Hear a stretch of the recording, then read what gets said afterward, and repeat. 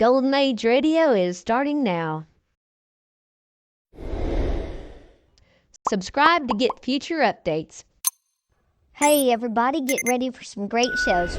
Starting out with Cavalcade of America, Lux Theater with some great Hollywood stars, Groucho Marx, one of the best comedians in history, and also followed by the hilarious Red Skelton. The Cavalcade of Music, presented by DuPont.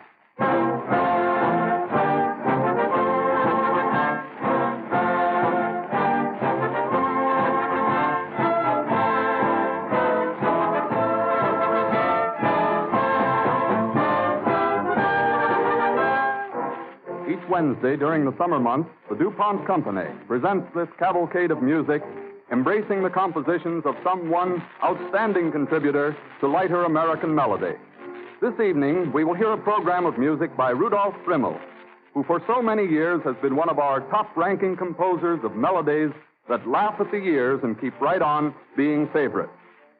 As guest artist for this evening and each Wednesday evening through August, DuPont is happy to present A Girl from California, a young star of grand opera and operetta, a girl whose lovely soprano voice quickly won her national fame in radio when she made her network debut 2 years ago. She is Miss Francia White, here from Hollywood to sing in this series. Don Voorhees, distinguished young conductor of the theater and radio, directs the DuPont Cavalcade Orchestra. Rudolph Frimmel has composed the music for many a successful operetta, including The Vagabond King, whose famed Song of the Vagabonds we're hearing now.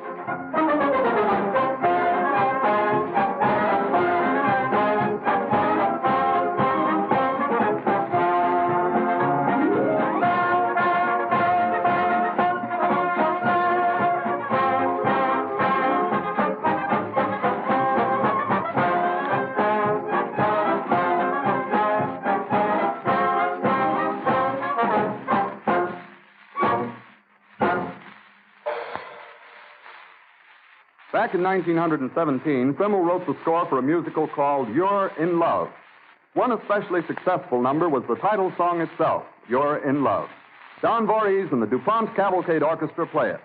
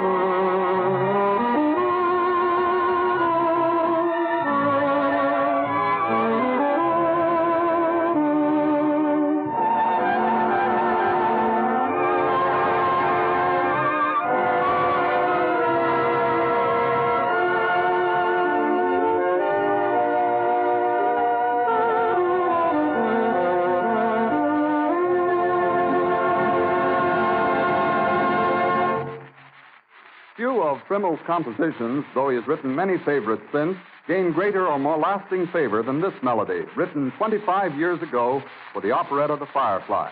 Francia White will sing it, Giannina Mia.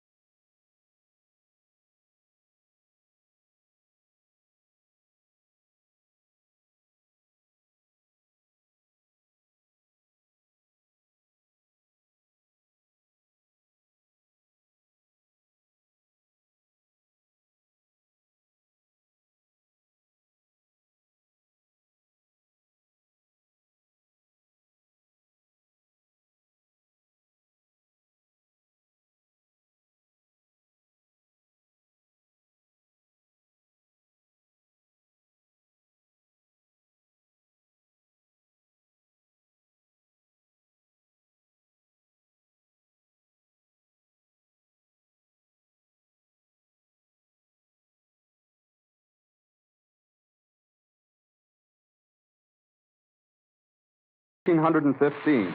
On the stage of New York's 44th Street Theater, Otto Harbach's musical play Katinka had its opening.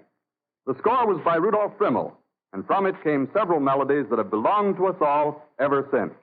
Don Voorhees and the DuPont Cavalcade Orchestra play Allah's Holiday.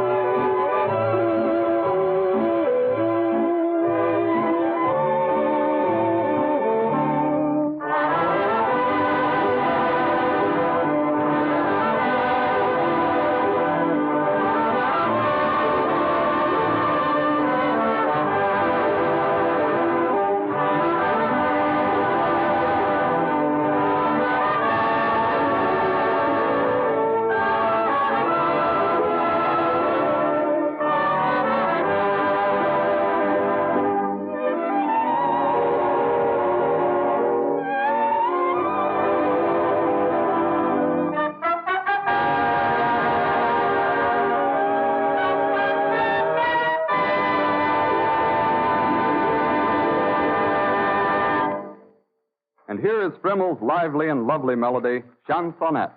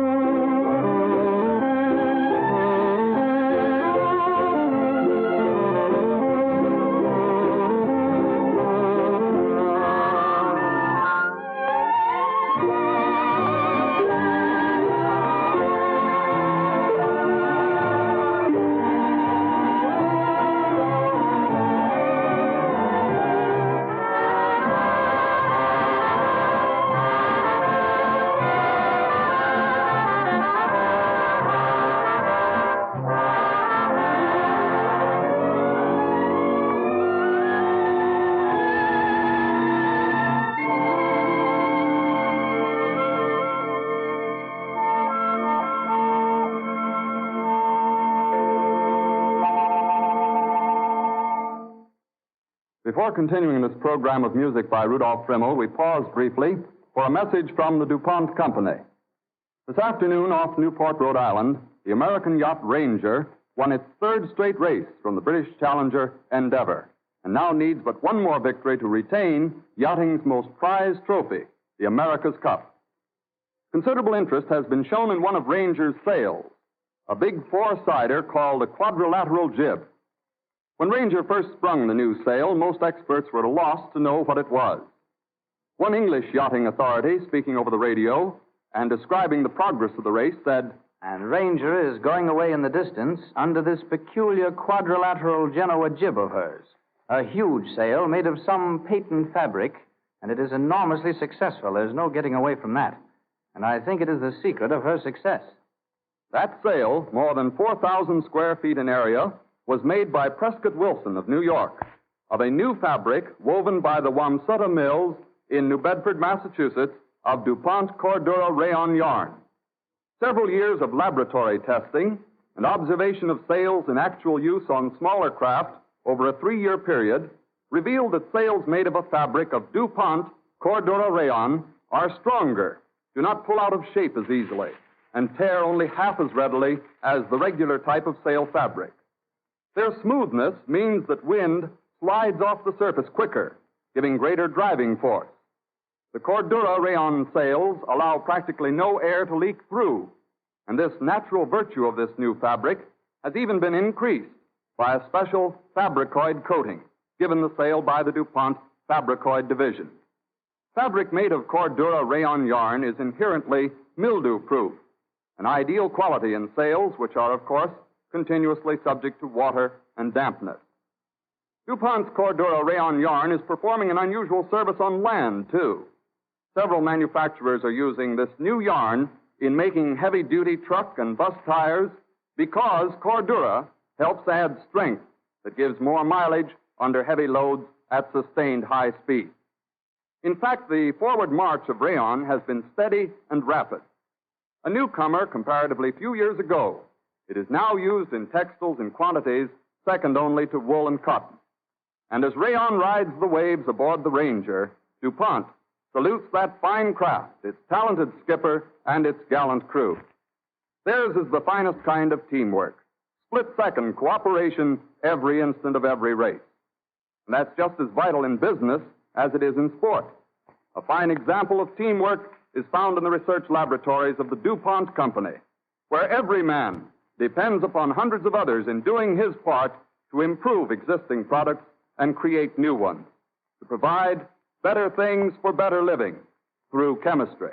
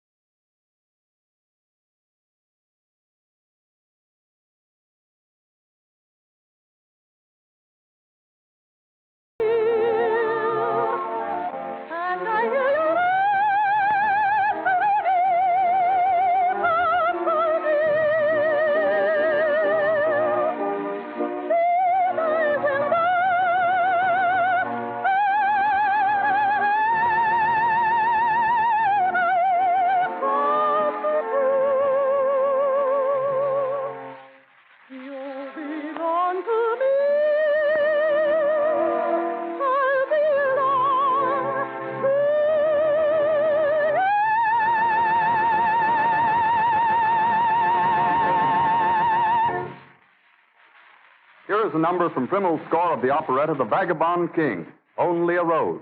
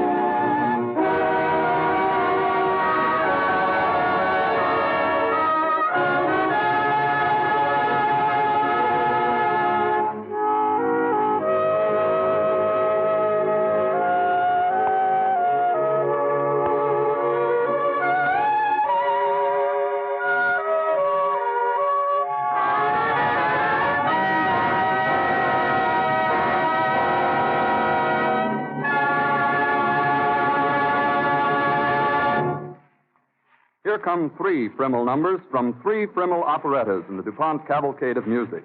You'll probably sing along with the March of the Musketeers from the Three Musketeers, and Rackety Coo from High Jinks, and the lovely melody, Sympathy, from Firefly.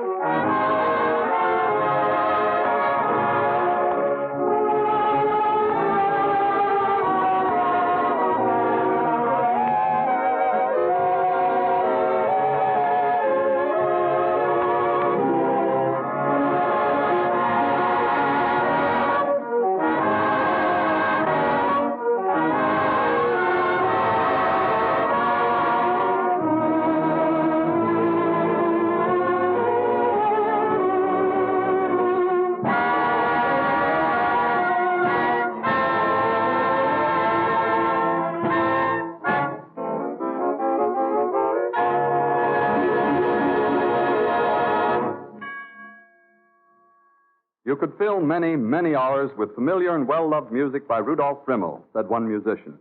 His is a sure melodic touch. He writes so that everyone can understand. His most delicate or stirring tunes are always clear-cut and musicianly. Rudolph Frimmel has contributed much to our enjoyment of light music. He will do a great deal more. We are pleased to salute his work in the DuPont Cavalcade of Music. Next Wednesday evening, we will present a full program of music by another distinguished American composer, Jerome Kern. Listen.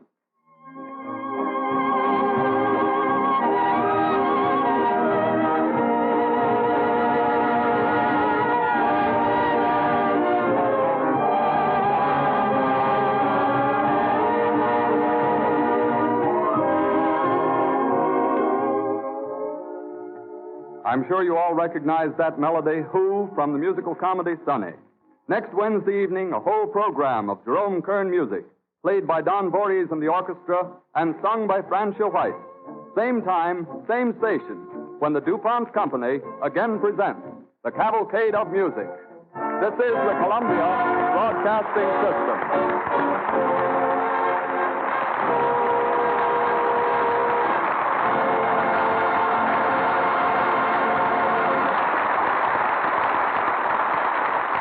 Thank you for visiting Golden Age Radio, rumble.com/C/GAR. Please support our veterans by visiting veteransradioministry.com. Together we can honor their great sacrifice. Thank you.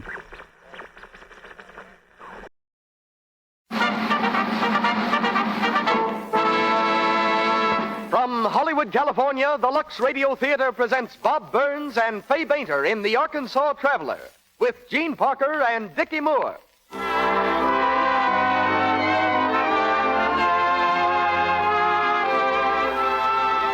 Lux presents Hollywood.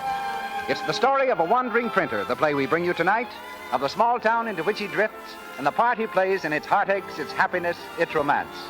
In it, you'll hear Bob Burns, Fay Bainter, Gene Parker, and Dickie Moore, with music under the direction of Louis Silvers, while our special guest is Hugh Park, editor of Bob Burns' own hometown newspaper, the Van Buren Press Argus.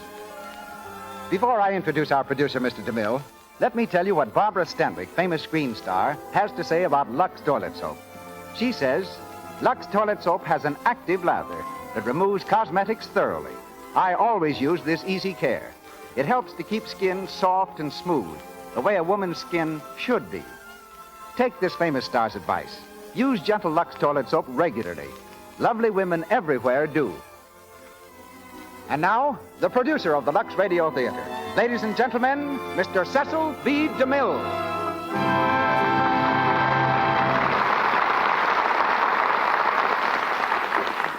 Greetings from Hollywood, ladies and gentlemen.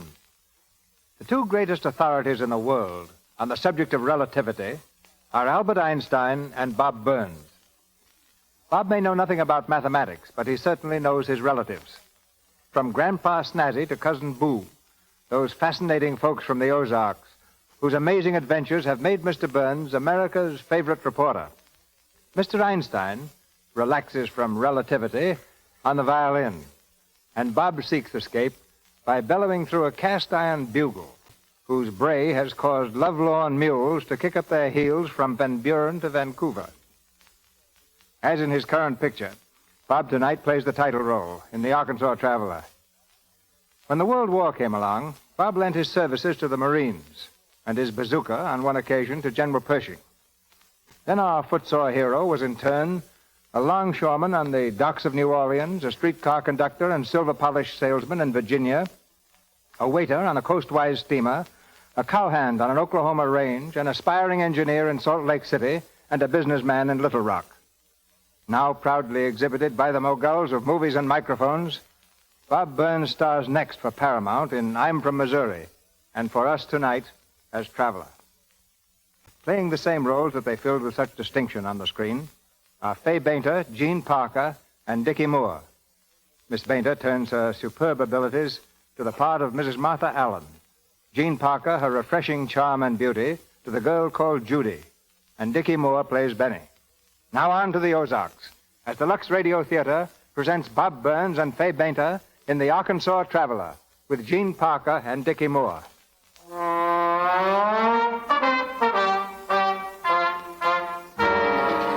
The outskirts of a small town, somewhere in the Middle West. In the blue light of early morning, a freight train lumbers slowly toward the tiny station. In a boxcar, his head resting on a rolled-up coat, lies a hobo, a journeyman printer, known to his fellow knights of the road as the Arkansas Traveler. Along the top of the train comes a brakeman. Reaching the traveler's car, he swings down and calls through the open door. Hey, traveler. Come on, traveler. Wake up. Wake up. Oh, yeah. What? Come on. Wake up, traveler. You'll be sleeping past your destination. Oh, thanks, Freddie. You boys sure give lots of service on this road. You want me to signal Joe to bring her to a stop? No, just get him to slow down a bit. If any of my hobo friends ever saw me stepping off a standing freight, they'd think I'd gone soft. How's things in Arkansas? Oh, same as every place else. The rich is still in the gravy and the poor is still in the majority. Yes, sir. Well, so long, traveler. So long, Freddie. Say, Freddie, where's the office of that Daily Record in this town? 2 blocks up the main street. That ain't no newspaper for a good printer like you. Want to ride on a spell further? No, thanks. Got a little business to do here. Well, I'll see you soon. So long, traveler. Good luck.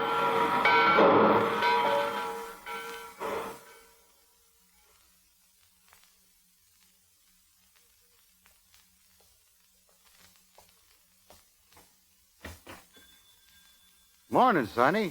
Morning. What are you doing there, Sonny? What do you think I'm doing? I'm setting type. Looks to me more like you're upsetting it. Don't disturb me, please. We gotta get out our paper. Upside down? It is not upside down. Listen. Citizens, on this auspicious occasion... Oh, sure, it reads all right now, but if you print it end up, you'll be reading it upended. Oh, gosh. You know, son, maybe that's why so many newspapers mean one thing and print another. Let me set that up for you now, all right? All right. Fine. What's your name? Oh, I get called lots of things, but most of my friends call me Traveler. What's your name? Benjamin Franklin Allen, but most folks call me Benny. All right, Benny. Say, you're setting that type and you're not even looking. You don't have to look if you keep your mind on what you're doing instead of how you're doing it. Benny, I can't seem to find... Oh, how do you do? Howdy, ma'am. I'm Mrs. Allen. His name's Traveler, Mom. I'm glad to know you, Mr. Traveler. Oh, you're a printer. Is he? Just watch him, Mom. Oh, I just showing the young man a few shortcuts. Do you want work? No, ma'am. But I reckon I could conquer myself for a while. I take it you're the editor. Yes. And publisher, too. My pop used to be. Mr. Allen founded the record. We've been trying to carry on. But we've had an awful time keeping printers. Well, I'm no fancy one, but I ain't plumb terrible neither, I guess. But I'll try to help out. That's fine. The wages aren't much, of course, but... I wish you wouldn't count on me staying too long, ma'am. Why? Don't you think you'll like working here? No, it ain't that, but I just got a nerve, Jimmy, that don't seem to want to stay put. Oh, but I'm sure if you tried... Well, I'll try, ma'am, but there's something inside me that a train whistle just sets into an uproar. Then I just got to get on and ride. Well, I've seen the time it got so strong if there hadn't been no other way to get on the darn thing, I believe I'd have gone so far as to buy a ticket. Why, do you know, Miss Allen, Listen. What is it? There it goes now. Ain't that beautiful? Well, I'm not so sure I know what you mean. Mom, look, there's Johnny Daniels. Johnny Daniels where? Out in the street. He just passed by the window. Johnny! Hey, Johnny! Benny, don't yell like that. I'll call him. Here he is. Johnny. Hello, Mrs. Allen. Johnny, how are you? Come in for a minute. My goodness, it's nice to see you again. Oh, really, I can't stop, Mrs. Allen. I just got into town and But you look so tired. Let me get you a glass of cold milk. No, thanks. I've got to get on to the house. Well, you can sit down for a minute. After all, you've been away quite a while, and... Please, Johnny, I want to speak to you. Mrs. Allen, am I too late? 3 days too late, Johnny. Your mother died day before yesterday. Oh, I'm so sorry, Johnny.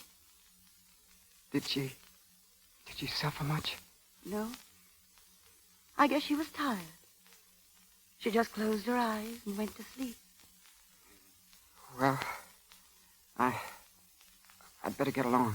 Aren't you going to see your father? I didn't come back to see him. Goodbye, Mrs. Allen. There's no use your hurrying away. Judy'll be here in a minute. She'll be glad to see you. Well... Tell her I said hello. Thanks, Mrs. Allen. Johnny, wait. You're too tired to drive off so soon. Oh, I wasn't driving. I came on the train. On the train? But there wasn't any train this morning, only freight. Oh. Goodbye, Mrs. Allen. Mom, what did he mean? Was he riding a freight train? Was that it? Be quiet, Benny. Lots of very nice folks ride freight trains, Benny. Johnny Daniels' father is the mayor of this town. Mayor? Well, now, if my father had ever been mayor of some town, I reckon I'd be awful proud of him. Somehow it strikes me Johnny ain't built that way. Johnny and his father had an argument 3 years ago. This is the first we've seen of him since. I wish he wouldn't run off that way. Does seem a shame now, don't it? Oh, here's my daughter. Judy, this is Mr. Traveler. He's our new printer. Oh, how do you do? Oh, pretty well, Miss Judy. Judy, Johnny Daniels was just here. I know. I met him outside the market. Oh, did he say where he was going? No, he didn't. I thought maybe you'd ask him. Me? Why? Well, I mean, I don't think he ought to be running off again like that. I don't think anyone could have stopped him. Well, maybe not. Oh, Mr. Traveler, this article is... Mr. Traveler? Where'd he go? Mr. Traveler? He's gone. That's funny. I didn't hear any train whistle. Did you, Judy? Hello, operator. Hello. I want to speak to the town jail, please. Hello, is this the constable? Well, I tell you, Constable, there's a young fella named Johnny Daniels on his way out of town right now. I got a feeling he ought to stay here. Yes, and I think you better go get him now. Why? Well, because he stole my watch, that's why. Thank you, Constable. I'll be down to see you a little later.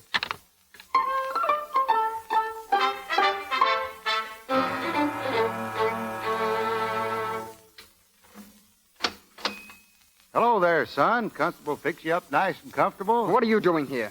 Thought you might get lonesome in a great big jail all by yourself. Never mind the funny stuff. What's the idea of getting me locked up in here? You know I never saw your watch. I wish you'd calm down. I'd like to have a talk with you. And what about? What were you running away from? How'd you like to mind your own business? Well, I'd like it fine, except it always gives me pains in my head.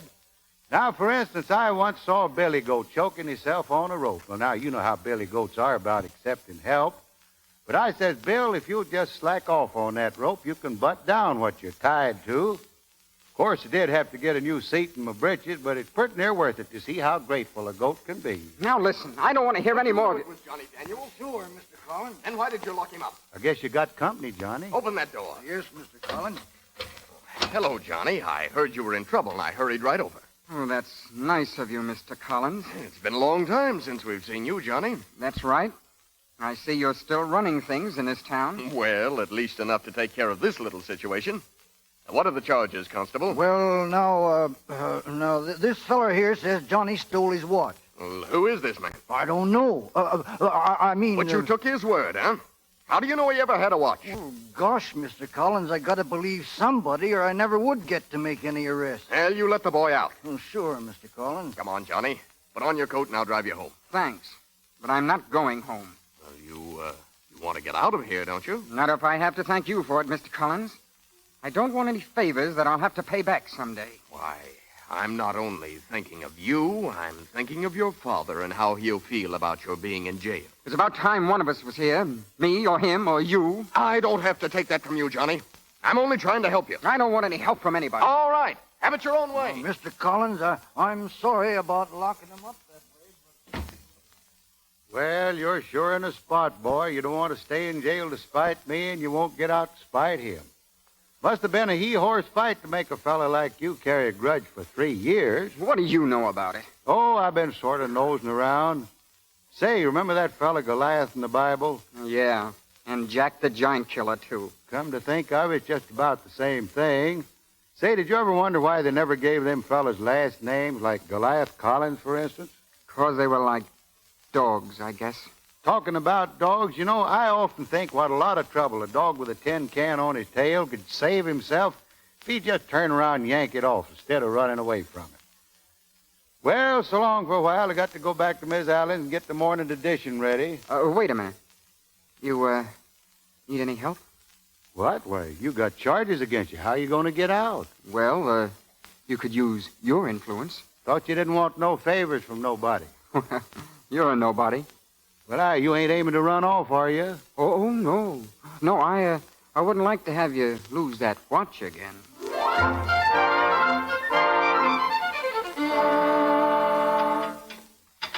I wouldn't fool around with that linotype machine, Johnny. It takes an expert mechanic to fix that thing. I'll have one here this afternoon. Don't you worry about Johnny, Mr. Traveler. He can fix anything. Sure. Once he took my dad's watch apart in the bed and put it together blindfolded. Yeah, well, maybe you can fix my watch sometime. Yeah. Say, tell Miss Allen what you telling me about that foot press. Oh, I said it should have been hooked up with a motor in the first place. Well, there's one upstairs on the washing machine. Oh, the washing machine? Okay, thanks. Wait, Johnny, Judy's using it now. Johnny.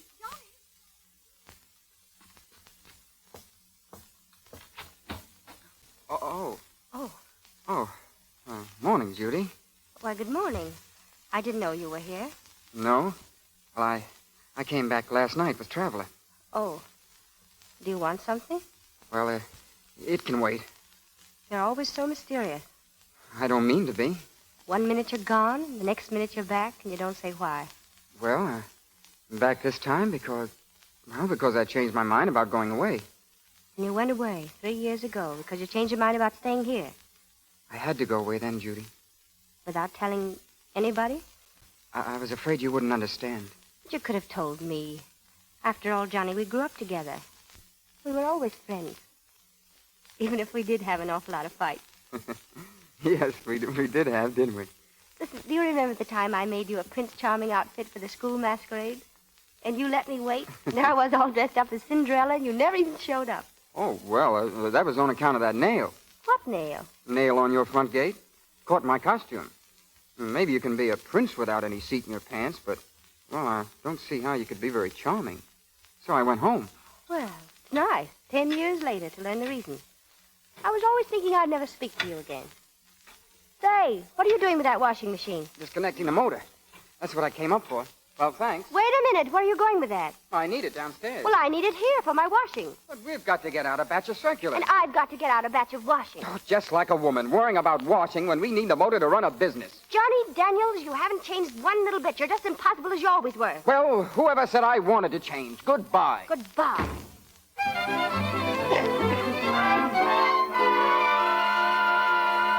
But, Mr. Dean, you've always run an ad in our paper. Hello, Mr. Dean. Yes, I'm still here.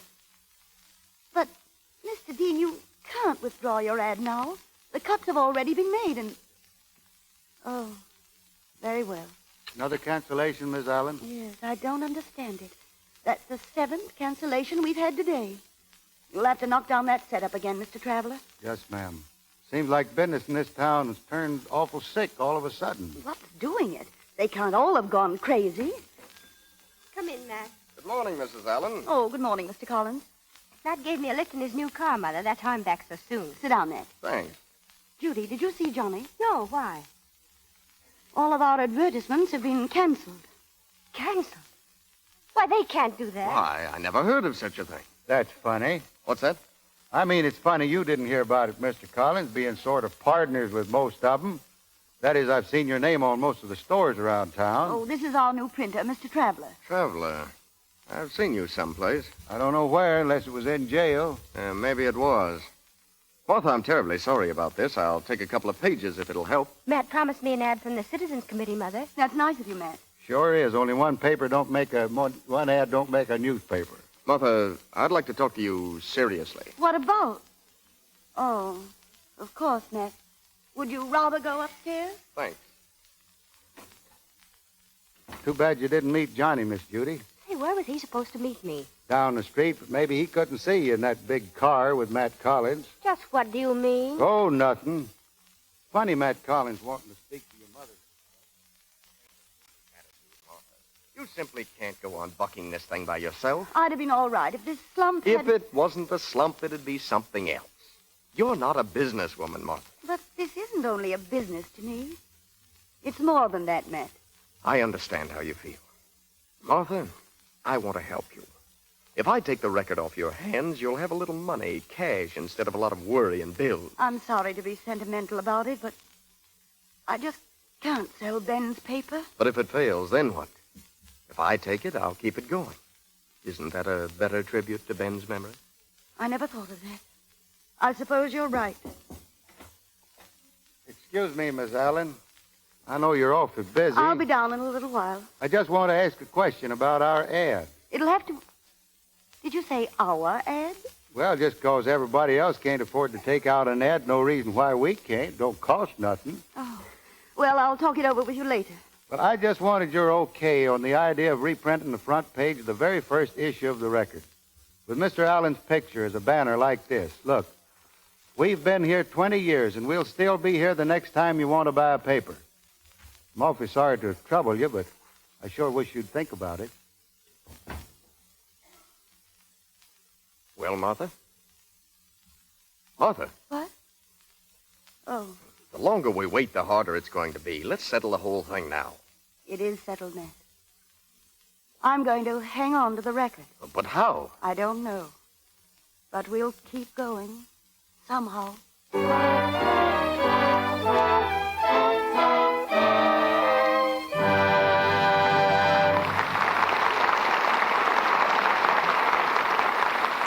In just a few moments, the curtain will rise on the second act of The Arkansas Traveler, starring Bob Burns and Fay Bainter, with Gene Parker and Dickie Moore.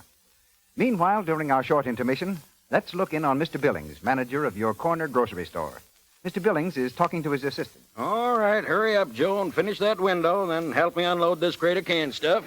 Gosh, Mr. Billings, here comes Mrs. Smith. Let me wait on her, will you? If you did your work as quick as you notice pretty customers, you might be of more use to me. I'll wait on Mrs. Smith. You finish that window, young man. Good morning, Mr. Billings. Good morning, Mrs. Smith. You're shopping bright and early today? Yes, I'm having my husband's boss to dinner for the first time. I do want it to be a success. Well, can't help but be if you're giving the party.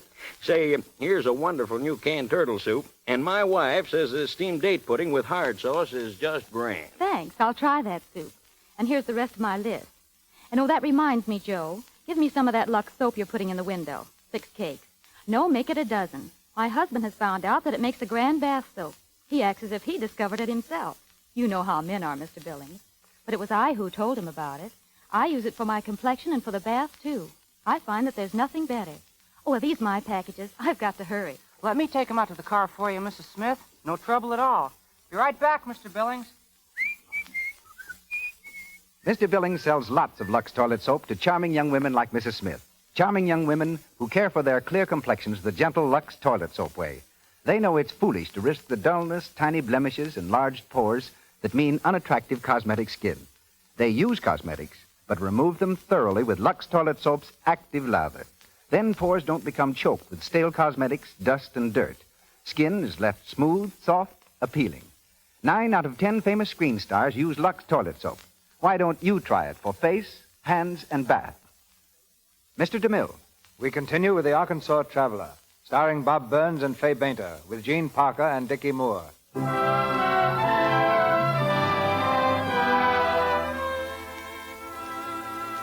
Several days have passed, and the name Martha Allen still stands on the masthead of the Daily Record. The traveler, who in his own quiet way is responsible for her decision, is trying desperately to make the newspaper pay. Now in the tiny office, he reads a galley proof of the next day's leading advertisement. Look here, Johnny, this is the Citizens Committee ad. Very nice and poetical, too. Now, just listen to this. What changes a town to a city? Improvements, a dam, a lake, fertile farmlands. Citizens, beneficent nature has given us the natural resources to turn our town into a city. Picture a lake where now there's nothing but an arid canyon. Picture estates and home sites dotting its wooded shores. All this will be made possible by the erection of Bear Trap Dam. That's Matt Collins' ad. Reads so smooth, I declare you could almost believe it is true. Not if you know the facts. Well, ain't some of it true, Johnny? None of it's true. Not a single word. He talks about fertile lands and what the dam will do for the farmers. Well, it won't do a thing. Matt Collins wants to build a power plant, that's all. And he could build a power plant if he had one little thing, a dam. So if the government puts up half and the taxpayers put up the other half and they build a dam where he wants it... Say, what are you doing at that linotype machine? You haven't heard a word I said. You want to see how your argument looks in print? Read that. Who will benefit? The Record wants to know. Hey, you mean you're going to print what I just said? Sure, why not? As long as Martha Allen owns this sheet, the citizens are going to know the truth.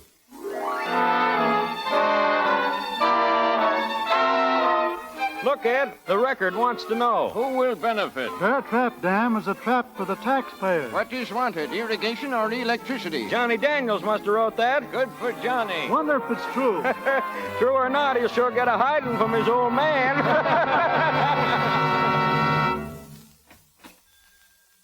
Hello, John. Oh. Hello, Father. I didn't expect you'd come down here to see me. Well, maybe I did after you read that article on Bear Trap Dam. Now, Johnny. I didn't come down here with any chip on my shoulder. I've been thinking things over and, well, John, I feel we both were a little hasty a few years ago. I'd rather not go back over all that. I'm willing to make allowances for the fact that you were very young. But not too young to discover that my father was taking crooked orders from a crooked man. I don't think you understand politics, John. I understand that kind. Oh, why not? Let's go home. We can talk things over privately there. No, thanks. I'd rather stay here. I'm beginning to like newspaper work, and I'm going to fight. Against Matt Collins and against you. I guess there's still no use in trying to talk sense to you, John. But you won't get far around here with that attitude. Good night. Hey, Johnny, supper's ready. Okay, Benny. I'll be right there.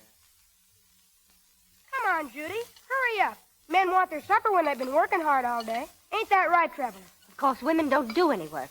Well, there's some do. And some who just ride around in big automobiles and talk. Now, Benny, Judy was getting ideas for the paper. From Matt Collins? Fine ideas he's got about our paper. What do you want to buy it for, anyway? Only because he wants to help us. Matt doesn't need the record half as much as we need him. Ah, pussy willows. Matt Collins is really interested in this dam, ain't he?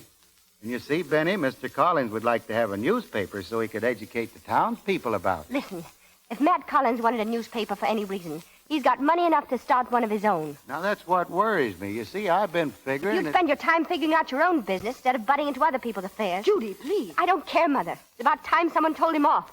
Ever since he's been here, he's been poking around in our affairs. Nobody asked you for your opinion, Mr. Traveler. You came here to work for us as a printer. That's all you're supposed to do. If you don't like it, why don't you get out? There are plenty of freight trains running out of here every day. Judy! Hey, Mr. Traveler, I'm very sorry. Gee, she didn't mean it, Traveler. Well, will anyone have dessert? No, thanks. I guess I just had mine.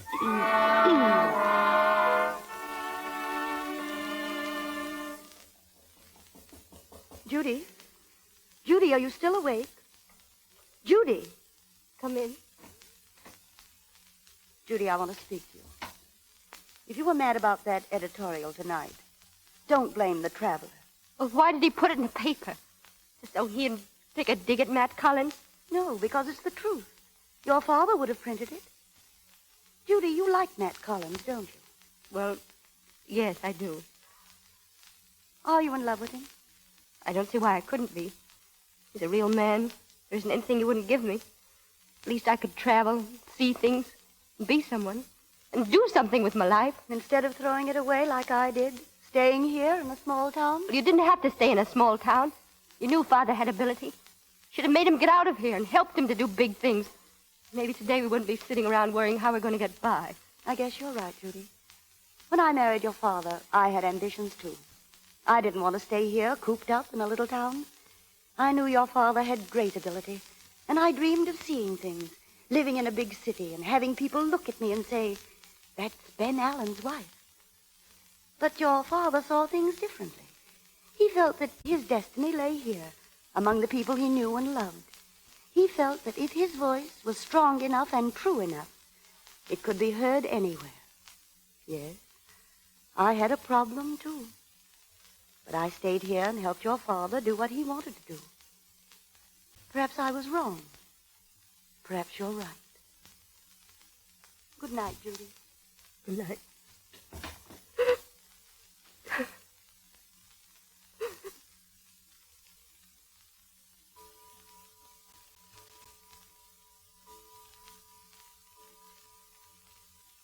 Mr. Traveler.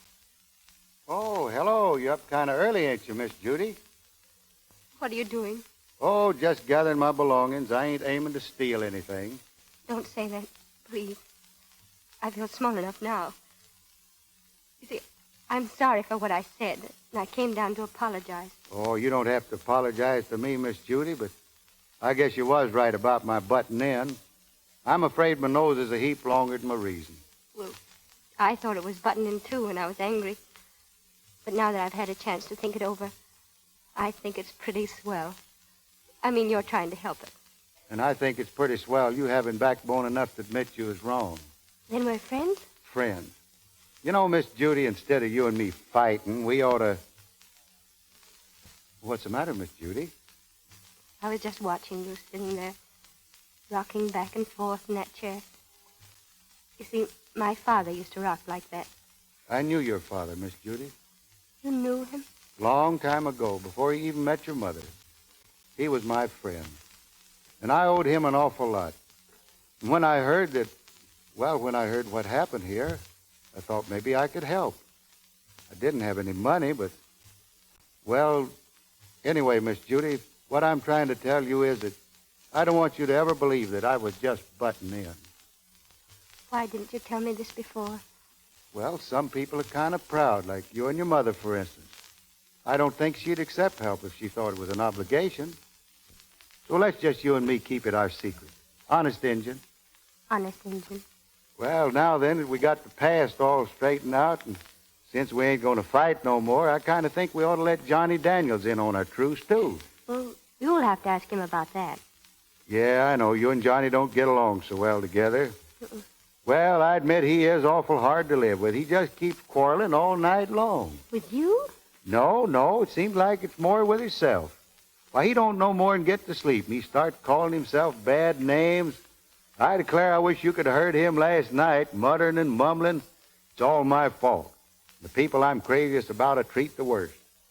First, I thought he was talking about me till he started mumbling something about you, Miss Judy. Of course, I was kind of touched that he'd think so much about you, but I want to tell you, night talkers is a whole lot harder to sleep against than just plain snorers. He was talking about me? Yep, he sure was. You better think it over, Miss Judy.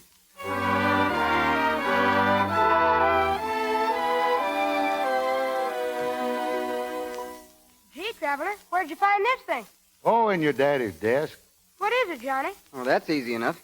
It's a complete blueprint plan for a radio station. A radio station? Gee, what's that thing there? Well, that's the beam tetrode crystal oscillator. Keeps the station in its channel. Well, what are those little bottles? Oh, they're the rectifiers. That sure is a lot of high-sounding equipment. I always thought radio was simple, like turning on a spigot. One little twist and out pours an announcer. Hey, did you ever build one of those radio stations, Johnny? Yeah, a couple. Benny, it's bedtime, son. Ah, gee, Mom. Why, Mr. Traveler. Where did you find that blueprint? In Mr. Allen's desk. I hope you don't mind. No. But it certainly brings back memories. That radio station was one of Ben's fondest dreams. He always said, a newspaper is the eyes of the world and the radio its voice. He was trying to have the station financed when he was taken sick. I'll answer it, Mother. Evening, Miss Judy. Why, Constable, come in. Evening, Constable. You ain't come about my watch again. No, I got to speak to Mrs. Allen. You know, Martha, I'd rather slide down a razor blade than have to tell you this, but, well, tomorrow I got to take out your presses. Take out the presses? Yeah, it seems like you owe the bank for some print paper and a lot of other things, and, well, I just thought you ought to know they've clamped down on you. They've clamped down? You mean Matt Collins? Listen, every time anything goes wrong, you blame Matt Collins. It isn't Matt. It's the bank. And Matt Collins is the bank, and the city hall, and the whole darn town. And our friend. That's what you think. Now, wait a minute. Arguing ain't going to do any good. Maybe a lot of this is my fault. I think I ought to get up and see Matt Collins. I think that's the most sensible thing I've heard around here in weeks. Oh, you better leave your hat and coat here when you go to see him, or you'll sure come back without him. Good night, Mrs. Allen. Well, I'm mighty sorry I had to upset you so, Martha. But, well, good night. Good night. You know, Miss Allen, I don't want you to think I was snooping in Mr. Allen's desk. I know you weren't, Traveler. No, ma'am, I wasn't snooping. I was just downright ferreting. What? I don't understand. Well, I've been thinking about one time I set 17 gopher traps. I gathered up 16 of them, and I forgot all about the other one till Got to smelling something kind of strong around the place, then I followed my nose. What in the world are you talking about? That blueprint. I stuck it up on the wall there, just hoping it might jog your memory, and it did. But what has the blueprint to do with all this? Maybe nothing, maybe plenty. Personally, I think it's plenty. Now, how far did Mr. Allen get with his radio scheme? He had everything about ready to start. You mean equipment and all? No, he didn't get that far. He was trying to get Matt Collins to lend him the money when... And Mr. Collins ain't never mentioned that radio station since then, has he? No, and so many things have happened, I forgot all about it. Which was just what Mr. Collins wanted you to do. If he didn't, he'd have reminded you about it a long time ago. But listen, don't you think you're laying bricks with that mortar? No, Miss Judy. You know, you gave the nail a pretty good lick when you asked why Matt Collins wanted the record when he could start a paper of his own if he'd a mind to. But he wouldn't have the newspaper wire service. We had the franchise for that. And you got a franchise for a radio station, too. Here's the government license. Oh, but that's expired, hasn't it? It ain't expired yet, Mrs. Allen, and that's our gopher trap. Now, the record could have helped a heap in this coming election, but the record with a radio station, why, that's the eyes and ears Mr. Allen always talked about. But the election is only a week from Friday. And if you suspend publication, the radio franchise goes back to the government. That's when Mr. Collins puts in his little application. Now, when you wouldn't sell him the record, he started pushing it into its grave inch by inch. And the last shove he gave it was when he got all the merchants to take their ads out of the anniversary number. Oh, it all makes sense, but it's hard to believe. People don't do such things. Well, I'd hate to be the one to spoil your faith in human nature, but just like you say, it all makes sense. What on earth are we going to do? We can't build a radio station in a week. We haven't any equipment. Yep, it sure looks bad, Miss Judy. Traveler, you were going up to see Matt Collins tomorrow. Suppose you put it right up to him, the way you gave it to us. What would happen? Well, ma'am, I don't know, but when a man's caught coming out of a chicken house all covered with feathers and a hen under his coat, he usually pleads guilty.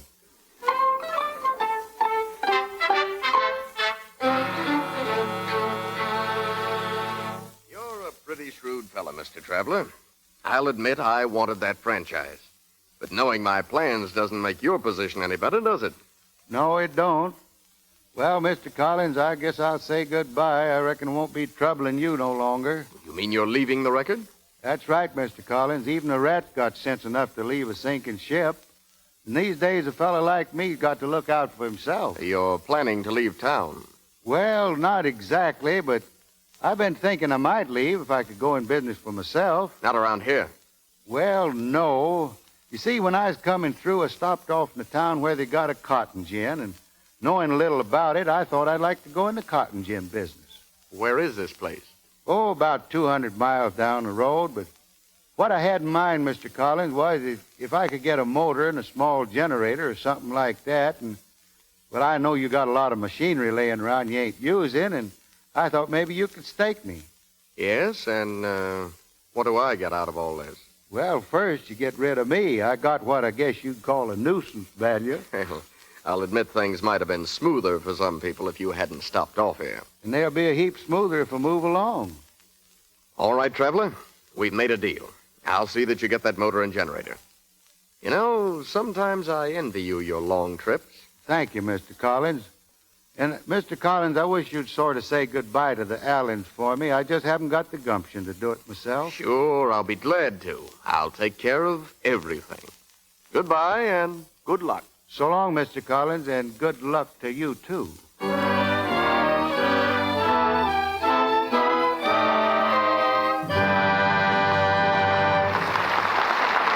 We've heard the second act of The Arkansas Traveler. Bob Burns, Fay Bainter, Gene Parker, and Dickie Moore bring us Act 3 after our brief intermission. We pause now for station identification. This is the Columbia Broadcasting System.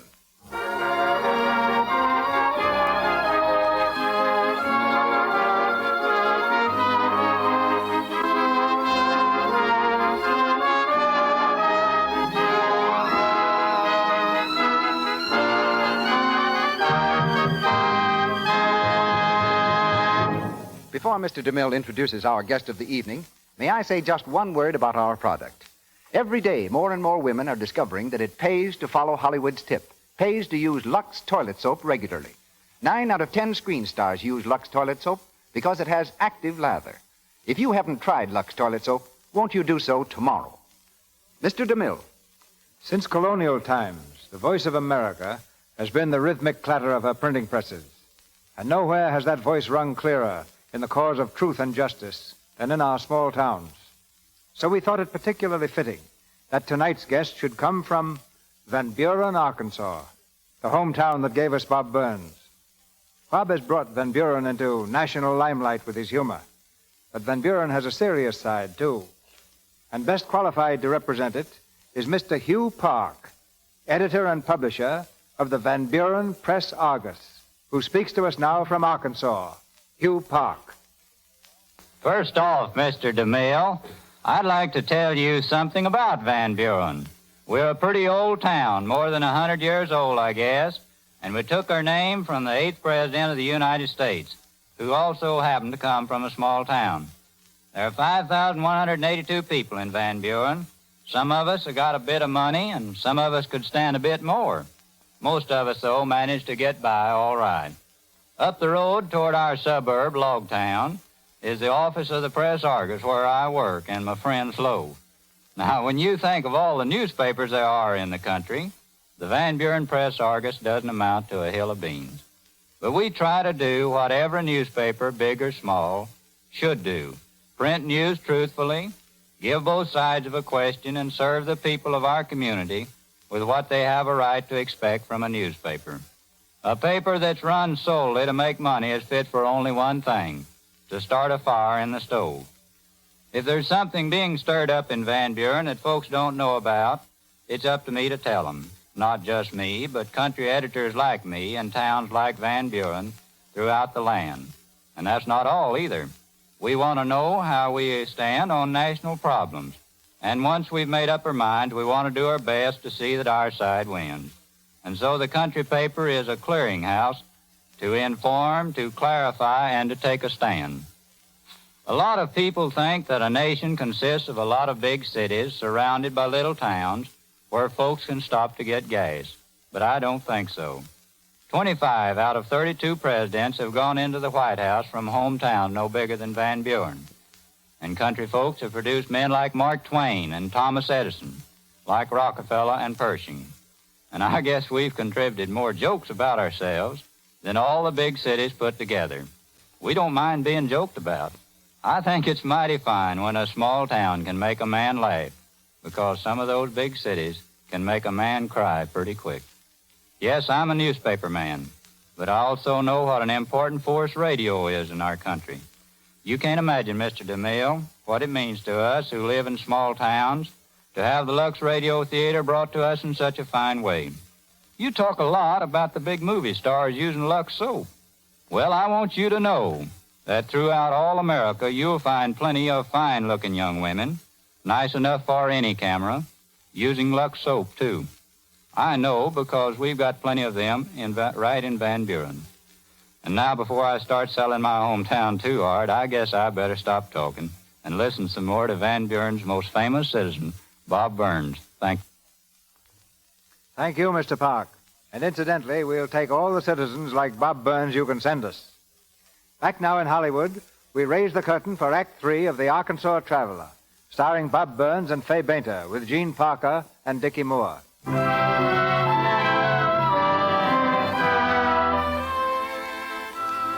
Almost a week has passed since the traveler disappeared so mysteriously. The Allens, hurt and shocked by his apparent desertion, have been forced to give up the newspaper. But now the traveler has returned. Little Benny, on his way home from fishing, spies him coming down the road. The boy tries to avoid the meeting, but the traveler's long legs soon overtake him. Hey, Benny! Benny, wait! Oh, hello, Benny. My, I'm sure glad to see you. I've been gone most a week now, and I was getting awful lonesome. How are things at home? What's the matter? Cat got your tongue? Well, you know, Benny, it's no use being mad at me because it didn't say goodbye. Ain't no use saying goodbye when you know you're coming right back quick, is there? Of course, I don't have to tell you all this. I know you understand because you're my friend. Oh, come on, Benny. You can't go on not talking this way. I'd sure like to feel you ain't mad at me. Hey, Benny, where you going? Hey, Benny!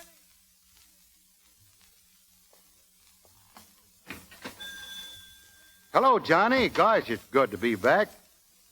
Say, has the cat got your tongue, too? How's the folks? You ought to know. Hasn't Matt Collins told you? Say, what are you talking about? I haven't seen Matt Collins in almost a week. What did he send you back for this time? Now, look, Johnny, you got this thing all wrong. I saw Matt Collins because your job was finished and he wanted to pay you off. Now, wait a minute, Johnny. There's not much time to explain, but... Now, what is there to explain? How you found out all about us from Matt Collins and then walked in here pretending to be our friend while you were doing what he wanted you to do? Now, hold on a minute, Johnny. You heard what I said. Now, get out of here before I throw you out. Now, look, Johnny, when this is all over, I just want you to remember one thing.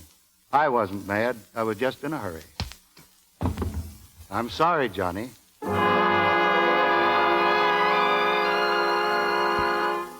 So you see, Johnny, I just had to do it. Oh, you shouldn't have hit me with your fist. You should have used a brick. Oh, I think all of us deserve... We deserve a good kick in the pants.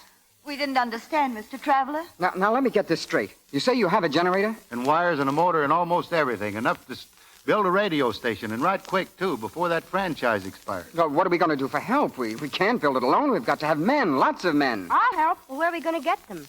You know, Matt Collins controls every mechanic and laborer in this town. I've been thinking of that, too. Yeah, but well, what are we going to do about it? Hello. Give me the telegraph office, will you, sister? Down at the railroad station, yeah. What's that for? I think I can scare up a friend or two to kind of help out. Oh, hello, Joe. This is the Traveler, Joe. Say, I want you to send a message for me, will you? Send it to all the engineers and brakemen on the line. Just say, tell all the hobos you meet the Traveler needs help. Come tonight on number 9. Traveler needs help. Tell all the Bowls. Traveler needs help. We're on our way, Bowles. Gonna build a station. A railroad station? No, a radio station. Tell all the Bowls. Get 'em all. Get 'em all. Every hobo on the line. The Traveler needs us, boys. Come on. He needs help. Come on,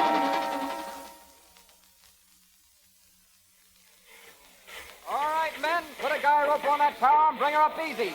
It's going up, Traveler. We'll get that station built yet. I reckon you will, Johnny, at the rate you're going now. Hey, watch that beam over there. There he is, Matt. Hello, Mr. Traveler. Oh, hello, Mr. Collins. Hello there, Mr. Mayor. I suppose you boys are looking for me. Not exactly, but if you can't explain a few things, the constable will be looking for you. Well, maybe we ought to talk things over, Mr. Collins. Yes, maybe. You obtained a generator and other equipment for me under false pretenses. Now, just a minute, Mr. Collins. I don't think there's any law against a man changing his mind. I did think I might go into the cotton gin business till all this come along. I don't see why we should waste any time, Matt. As mayor of this city, I'll issue an order instructing the constable to arrest all these men as vagrants and undesirables. You can't run in a filthy lot of tramps and moochers on this town. Now, wait a minute. Just because a fella can't get a job, no reason call him all the names you're using. There's a lot of people these days, Mr. Mayor, who just aching to work. And they travel far and wide to find it. You can't condemn a man because luck and circumstances are against him. Most of those boys out there are pretty good fellas, Mr. Mayor. But I'd hate to think of them chasing after you if they knew what you'd call them. So if you'd like to stand up right now and make a speech, well, go ahead. But if you don't, then suppose you just get back and give the boys a little elbow room. We got to have this station ready bright and early in the morning. No speech? Well, so long, Mr. Collins.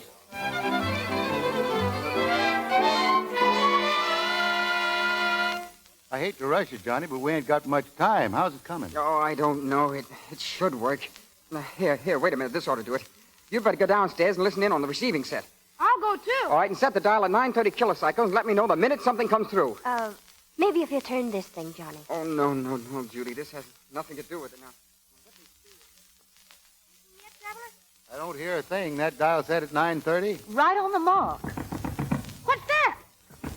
Well, if that's Johnny, something sure happened to his voice between upstairs and here. Just dandy. Oh, I turned out to be a first-class, unadulterated flop. Listen, it's working. Don't worry about it, Johnny. Even if the radio doesn't work, it won't make any difference to me.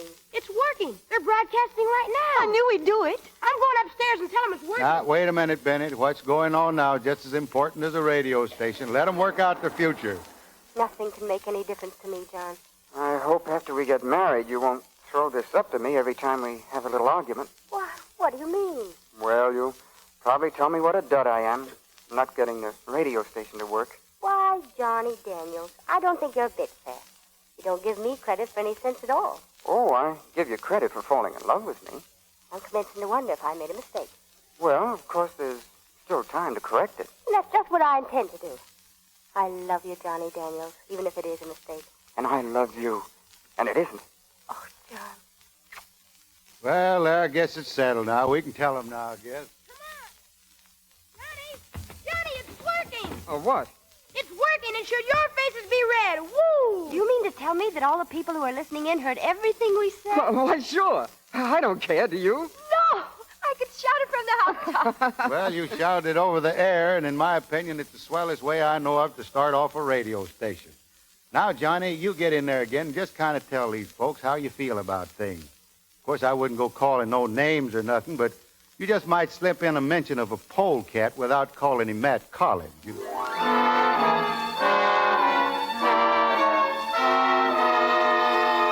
And that's what the Bear Trap Dam Bond issue is about, ladies and gentlemen.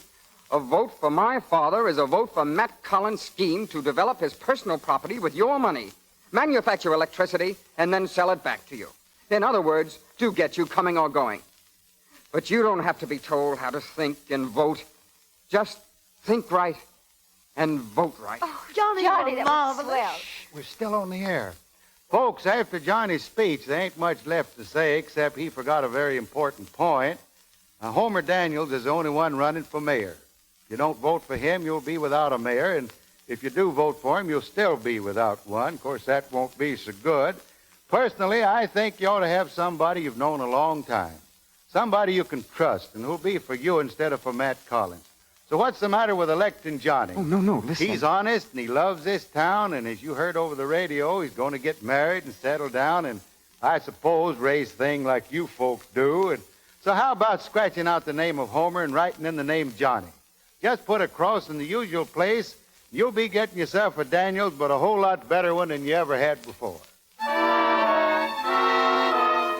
Johnny Daniels. That's my vote. Fine boy. Elect Johnny Daniels. Daniels for mayor. But don't forget, Johnny.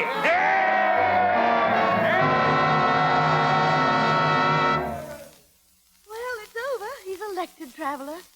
The new mayor. You must be all wore out, Miss Allen. Why don't you lie down and rest? I'm not tired. I just want to relax for a moment. Then I guess you'd rather be alone. Please don't go. I've got a lot of things to say to you, Traveler. Well, if you want to thank me, Miss Allen, you don't have to do that. I know how you feel. I'm afraid you don't. I don't believe you realize what you've done for us. You'll never know what you've done for me. Oh, well, now, Miss Allen, Well, sometimes I wonder what might have happened if you hadn't come along. I was foolish enough to believe I could carry on alone. But running a newspaper is a man-sized job, and trying to make a home for the children is just about all I can do. Well, you won't have to worry about Judy, Miss Allen. Johnny's a fine boy. Yes, I know that, Traveler. But Benny's at the age when he needs a man's guidance, and you can give him that. He adores you. You've been like a father to him, and to Judy. It's been more like a family with you here, and... Well, I'd like you to stay on, Traveler. Well, Miss Allen, that's awful nice of you to say all those things, but... But what? Well, can I give you the answer in the morning? Yes, Traveler, if you're here in the morning. Well, I'm awfully sorry, Miss Allen. Good night, ma'am. Goodbye, Traveler. Mom! Hey, Mom! Johnny's making another speech. Hey, where's the Traveler? He's gone, Benny. Gone? You mean gone for good? Yes, for good. Oh, gee. No. Traveler! Traveler! Traveler! Wait! Wait for me! Gosh, Traveler, you can't leave this way. What are we going to do without you? What's the matter? Cat got your tongue? Oh, I don't want you to go, Traveler. Please come back. All right, if you won't stay, then I'm going with you. Look, Benny, you don't want to be like me. I'm just a rolling stone. There's no fun not being able to stay put. Always wanting to be on the move, first one place, then another. Well, if it's good enough for you, it's good enough for me. Oh, no, it ain't, Benny. You belong here. Little fellas like you, when they grow up, is what makes small towns big. Well, you might even get to be mayor someday, just like Johnny. I don't want to be mayor. Well, then you might get to be president. Abe Lincoln did it. Well, go on now. Johnny, remember what I told you now. Take care of your mom and be a good boy.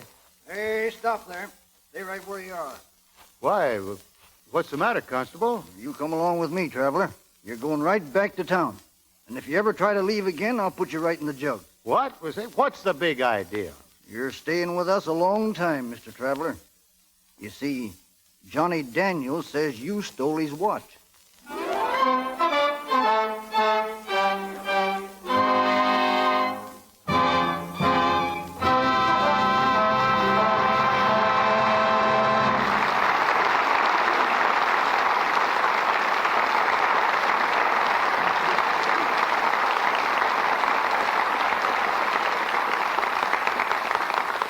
It's time now for the Arkansas traveler to travel once again. This time back to our microphone. And with him, Fay Bainter, Gene Parker, and... Bob,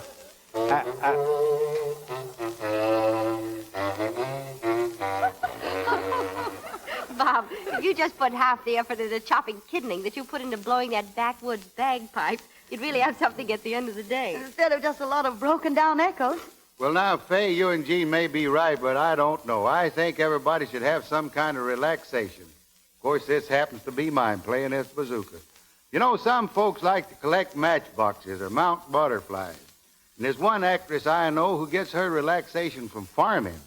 She's right here in Hollywood, but her farm's 3,000 miles away in New York State. Now, if that ain't silly. All right, Bob, all right. So I'm guilty. I'll admit there's not much sense farming by remote control. But it's rather a comforting thought, my good man, to know the farm's there waiting for me should I ever have the chance to get away and relax. Well, when it comes to relaxation, this hard-working actress, in case anyone's interested, is practical. Believe it or not, I get a lot of comfort just from bathing. I don't mean the swimming pools of the Pacific Ocean. I mean the good old-fashioned bathtub. Incidentally, Mr. DeMille, you'll be glad to know that I like Lux soap just as much for bathing as I do for my complexion. Well, Jean, you are certainly practical. And I must admit, I agree with you. Your double tribute, ladies, is doubly appreciated. Well, now, speaking of relaxation, the man who taught me to relax was my Uncle Gus Rooks. Honestly, I guess my Uncle Gus Rooks was the greatest fisherman Van Buren ever had. Well, not long ago when he was out here, he caught a fish weighing 640 pounds. He'd have won the first prize at Catalina if he'd just known the rules. But you see, they got a rule over there. You can't use a line of over a 27-pound breaking strength, you know. Well, what kind of line did your Uncle Gus use? Oh, just ordinary wrapping twine. But you can break wrapping twine with a 2-pound pull, Bob. Well, I know, but they disqualified Uncle Gus because he caught the fish on a bent pin. I don't believe the pin was bent, Bob. Like the story, I think it was just a little distorted. Well, maybe you're right, Mr. DeMille, but before I go, I sure want to thank you, Mr. DeMille, for putting editor Hugh Park on the show tonight. I think he's about the most wide-awake and progressive editor I have ever saw. Why, he gave me my first job down there. I used to be office boy for him. And I remember one time a man come there looking for a job, and I went to the door, and the man said he hadn't had anything to eat in 6 days. And I went and told Hugh Park. I says, the man out there says he hasn't had anything to eat in 6 days. Hugh Park says, well, bring him in here right away. If we can find out how he does it, we can run this paper another week. Oh, all right, Mr. DeMille. Good night and thank you. Thank you. Hey, wait for me, girl. Good night, Miss Bainter. Jane, so long, traveler. Don't miss the exciting news about next week's program that Mr. DeMille reveals in just a moment. The part of Johnny Daniels was played by James Eagles. Bob Burns appeared through courtesy of the Kraft Phoenix Cheese Company. Fay Bainter stars soon in the Columbia film Old Lady Leonard and Her Machine Guns, and in the Warner picture Yes, My Darling Daughter. Gene Parker's new Columbia film is Romance of the Redwoods. Louis Silvers appeared through courtesy of 20th Century Fox Studio, where he directed music for the picture Jesse James. Now, your producer. Few plays in the history of the American theater have contributed so much to entertainment on both stage and screen as the melodramatic classic that awaits you next Monday night. It's The Count of Monte Cristo, the amazing story of Edmond Dantes, who, arrested on the day of his engagement, escaped from prison years later and dedicates his life to righting the wrongs that were done him. Filling the powerful role of Dantes, you'll hear one of the screen's most versatile and popular performers, Robert Montgomery. Co-starred that splendid artist, Miss Josephine Hutchinson, and with them, Louis Stone, Lloyd Nolan, Paul Lucas, and Joseph Schildkraut.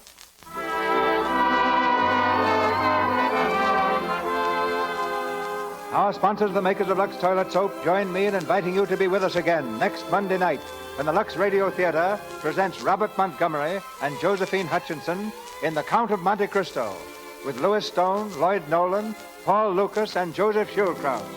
This is Cecil B. DeMille saying good night to you from Hollywood.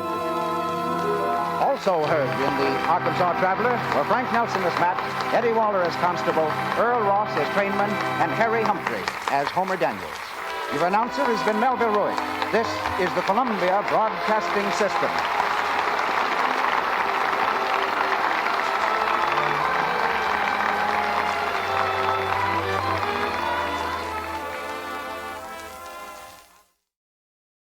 Thank you for visiting Golden Age Radio, rumble.com/C/GAR. Please support our veterans by visiting veteransradioministry.com. Together we can honor their great sacrifice. Thank you. Ladies and gentlemen, the secret word tonight is smile. S-M-I-L-E. Really? You bet your life.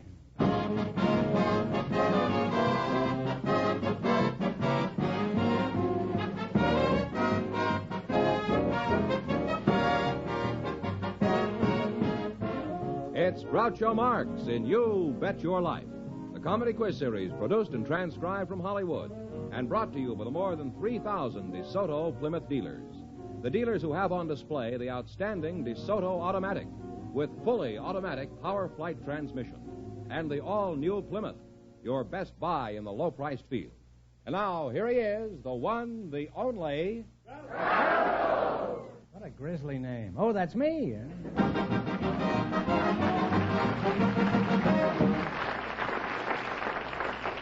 Well, here I am again with $1,500 for one of our couples. Well, Groucho, we have a young married couple for you tonight. And when you meet them, I think you'll understand why I invited them to the show tonight. They're sort of special guests. So, Mr. and Mrs. Bob Mathias, would you come in, please, and meet Groucho Marx?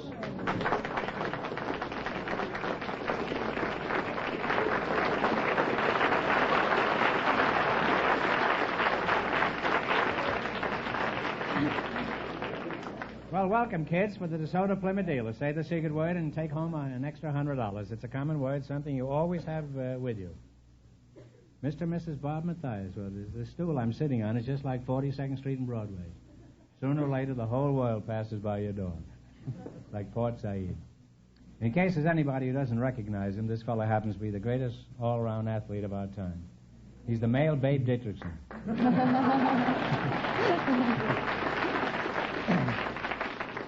He's this year's Jim Thorpe.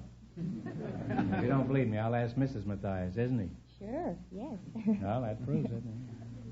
What's your first name, Mrs. Mathias? Melba. Melba. Obviously, you're the toast of California. How long have you been married, Melba? Oh, about 8.5 months, Groucho. Mm-hmm. But you knew all about him when he was doing all that jumping and running, huh? That's right. Uh-huh.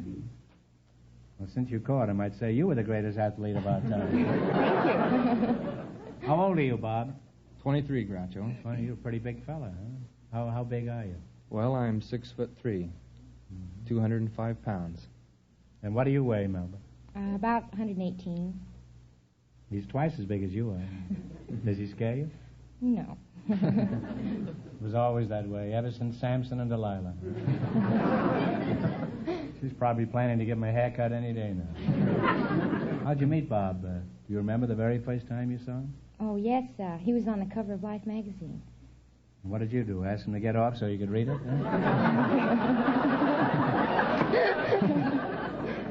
Well, how did you actually meet him? Well, it was at Stanford University. I was going around the corner, and he was coming from the opposite direction. And we bumped into one another, and he knocked me down, and he said, "Excuse me," and picked me up and went on. That's all he did, huh? Mm-hmm. Probably shows more sympathy when he knocks down a high hurdle. How about Bob's athletic victories? What are some of his achievements, Melba? Do you recall? Well, I think two of his greatest was... marrying you, I think.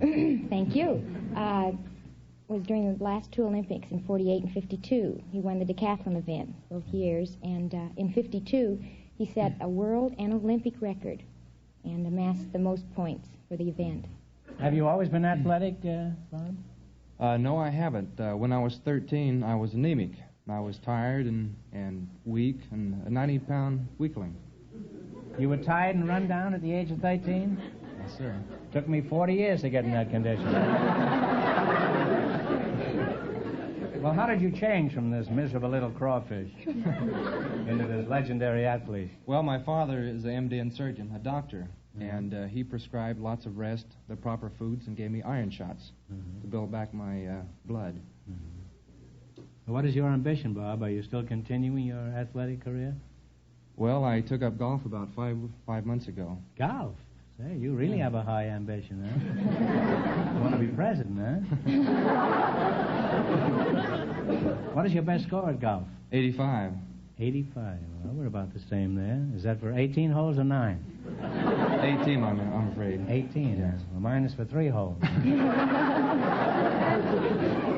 But that's for cheating, huh?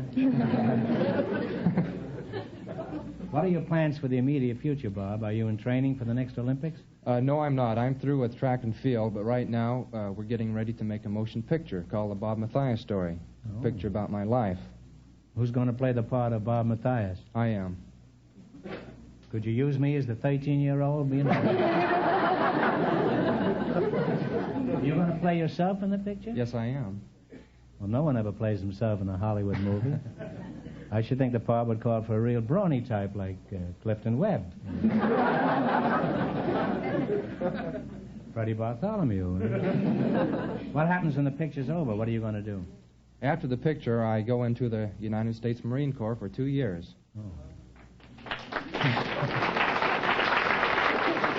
Well, in that case, my congratulations to the Marine Corps, huh? They're certainly getting a one-man army. Well, I've certainly enjoyed meeting you two. Thank you. It'd be nice if all the American couples looked like you two. Beautiful girl and a handsome athlete. Thank you very much. And here I am. Well, let's see how much money you can win. You're going to play You Bet Your Life. We'd start you off with a bankroll of $100. You're both college students, so you ought to be pretty smart. Every time you miss a question, you lose half of whatever your bankroll amounts to at the time. You're entitled to 4 questions, but you can quit any time you feel you've won more than the other couples. Clear? Right. You select a general information quiz. And remember, the more the question is worth, the harder it is. 70. Is that all right with you? That's fine. What was the name of the celebrated French line of fortifications along the German frontier? Maginot? Is that the Maginot Line? Maginot Line. Maginot well, Line. that's close enough, yes.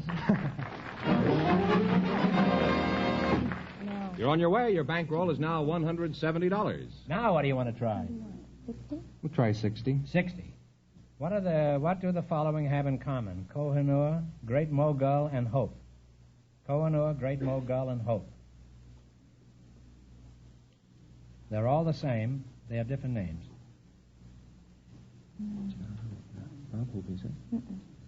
You don't know, guess. Comedians. Well, there is a Hope comedian. I don't know any Kohinoor, though, or Great Mogul. Well, they're all famous diamonds. Well, you lost half your bankroll, so you still have $85. All right, now what do you want to try? 80. $80. What do you associate with words cumulus, stratus, and cirrus?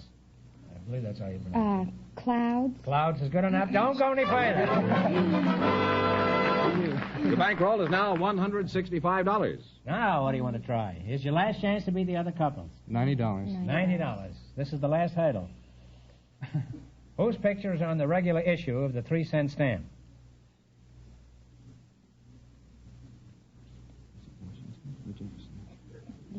You don't know, guess. Washington or Jefferson? Which one? Jefferson. That's right, Jefferson. You gave me a heart rate. Thanks and good luck from the Soda Plymouth deal. And you wind up with a total of $255.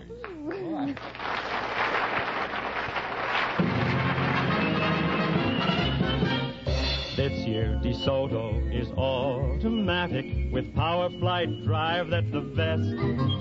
Just the turn of a key and you're ready to breeze. No clutch and no shifting, just drive as you please. DeSoto has beauty that's clean and modern. Both inside and out, it's a dream. For the finest car yet, you should drive, you should get the DeSoto Automatic.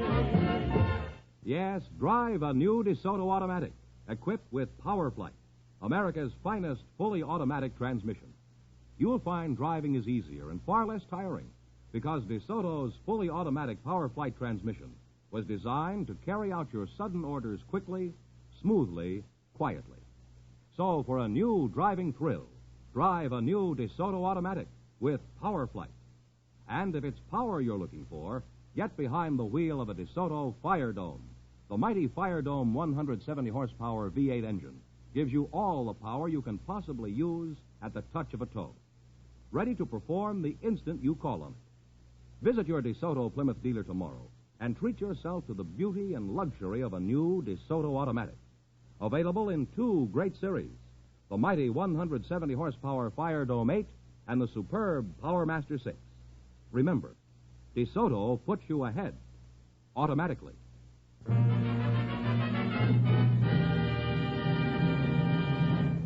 All right, George, who's next? We invited some business women to the show tonight, Groucho, and just before we went on the air, our studio audience selected Mrs. Lindy Jamel to be your guest. Her partner is a businessman, Mr. C.W. Wiggle. So, folks, would you come in, please, and meet Groucho Marx. Welcome, folks, to You Bet Your Life. Say the secret word and divide $100. It's a common word, something you see every day. Mrs. Lindy Gannell. Let's start with you. Where is your home, Lindy? Well, I came from Sigourney, Iowa. Sigourney Island? Sigourney, Iowa. That's an Indian chieftain's name. What sort of work do you do, Mrs. Gemmell? Well, I have a foster freeze. I didn't ask you where you were frozen, Mrs. Gemmell. I just was interested to know what sort of work you do. Oh, you mean what foster freeze is? Well, we're a small independent business, and we have 200 stores in the state of California. A small independent business? Small independent 200 business. Stores? 200 stores in the state of California. What do you consider a large business? Well, larger than the little store I operate. Treasury Department? Well, what is the stuff good for? Do you rub it on your chest when you have a cold? Oh, no, it's food. It's the most delicious and healthy food there is. We How have does it chocolate, strawberry, chocolate riffle. And who are you again? I am C.W. Wiggle. That's an odd name. Certainly a new 12. It sounds like an English name, is it? No, it is not, Groucho. It's Swiss origin. Swiss? That's right. Can you yodel? No, I cannot. I ask all Swiss people if they can yodel because it's commonly accepted that they can all yodel. Huh? What is your full name, Mr. Wiggle? C. Wilbert Wiggle.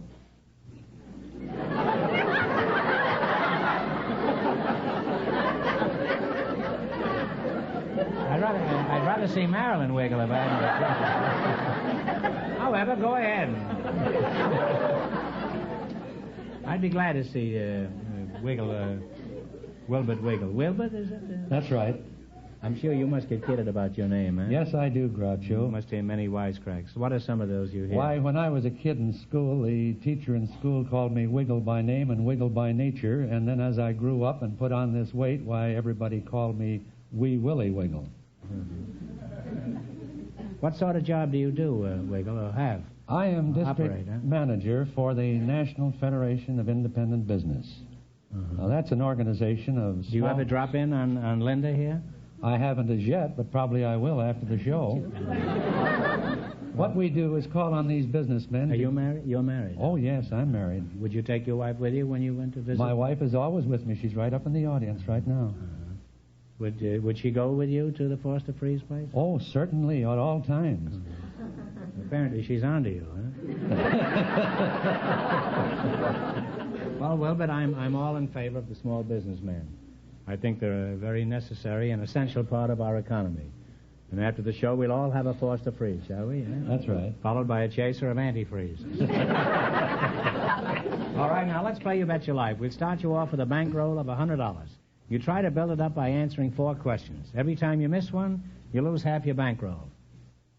In the race for the $1,500, the first couple won $255, and the secret word is smile. You selected food quiz, and remember, the more the question is worth, the harder it is. Now, which question do you want to start with? Better make it a cheap one. Okay, we'll make it 40. 40.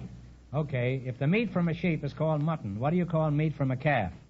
Veal. That is right. You now have $140. Now, what do you want to try? The 51 or the 31? 50. All right, we'll try the 50, Groucho. 50? What kind of a fruit is a royal am? That's a cherry. That is right. Yeah, that's right. Yeah, it's a cherry.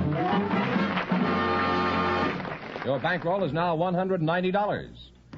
Let's try a 30 this time. Okay. Let's try a 30 this time. A 30? Yes. Okay. What do you call the heart, liver, and gizzard of poultry? Talk it over. Entrails? What do you say? I guess not. I don't know. Well, it's giblets. Here's your last chance to beat the other couples. Well, you've lost half your bankroll, so you have $95. You have $95. Now, you can quit or go ahead. No, we'll go on. Okay. What do you want? This one. $100 one, 10, 60. anything. Yeah, all right, let's take the easy one. 20? 20 or 60? 60. 60. A popular Japanese alcoholic beverage is made from rice. What is it called? Sake? That is right. Sake is right. Thanks and good luck from the DeSoto Plymouth deal. And you wind up with $155.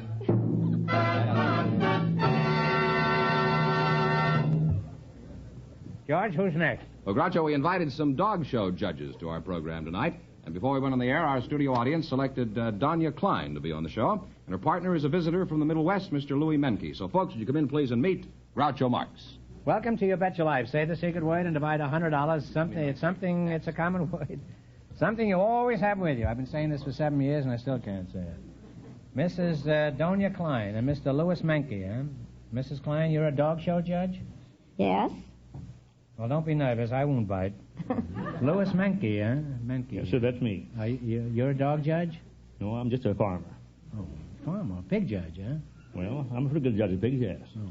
Well, don't look at me, huh? But I still have a good dog, though. You have? Oh, yeah. We keep one good dog. I'll tell you, Mr. Marx, I say a good dog is worth $1,000 on a farm. I'll tell you why. If I'd have a dog down in my cellar and my house would go fire, he'd bark and scratch on the door. He might save my whole family's life. Well, if he didn't come out, he'd be a hot dog. He would be a hot dog. He's still going to come out if he's able to. Yes, you're a dog is your best friend. He'll never go back on you. You can spank him a dozen times, and when you say, "Come on, puppy," he'll always. He's got more sense than lots of people have. You can say that again. Absolutely. You can say that again, and I hope you don't. Are you married? No, sir, I'm never married. You're not married? I'm not married. But I'm the happiest. Why not? I'm the happiest old bachelor in the state of Iowa. You enjoy being a bachelor? Do I ever enjoy? If I wasn't an old bachelor, I couldn't be in California tonight. I'd have to be down in Iowa taking maybe dictation from my wife, but I have no wife. What do you do? Take dictation from the dog? No, sir, he don't dictate me either. Well, do you have a lot of fun as a bachelor? I have more fun than any man in the United States. I do for a fact. Well, how is that? Do you take all your corn and distill it? I don't even drink, Mr. Marx, but I'll tell you what I do. You don't drink? I don't drink, cuss, swear, or even run women. But my pleasure... What do you mean, run women? You don't run women, you run cattle and sheep. That's a fellow chasing. That's a fellow chase women, but I don't do that. You don't chase women? Sir. Don't they have no attraction for you at all? Well, I would say just no attraction, but I never hooked up with one. I love them all, but I never hooked up with one. In fact, I never want to be under a woman's thumb. I want to be my own boss. And I'm going to keep it that way. I've done it for 54 years, and I believe I can try a little longer. But listen, if I ever do get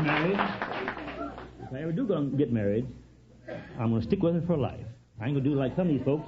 The first thing you know, when you get married to a half a dozen women, it'll be your kids and my kids is fighting our kids. If you don't get married soon, you won't have any kids. They always say there's one and only Groucho Marx. You're a very good sport. I'm the only one and only Louis Menke in the state of Iowa. I admire you, Louis. You're a fine we'll keep it that way, Groucho. You've got an answer for everything, eh? Doesn't always add up, but it's an answer. Donya, you're a dog show judge. That's right? Well, yes. I may have a question to ask you later about a certain gay dog that I know. What kind of dogs do you judge? 4-legged or 2-legged? Well, I judge the 4-legged kind. I judge all of the hounds in the 4-legged or 2-legged? Eh? 4-legged ones. Afghans, beagles, bloodhounds, borzois, whippets, and those that are in the hound group mostly. Well, pretend we're at a dog show, Donya, and you're about to judge a bloodhound. What is the first thing you do? You see if he's anemic? No. After the dogs come in and parade around the ring and stand for your judgment, I look at the teeth, and then I look at the wrinkles in the dog's head and see if it has a dip behind its withers so that its back doesn't I beg your roach. pardon. What was that? Did you see if it has a dip behind its withers? Do you Yes. understand this, Louis? Oh, it's all Latin to me. I don't know much about dogs, no. We have one dog, but he's just a mutt. He's just a dog. But does he have a dip behind his withers? I wouldn't know anything about the dip, no. Mrs. Klein, I happened to read a piece in a recent issue of Coronet magazine called Dogs Are Dumb. Did you read that? Yes, I certainly did. And do you agree with that? No, I don't agree with it because the man asked the dogs to drop little round balls and square holes and do a lot of kindergarten stuff that dogs are not inclined for. And if the man who wrote this article knew anything about dogs, he wouldn't say that they're dumb, because I'd like to send the man down into a badger hole and see what he could do with a badger. That's what our dachshunds do. And I'd like to see what he could do about retrieving a duck or pointing birds out in the field and a few of the things that dogs really can do. Perhaps the most wonderful example of intelligence with dogs are the dogs which are trained for seeing eye. Yeah. And if anyone can say that dogs are dumb and watch one of those seeing eye dogs work, and, well, I just can't agree with him at all. In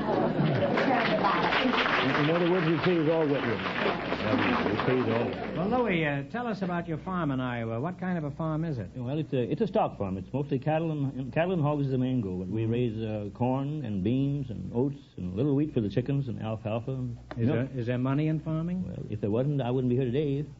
Where would you be? Well, I'd probably be out working every day. You don't regard that as work on a Well, farm? sure it's work, but I'll tell you why we have a farmer has over most city people. I'll tell you why.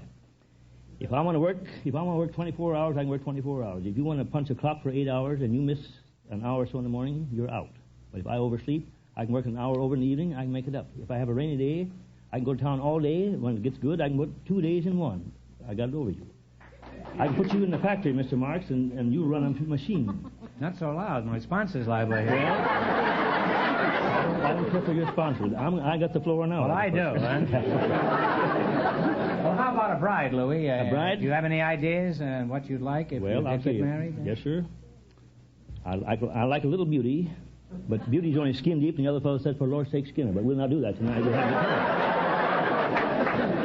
the Some people try to live on love. They try that for about 6 months. They find out that doesn't work. But we have a sign in our little restaurant down home. It says, if your wife can't cook, don't divorce her. Keep her for a pet and eat here. But who wants to keep her for a pet now? Louis, you're sort of a cracker-barrel philosopher, aren't you? More truth and poetry. Last week, there was a couple had a bunch of kids going to school, and one little kid said, I don't like your daddy. He says, why? He said, because he drinks. He said, how do you know? He said, we had him last year.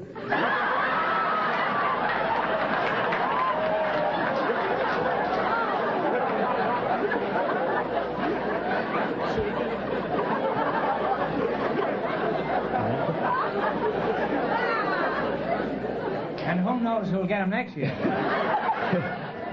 Your guess is as good as mine. It's been a delightful experience talking to you two. Now it's time to play You Bet Your Life. We start you off with a bankroll of $100, and you try to increase it. In the race for the $1,500, Mr. and Mrs. Bob Mathias are still leading with $255. Let's see how much money you can make. You selected the animal kingdom, and remember, the more the question is worth, the harder it is. Are you ready? You can start off with anything you want. Well, you were worried about starting too high, so we'll start at about $60. About $60. $60. What kind of an animal is a Clydesdale? That's a horse. That's a horse is correct, huh? Real woolly teeth. Well, your bankroll is now $160. Now, what do you want to try? You want to go up or down? Well, it's up to you. Well, I thought you didn't want any women to rule your life. Age before beauty. Age before beauty. Take the $50 one. All right, we'll say 50. $50. What is the name of the huge vulture of the South American Andes? It is one of the largest birds that flies. Oh, the vulture in the Andes. Talk it over. It's part of the vulture family. pelican? No, that's not a vulture. No, it's a condor. C-O-N-D-O-R. Well, you lost half your bankroll. You now have $80. All right, now what do you want to try? We better take 70 or 80. What do you want Let's to do? take 70. All right. All right, what is the science of ornithology? Talk it over. Oh, birds. Science of birds. Study of birds is right. You now have $150. And it's your last chance to beat the other couples. You can quit or you can proceed. Let's take $90. All right. $90. What kind of animals live in warrens? In where? Warrens. W-A-R-R-E-N-S. Those aren't there. Talk it over. Wrens that live in the warrens. One Wrens? answer. I think Birds? yes. Mm-hmm. Some of the bird family, not. Wrens. No, you should have known this, Louis. It's rabbits. And you wind up with one half your bankroll, so you have $75. Thanks and good luck from the DeSoto Plymouth dealers.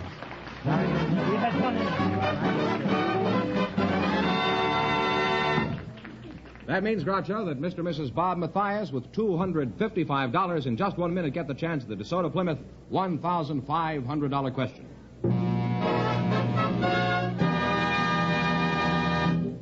Ladies and gentlemen, this is National Safety Month. Can you see, steer, stop safely? If not, check your car. Check accidents. With a busy driving season here, now is the time to check your car. Be safe by driving a safe car. Last year, over 1 million people were killed and injured in needless automobile accidents. A good percentage of these accidents would have been avoided if the car owners had taken a small amount of time to have their cars checked. And to make sure your car gets a complete safety checkup, there's no better place to take it than to a DeSoto Plymouth dealer. His factory-trained mechanics will go over every part of your car that can affect your safety to make sure they are all in perfect working order. Wheels, brakes, headlights, tires, steering, windshield wipers, glass, horn, muffler, taillights. Everything you need for safe driving. You'll be surprised how little time and money it takes to keep you and your family safe on the highways. Remember, to be a safe driver, you must be able to see, steer, stop safely. Check your car. Check accidents. Stop in where you see the sign of better service, the friendly sign of your DeSoto Plymouth dealer.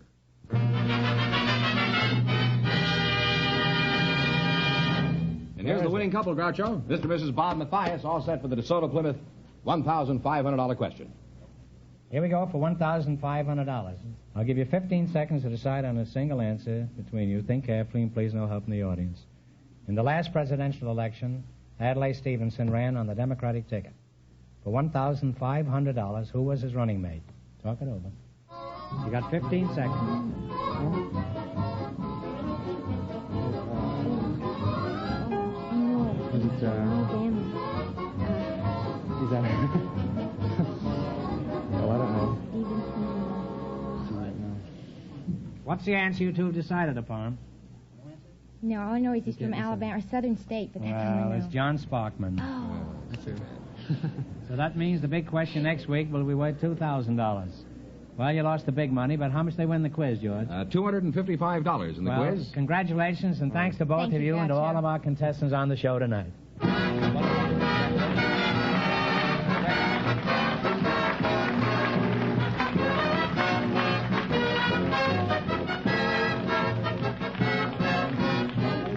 Be sure to tune in again next Wednesday night for the Groucho Marx Show. And don't miss Groucho on television. Also brought to you by the DeSoto Plymouth Dealers of America. And when you drive in, tell them Groucho sent you. Good night, folks, and remember, just be sure to see the DeSoto Automatic.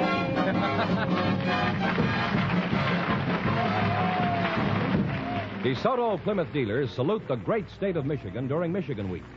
Vacation in Michigan, the water wonderland this summer. You Bet Your Life. Transcribed from Hollywood is produced by John Goodell. Directed by Robert Dwan and Bernie Smith. Music by Jack Meakin. This is George Fenneman signing off for the more than 3,000 DeSoto Plymouth dealers from coast to coast. You Bet Your Life is heard by our armed forces throughout the world.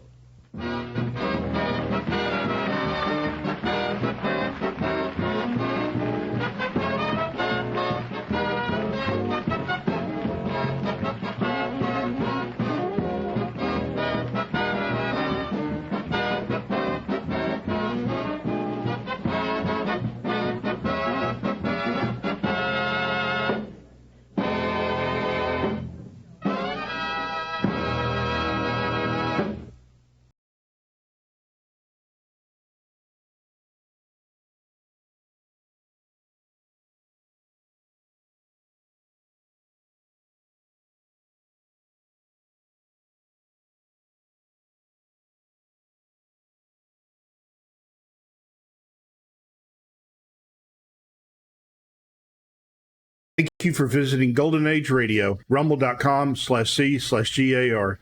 Please support our veterans by visiting veteransradioministry.com. Together we can honor their great sacrifice. Thank you.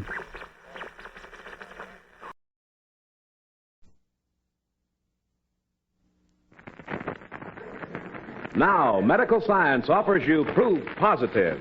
Yes, medical science offers you proof positive. No other leading cigarette is safer to smoke because no other gives you less nicotine, less throat-irritating tars than the new, smoother, better-tasting Raleigh.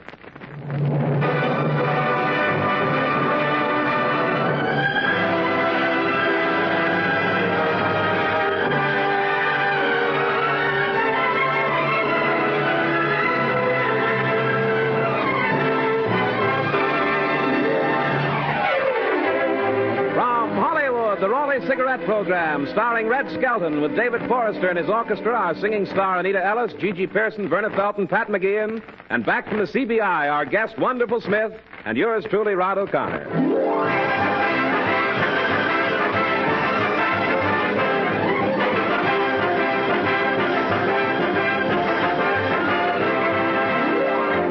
It's a pleasure to bring you Metro Golden Mayer's popular comedian and the star of the Raleigh Cigarette program, Red Skelton.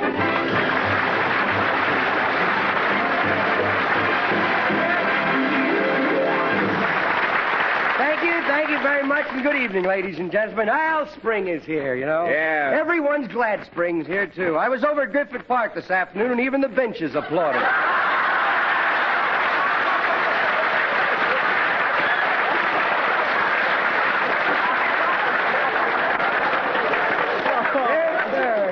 Oh, I hope heard that. Oh, that'll burn him up. Well, Red, what have you been up to this week? Oh, I've been up to my neck. There's a mud puddle outside my door, you know. Now, I haven't been doing much of anything. Santa Anita is closed. I've joined the 100,000 of homeless people, you know. Well, what are the people doing that used to bet at Santa Anita? Well, the people that only bet on the sure things are now betting on pedestrians crossing the street. They'll give you 6 to 1 that you can't cross against the red light. How about the green light? That's 20 to 1. What's that Griffith Park joke? I love that. Say it again. Oh, Bob Hope!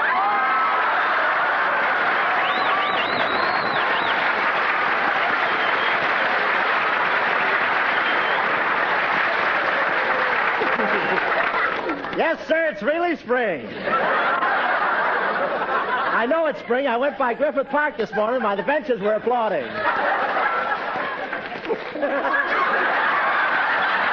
I'll try next door. Goodbye.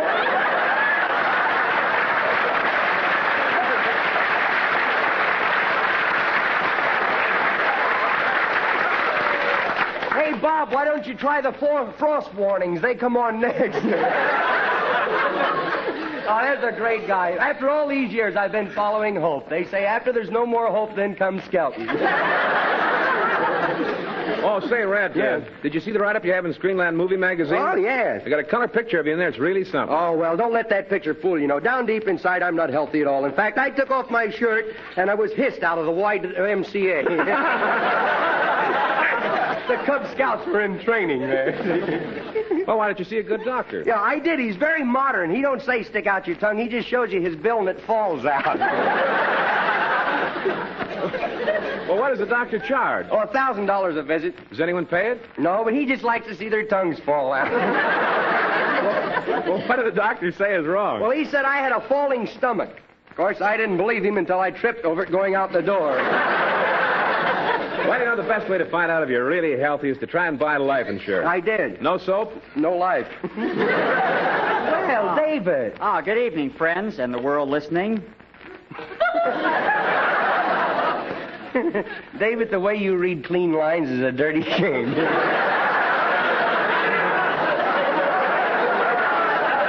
Well, the other programs I've worked on never complained. Oh, you've been on other shows?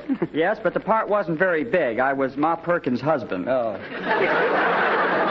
He's a talent scout for a morgue if I ever saw one. And medical science can give you proof positive. By the way, have you tried for any life insurance lately, David? Yes, they sold me some, but it's rather embarrassing. How come? Every time they see me, they try to pay me off. Some insurance is ridiculous. The same guy don't write for you that writes for Hope, does he? I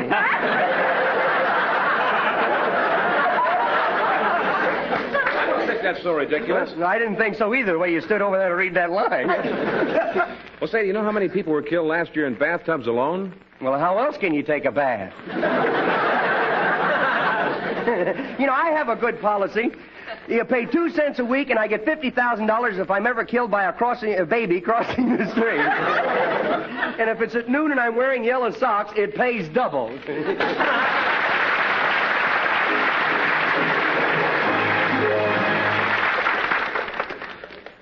Now, medical science offers you proof positive. Yes, medical science offers you proof positive. No other leading cigarette is safer to smoke because no other gives you less nicotine, less throat-irritating tars than the new, smoother, better-tasting Raleigh. Yes, scientific tests of America's 6 biggest-selling brands based on a method used by the United States government, tests certified by a jury of 14 distinguished doctors, including throat specialists, have proved conclusively.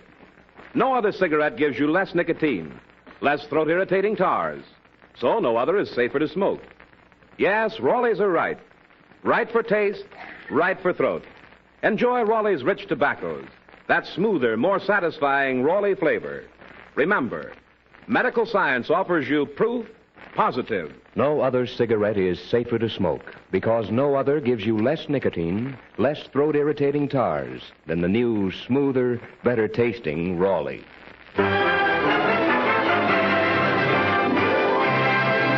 And now our lovely Anita Ellis will sing All Through the Day.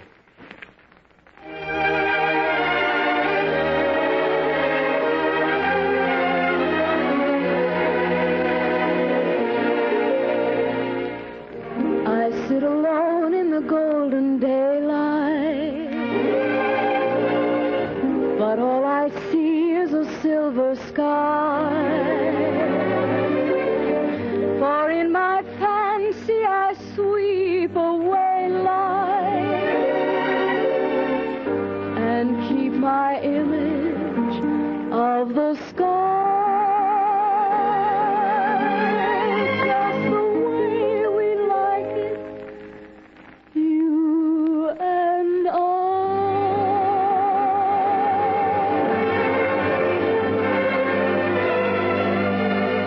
All through the day, I dream about the night.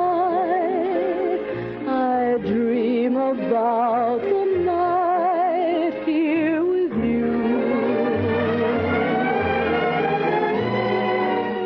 All through the day, I wish away the time until the time when I'm here with you.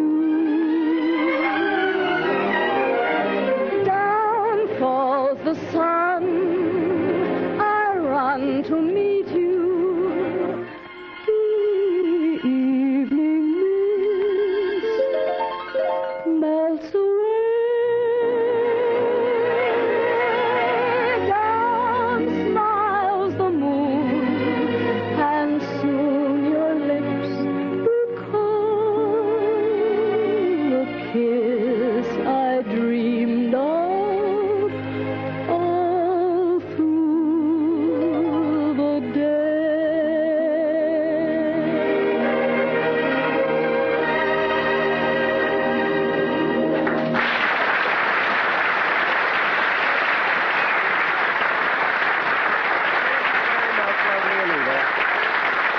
Tonight, the story from the Skelton Scrapbook of Satire is entitled Newspaper.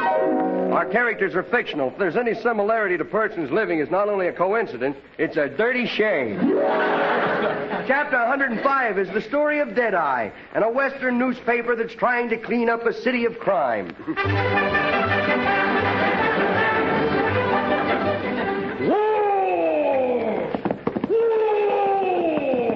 Oh, come on, horse! Oh, come on, stop, will you? I got some sugar in my pocket. If you'll stop now, I'll give you a lump. Oh, now we both got a lump. I'll be right back, old pal. I'm going into this bar here and grab myself a bit of free lunch.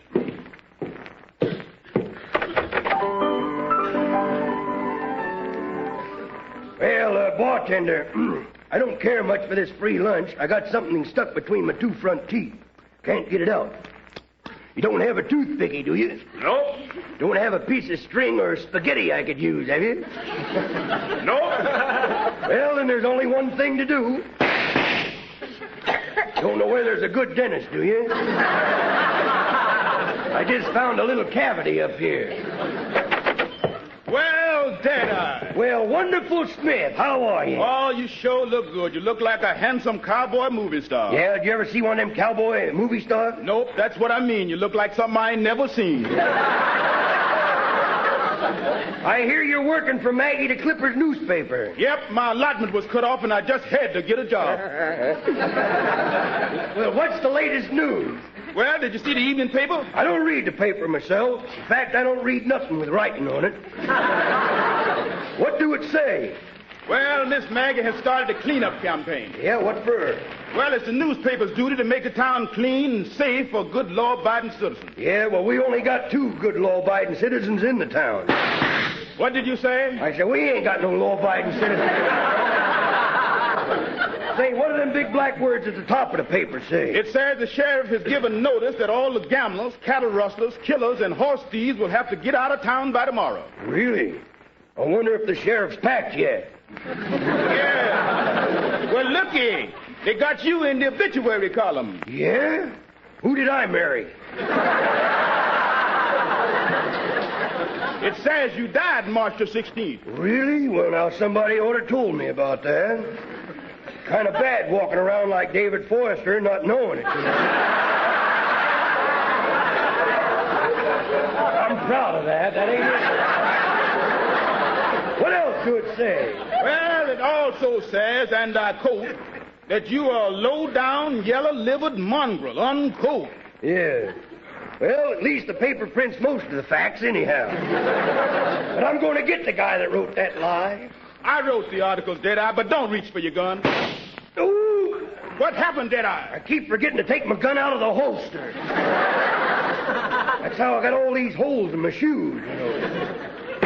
Hey, Deadeye, I thought you'd like to know that Three-Finger Charlie's on his way to wreck Maggie the Clipper's newspaper office. Come on, Wonderful. We got to go over there and arrange a funeral for old Three-Finger Charlie. Hey, that's a nice horse you got there, Wonderful. He's a little wild, though, ain't he? Yeah, I'm the only man who can ride him. Watch this. I thought you were the only man that could ride him. Well, sometime he forgets it's me. Well, come on, let's go. Giddy up, boy.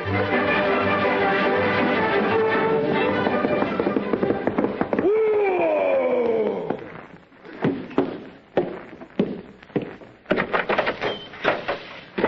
Howdy, Maggie. Hello, Deadeye. Hey, hold that press! Maggie, it's been a long time since I've seen a beautiful woman. Really, Deadeye? Yeah, you don't know where I can find one, do you? Well, don't you think I'm a pretty nice dish, Deadeye? You're built more like a platter, if you ask me. Oh, same old wisecracks and same old bow legs. Well, what's wrong with that? A lot of guys has got bow legs. Yeah, but not clean up to the ears. Never mind that. Where's that Three-Finger Charlie, that skunk without a friend in the world? I'm right behind you with the gun in your back. What do you want? I want to tell you got a new friend. I thought I killed you once. How could you? You only shot me in the head. Bullet's still going around looking for something to hit, you know. Three-Finger, we're going to run you out of town. The people say you're a crook. Never mind the details. I don't like details myself. Now, what are you going to do? Yeah? And be careful how you answer, because you're talking to the best shot this side of Earl Flynn.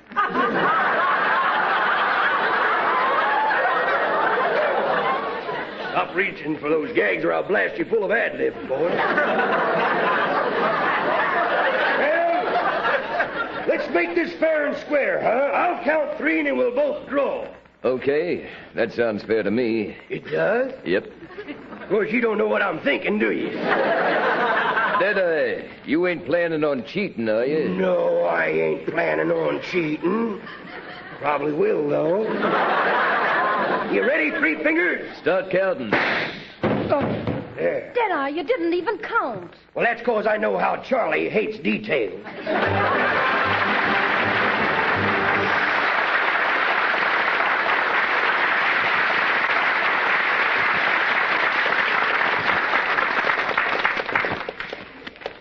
Remember, medical science offers you proof positive. Remember, medical science offers you proof positive. No other leading cigarette is safer to smoke because no other gives you less nicotine, less throat-irritating tars than the new, smoother, better-tasting Raleigh. Charles Boyer, distinguished screen star, says, quote, I've seen the proof with my own eyes. Medical science has proved no other cigarette gives you less nicotine, less throat-irritating tar. Smoke. Raleighs are right. Right for taste, right for throat. Right, Charles Boyer. And those tests were based on a method used by the United States government. So enjoy Raleigh's rich tobaccos, that more satisfying Raleigh flavor. Remember, medical science offers you proof positive. No other cigarette is safer to smoke because no other gives you less nicotine, less throat-irritating tars than the new, smoother, better-tasting Raleigh.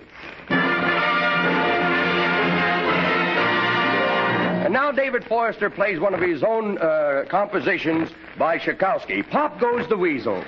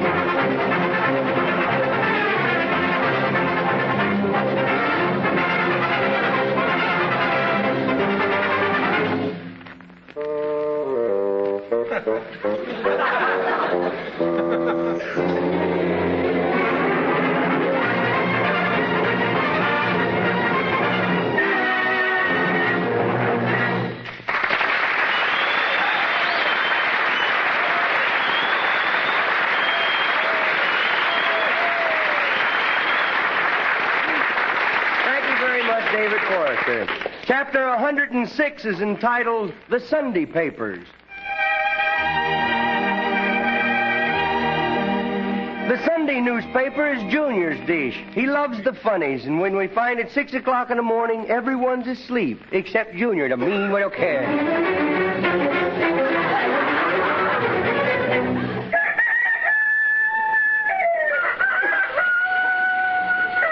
Well, either it's time to get up or the mohin to push him out of bed again. Grandma, are you awake? Grandma, wake up, Grandma. Are you asleep? You asleep, Grandma? Not now, no. Where you go when you're asleep? I had to yell me with a head off. Junior, it's only 6 o'clock in the morning. Go back to sleep till 7. It must be 7 now. No, Junior, the alarm clock is set to go off at 7. Well, maybe it overslept. Your clock's getting pretty old, you know. It's got wrinkles in its face and dishpan hands, you know. Now stop being silly and go back to bed until 7. All right. Oh, this is discouraging. My whole life wasted away laying here in bed. I could have wrecked half of the house by now. I wonder if that old clock is running. Looked like it stopped to me. I hadn't moved a bit. Maybe I'll shake it, make sure. I'll bang it on the table. That ought to start it to ticking.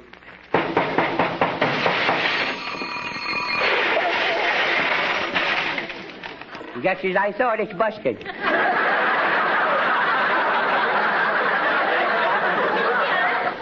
What was that? That was the alarm clock going off.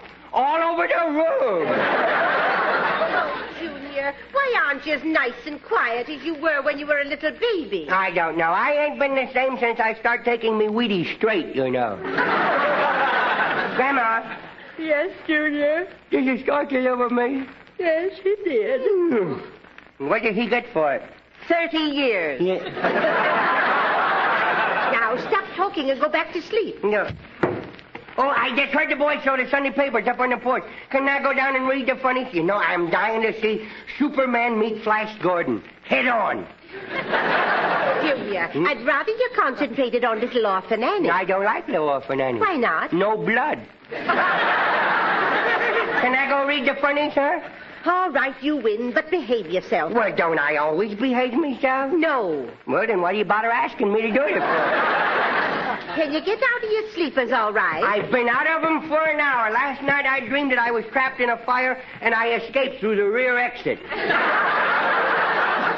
Hey, what shall I wear today? Put on your nice Sunday suit, Junior. You mean the black one? Yes. Made of velvet? Yes. With the pearl button? Yes. The moth ate it. Then you'll have to put something else on. Yeah, I put on my play suit, the one with the steel knees and the asbestos lining in it. Go read the funny papers and let me rest. Okay. Now I'm going to slide down the banister so I won't wear out my shoes. Junior, what happened? You know that vase with the flowers in it? Yes. But the flowers are still okay. How about the vase? I think it could use a broom. Junior, dear, come upstairs to your grandmother a minute. No. I don't like that hairbrush tone in your voice.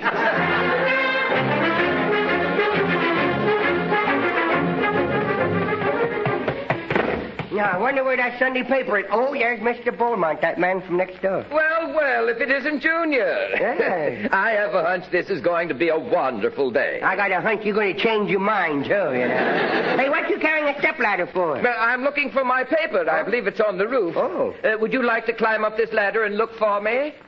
Climb up the ladder and look for you? That's a little silly, isn't it? I can see you standing right here. Well, then would you mind holding the ladder steady while I climb up to look for my paper? Now, he ought to know better than that.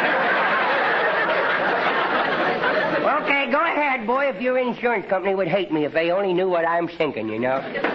Now, hold the ladder steady now. Yeah, Mr. Beaumont, don't you owe me a quarter? Why, of course not. Why would I owe you a quarter, Junior? For saving your life the time you was about to fall off of the stepladder. You never saved my life, and you know it. Junior, stop kicking that ladder. I may fall down and break my neck. It'll take you a long time to catch on, kiddo. All right, you win. Here's your quarter. Thank you, kiddo. You should be ashamed of yourself. I am. I should have asked for a half a buck. I'd like to get my hands on the guy that introduced your mother to your father. Now, I'm going over to the other side of the roof and see if I can locate the paper. Now, don't you move that ladder. Okay. Oh, look, here comes that old fat Mr. O'Connor, the man. Boy, now that he's up, I won't be able to see the sun for the rest of the day. Good morning, young man. Yeah. My, isn't it wonderful to be up and about so early? Isn't it delightful? Isn't it invigorating? Ah, spring. Yes, you know the benches over in Griffith Park.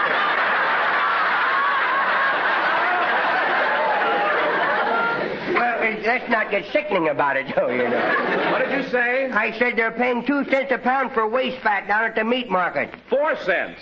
All right, 4 cents, millionaire.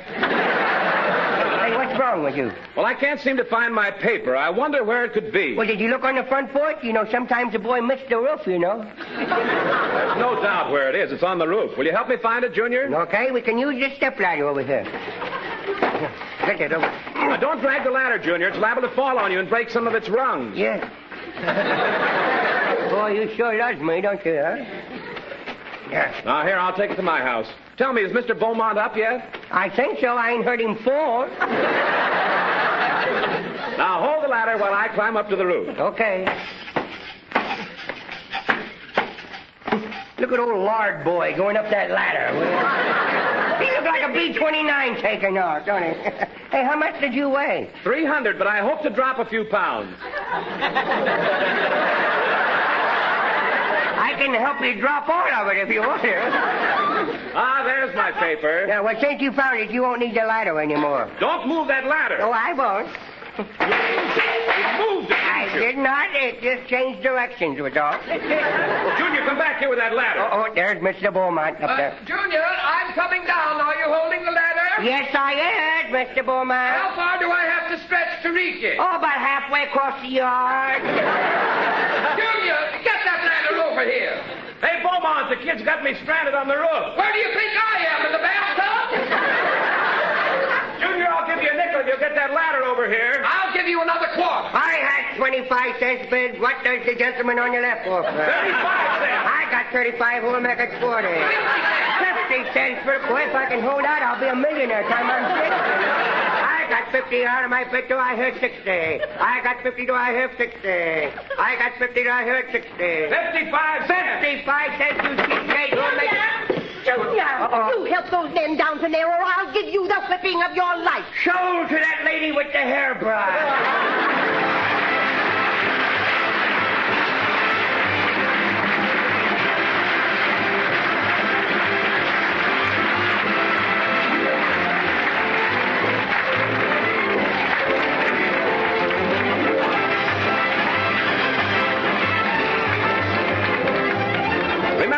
Back with you next Tuesday at this same time. Red Skelton, David Forrester and his orchestra, Anita Ellis, Verna Felton, Gigi Pearson, Pat McGeehan, and yours truly, Rod O'Connor. Until next Tuesday, then. This is Red Skelton saying goodbye now, and thanks for listening. And remember, don't react to words, because words are seeds. And they'll grow from a word into a sentence, and into a sentence into a paragraph, and from a paragraph into a fabulous story. And there's enough dirt in each man's mind to make things grow. Good night. Brown and Williamson invite you to other good listening throughout the week. Hear the Raleigh Room starring Hildegard tomorrow night, and People Are Funny with Art Linkletter Friday night, and return with Red Skelton next Tuesday. Red Skelton is heard in this program through the courtesy of Metro Goldwyn Mayer.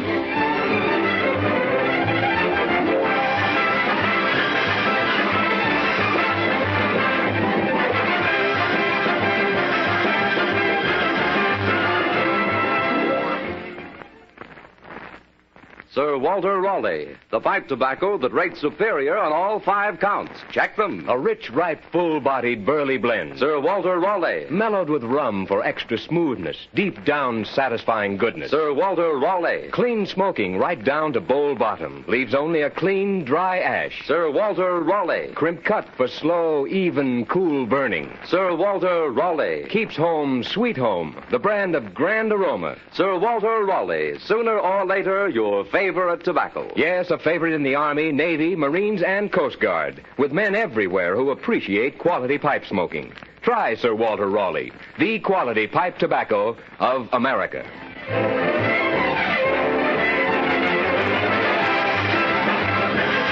Red Skelton is brought to you by the Brown and Williamson Tobacco Corporation.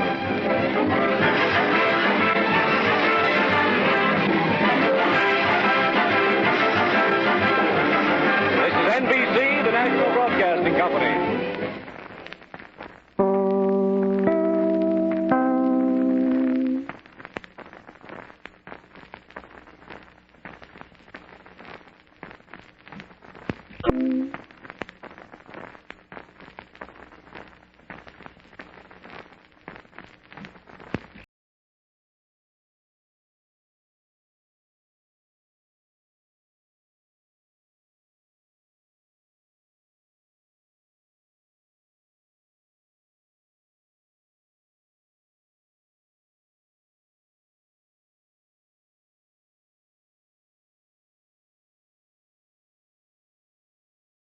Thank you for visiting Golden Age Radio, rumble.com/C/GAR. Please support our veterans by visiting veteransradioministry.com. Together we can honor their great sacrifice. Thank you. Kraft presents The Great Gildersleeve. The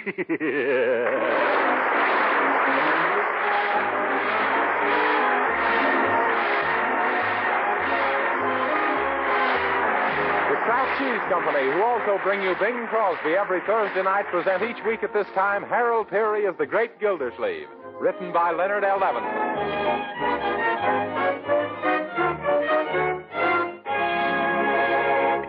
And now let's visit our friend, the Great Gildersleeve, as he prepares to have breakfast this morning with his niece and nephew, Marjorie and Leroy.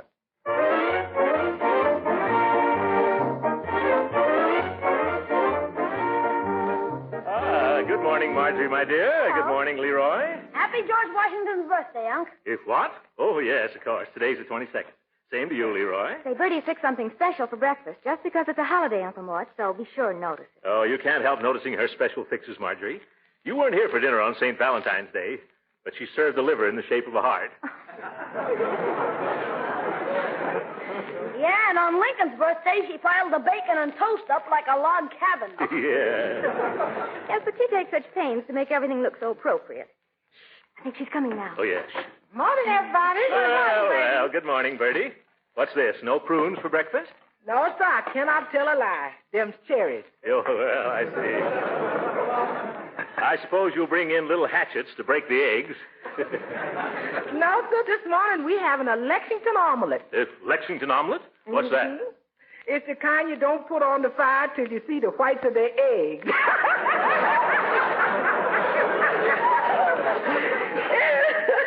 It's a sort of revolutionary dish. Oh, yeah.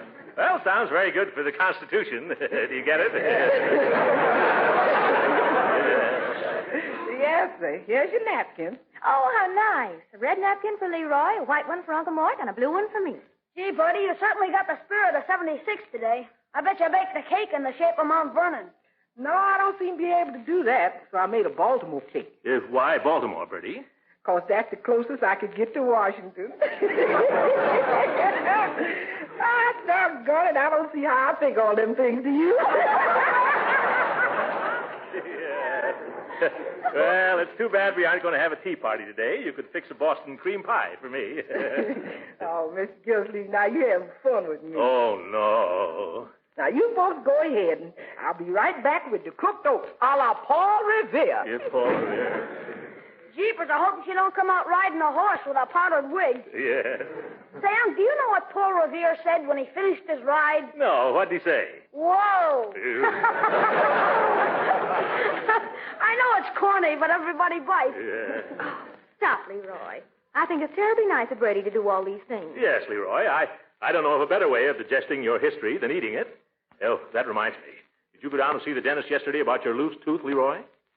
Well, did you, young man? Who, me? Well, seeing I'm not talking to myself and Marjorie isn't a young man named Leroy, yes, I meant you. Oh, I see. Well, did you? Did I what, Uncle Throckmorton? Yep. Did you see the dentist yesterday? The dentist? Oh, you mean Dr. Cottam? Yes. Yeah, I saw him. Well, what'd he say? He said hello. You? I knew he'd say hello. What did he say should be done about your tooth? Oh, he said absolutely nothing. That's strange. I thought it was ready to be pulled. Leroy, are you sure that young man, where are you going? Oh, I thought I'd go for a walk. Before you've eaten breakfast? Come back here, Leroy.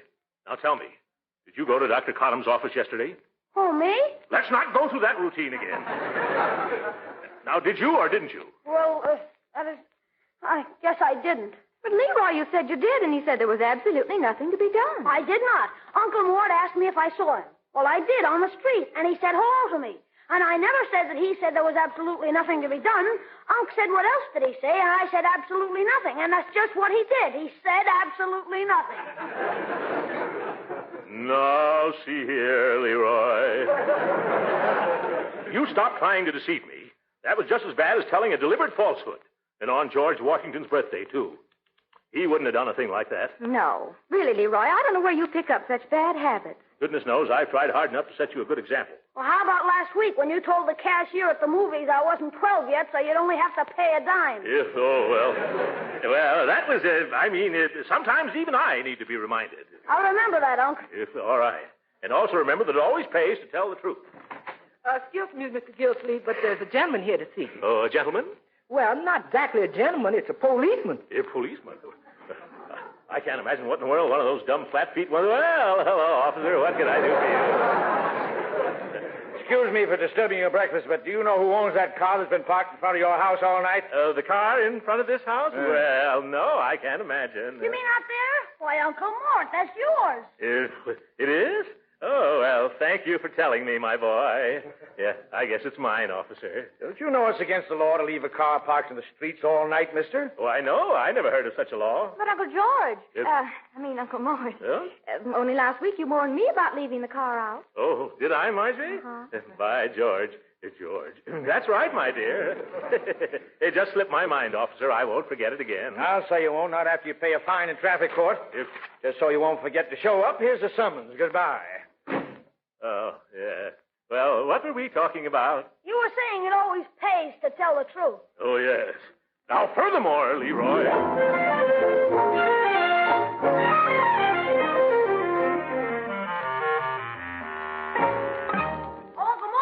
Yes, Leroy? Mr. Finch is here. Oh, yes. Come right in, Oscar. I hurried as fast as I could, Mr. Gildersleeve. Did you bring all the books? Good. Set them down right here on the desk. There we are. You know, ever since you called me, I've been wondering why you want the Forrester estate accounts brought here on Sunday. It's Judge Hooker. He runs the probate court, and I have to account to him for Leroy and Marjorie's estate.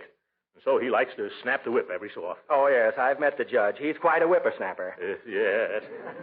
Oscar, he found out about the estate taking over Quiggs' drugstore.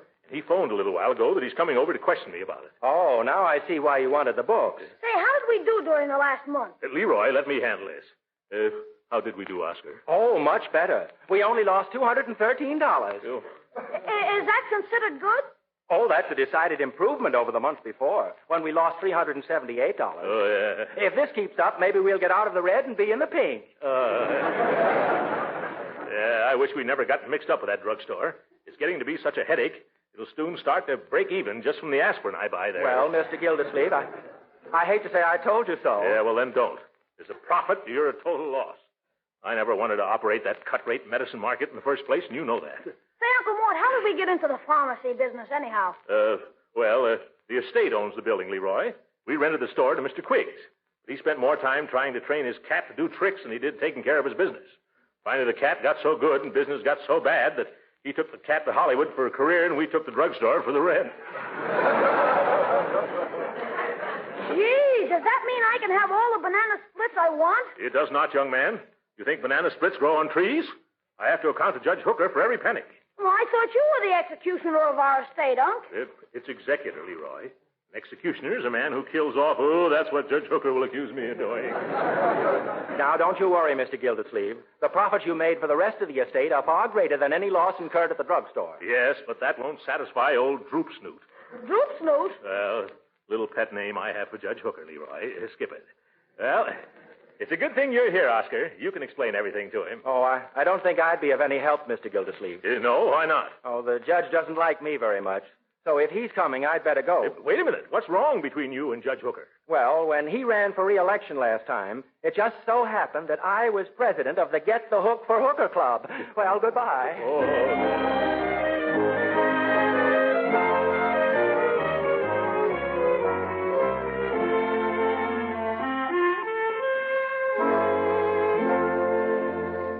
All right, Gildersleeve, now out with it.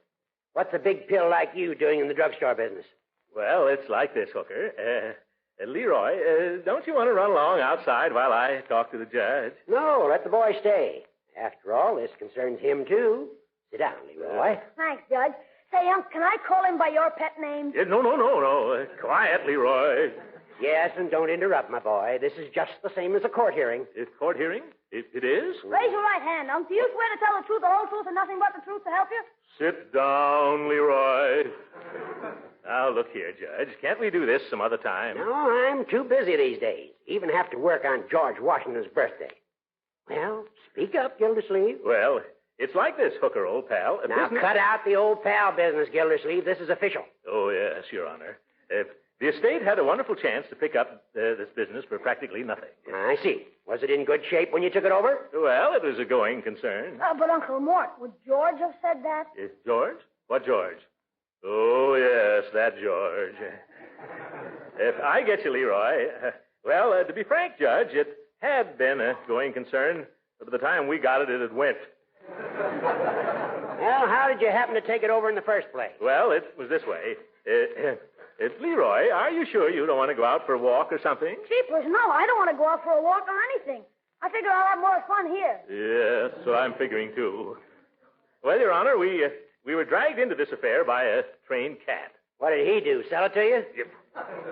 No, he didn't sell it to me, you little know. Little know what, Gildersleeve? Oh, you little know what I was going to say, Judge. Now, get going. Come on, get going. Yes, all right, Judge.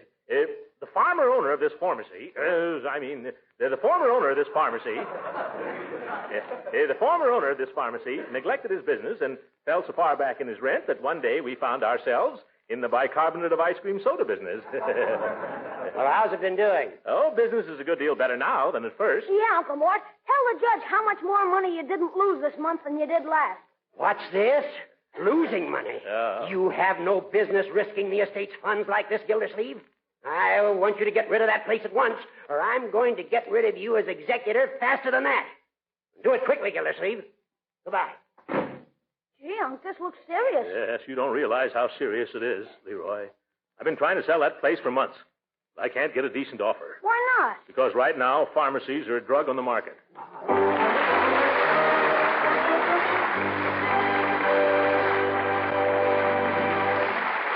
We'll hear from the great Gildersleeve again in just a moment. Meantime, I think you'll all agree it's always mighty helpful to have a good reputation. Well, that's certainly true of Parquet margarine, the delicious margarine made by Kraft. Lots of people first tried Parquet margarine because it's made by Kraft. And just about everybody knows Kraft's reputation for wholesome, fine-tasting foods. You see, people figure that since Miracle Whip and the other Kraft products are outstandingly good, Parquet margarine must be mighty good, too. But what makes people keep right on using Parquet margarine is its delicious, appetizing flavor that makes it taste so good, spread on bread or toast or rolls. Yes, and that goes for cooking, too. Parquet margarine is a real flavor shortening for baking. And you'll like it for pan frying because it doesn't spatter or stick to the pan. And remember, Parquet margarine is a wholesome, nourishing energy food. And besides that, every pound of Parquet contains 9,000 units of vitamin A. So why not find out how good margarine can be by trying delicious Parquet margarine tomorrow? Remember, ask for Parquet, P-A-R-K-A-Y. Parquet, made by Kraft.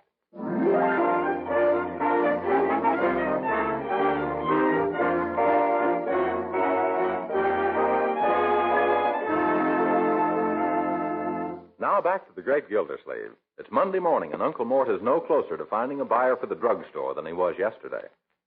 Good morning, Uncle. Have a nice rest? I had no rest, my dear.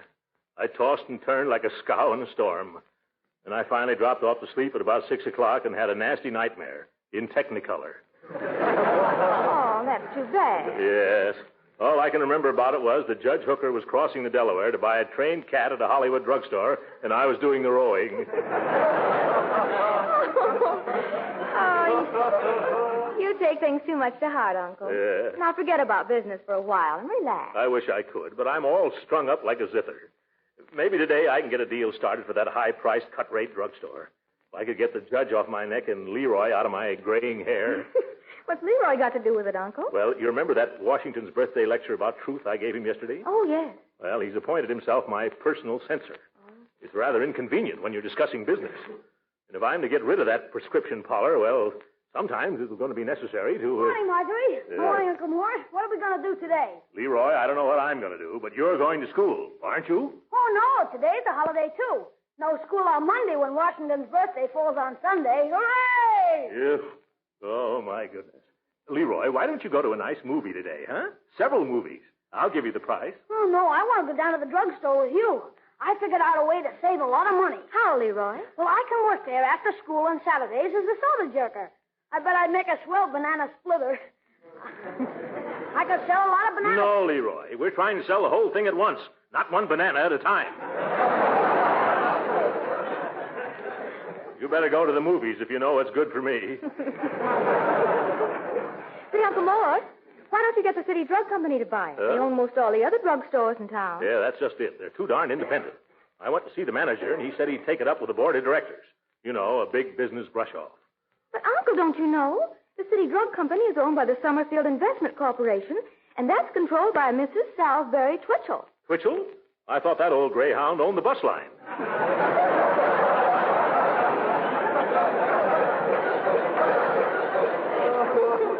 She does. Also, the Twitchell Steam Laundry, the Merchants National Bank, and 4 or 5 apartment houses. Well, I'd underestimated Mrs. Twitchell. Gee, are you going to sell her the drugstore, Unc? I don't underestimate her that much, Leroy. But somebody sold her all those other things. Yeah. Yes, they did, Uncle. Oh, I know. She'll be over at Red Cross headquarters this morning. Why don't you drive me down now and just sort of casually get into conversation with her? I don't think it'll do any good. Oh, go on. You've got a way with the ladies, Uncle. Yeah? If I have, then she's no lady. I've just met her 3 times, and we already hate each other as if we'd been friends all our lives. Oh, but it won't do any harm to try. Huh? Besides, I need a ride down there. Yeah, me too. I'm going to a movie. Well, I don't know what to say. Excuse me, Mr. Gildersleeve, but there's a gentleman here to see you. Oh, great jumping jeeps. I forgot to put the car in the garage again last night. You hold him there, Bertie, while we sneak out to the back and drive away. But gee whiz, Unc, George Washington never did a thing like that. George Washington never got a traffic ticket either, Leroy.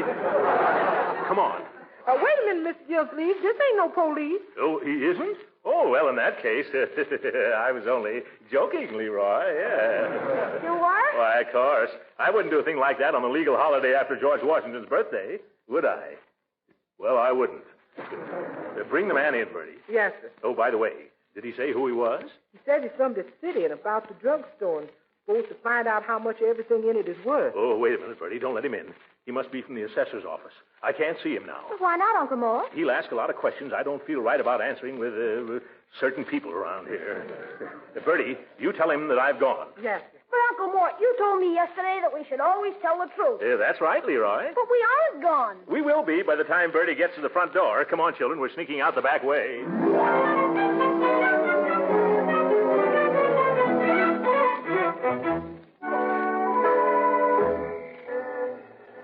Let's take a look at you before we go in to meet Mrs. Twitchell, Uncle Mort. Now, don't be nervous. I'm not a bit nervous, Marjorie. Maybe I'd better throw away my cigar. Now, what did I do with that cigar? You threw it away. What? Oh, yes. Now, let's not get excited. How do I look, Marjorie? Oh, just fine. My, but you're a handsome man. Wait a minute, Marjorie. Remember what Uncle Mort said about telling the truth. But I really think so, Leroy. Now, hold still, Uncle, while I pull the thread. There. You're a slick-looking smoothie, Mr. Gildersleeve. Oh, you mean you are, my dear. Honest, I never saw 2 more active members of the I'll Scratch Your Back if you'll do the same for me society. How about saying something nice to me for a change? All right, Leroy. Goodbye, and enjoy yourself at the movie. Okay, see you later. So long, Marge. Goodbye. Well, maybe I'll be able to speak freely now. Ever since I talked against fibs and little white lies, Leroy has been an impediment in my speech. Well, let's go in now. And remember, just sort of get into conversation with her casually and bring the subject of drugstores up in a very offhand manner. Offhand, all right. They say it's lucky that we're meeting her here in the Red Cross Center, in case I have any trouble with the old battle axe. Oh, don't think of it. Come on in now. Yeah, all right. Keep your fingers crossed, TP. Oh, hello, Edie. Hi, Henrietta. I'll be right hello. there to help you, Ruth. Oh, Mrs. Twitchell. Oh, it's so nice seeing you again. Oh, how do, my dear? Well, goodbye, Uncle Mort. Thank you ever so much for bringing me down. Oh, by the way, you know Mrs. Salisbury Twitchell, don't you, Uncle Mort? Oh, yes, of course. How are you this lovely morning, Mrs. Twitchell? Fine.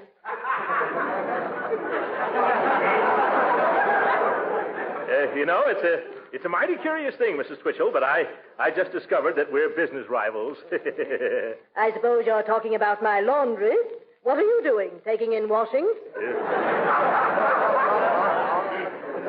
No, nothing like that. Just a drugstore. Oh, drugstore? Oh, yes, you know, a place where they sell postage stamps, sandwiches, and once in a while a bottle of fly spray. I am aware of drugstores, Mr. Gildersleeve. I just don't happen to remember that I own any. Well, think of that, Marjorie. Mrs. Twitchell has so many drugstores, she doesn't know she owns any. Well, I think my uncle meant the city drug chain, Mrs. Twitchell. Oh, yes, that, I see. Excuse me, Uncle Mort. Can I see you a second? You forgot to give me the dough for the show. Oh. Well, just as soon as I'm finished, Leroy. As I was saying, Mrs. Twitchell, we have acquired the ownership of Quigg's Drugstore. And while it's not what you might call real competition at present, we're considering branching out, and we may soon give you a run for your money. Indeed. Yes. We've got plans to put a drugstore on every corner downtown. Unc, remember George Washington? George Washington? Yes. We're going to call them the George Washington Drugstores. Oh, Uncle. Yes. However, Mrs. Twitchell, we might consider selling out, since we have so many other interests. That is a very good idea, Mr. Gildersleeve. Oh, do you think so? Yes, indeed.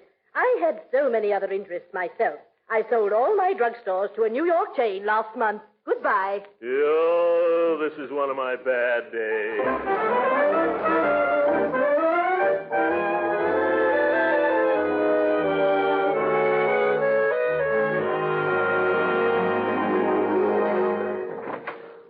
Bertie. Oh, you back home already, Mr. Gildersleeve? Yes, now maybe I'll get a little peace and quiet for a while. Then Leroy, he ain't with you, huh? No, he's gone to see a movie. I always enjoy the movie show Leroy sees. I can rest so nicely while he's there. Excuse me for saying so, Mr. Gildersleeve, but you seem to be acting kind of skitterish lately. Skitterish? Oh, you mean nervous. Well, yes, if you prefer your language without any flavor to it. Yeah. I suppose I have been a bit jumpy. Leroy has been trying to make another George Washington out of me, and I've been telling the truth until I'm red, white, and blue in the face. Well, what you need is a little rest. Yeah, that's right. And thank goodness you got rid of that tax assessor. Oh, but Mr. Gildersleeve... Can you imagine what a tax bill I'd have with Leroy around to gum up the works? Shh, Mr. Gildersleeve. Why should I shh, Mr. Gildersleeve? There's nothing to hear me here, is there? Yes, that Cecil man. He's right in the living room. Who? I couldn't get rid of him. Oh, sometimes I'd like to be a hermit if I could find a nice warm cave. All right, Bertie, it isn't your fault. Well, I didn't know anybody was waiting for me. How do you do, sir? Mr. Gildersleeve? Yeah, that's me. My name is Showers, Mr. Gildersleeve. I'm from the city. Oh, yes, the maid told me. You want to get a valuation on that drugstore we own. That's right. I've been down there several times and never could catch you in, so I came out here. Hope you don't mind. Oh, not at all. Pay your taxes and help smash the X's. That's my slogan. Suppose we go down to the drugstore now so you can get a small idea of what to assess us. Have you got a car? Oh, yes, but I'm saving rubber, so I left it home. Think that's a good idea? Oh, splendid idea. In fact, I like it so much, I'm going to leave mine home, too. Come on, we'll walk.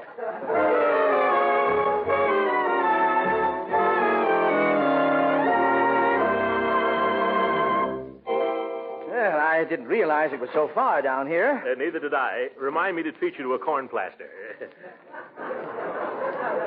Well, let's get started. Just haul out your notebook and shoot the questions to me. All right. Suppose we begin with those neon signs outside, the ones that read Quigg's Open All-Night Pharmacy. What are they worth? Oh, about $25, $20, $15.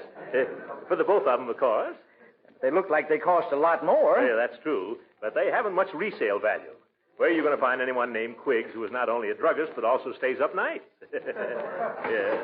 No, on second thought, I don't think they're worth more than $10. Signs, $10. Yeah. Now, inside, how about the soda fountain? That looks very nice and new. Oh, the seats are pretty worn. I'll show you what I mean. Young man, I wonder if you mind standing up a minute. Oh, Leroy, what are you doing here? Oh, I'm having a double nut chocolate sundae with whipped cream and lemon phosphate to wash it down. Yeah.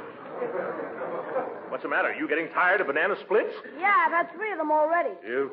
What are you and that man doing, Unc? Nothing that need concern you, my boy. Excuse the interruption, Mr. Showers.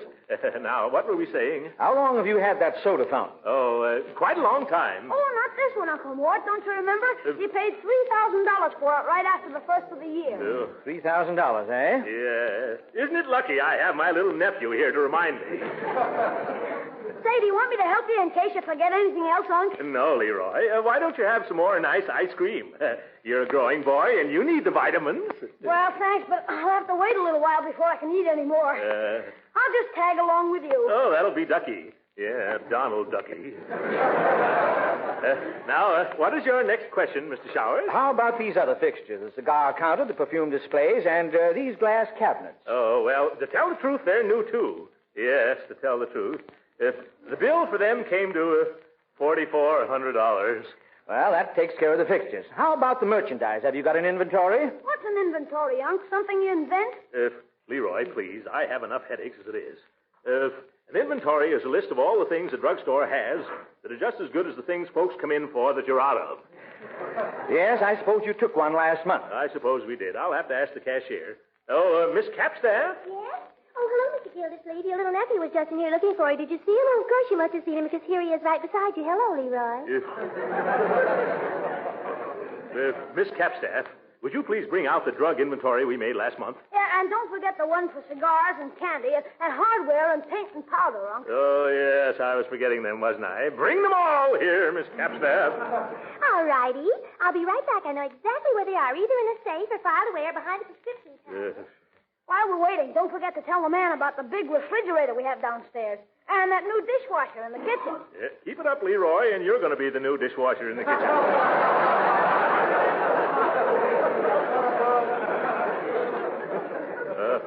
Oh, yes, Mr. Showers, I'd forgotten about them. You see, they set us back somewhere in the neighborhood of... $837.21.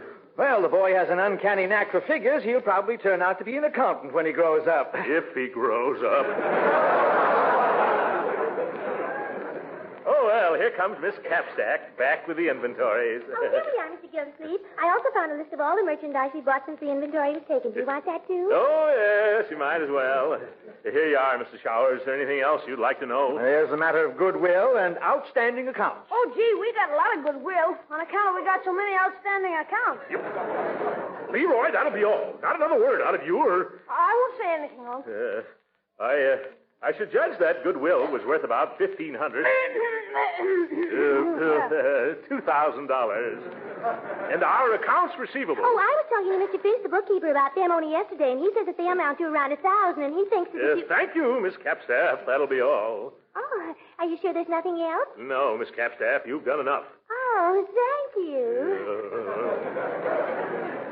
Now, Mr. Showers, have you got all the information you want? Yes, according to my figures, the valuation on this property will run to about $28,500. Oh, $28,500. Jumping jelly beans. How much of a tax will we have to pay on that? I might as well confess, Mr. Gildersleeve, I'm not the tax assessor. What? You're not? Then why did you say you were? I didn't. You just got that notion all by yourself. You see, I figured I could get a pretty low, honest valuation on this store if I let you go ahead assuming that I was. But then who are you? I'm an appraiser hired by the city drug chain. They're going to make you an offer to buy this place based on the figures I just got. Oh, gee, Unc, isn't that wonderful? Yes, my boy. I hope you've learned your lesson from this. Honesty always pays, Leroy. The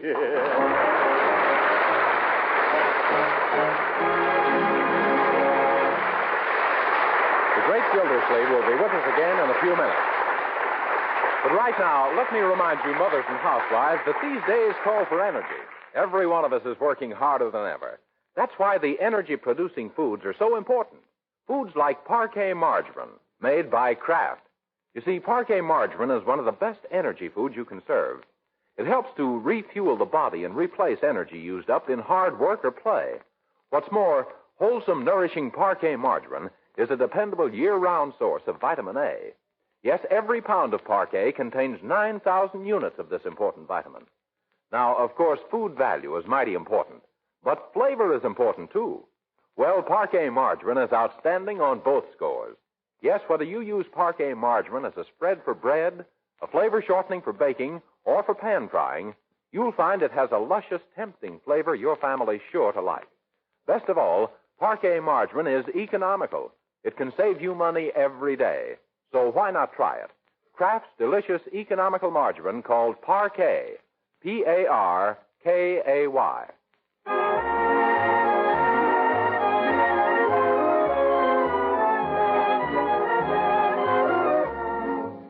Well, we certainly put that deal across, didn't I, Unc? Yes. Leroy, and now that all I have to worry about is where to invest that money again. Oh, no, you don't, Uncle Mort. I know just where it'll be safest and do the most good. Oh, where's that, Leroy? Good old United States defense bonds. Oh, of course. Uncle Sam can put to work every dollar we can spare. Hey, good night, folks.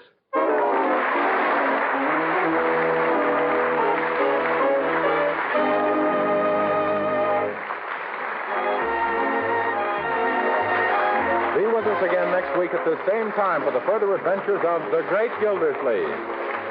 This program came to you from Hollywood. This is the National Broadcasting Company.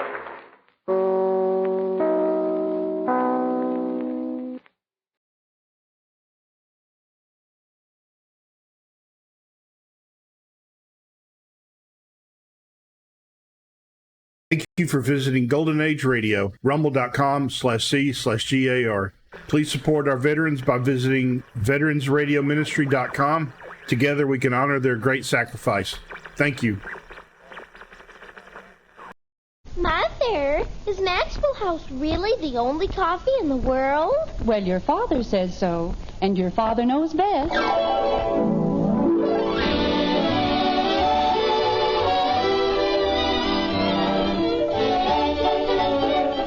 Yes, it's Father Knows Best, transcribed in Hollywood, starring Robert Young as father. A half-hour visit with your neighbors, the Andersons. Brought to you by America's favorite coffee, Maxwell House. The coffee that's always good to the last drop.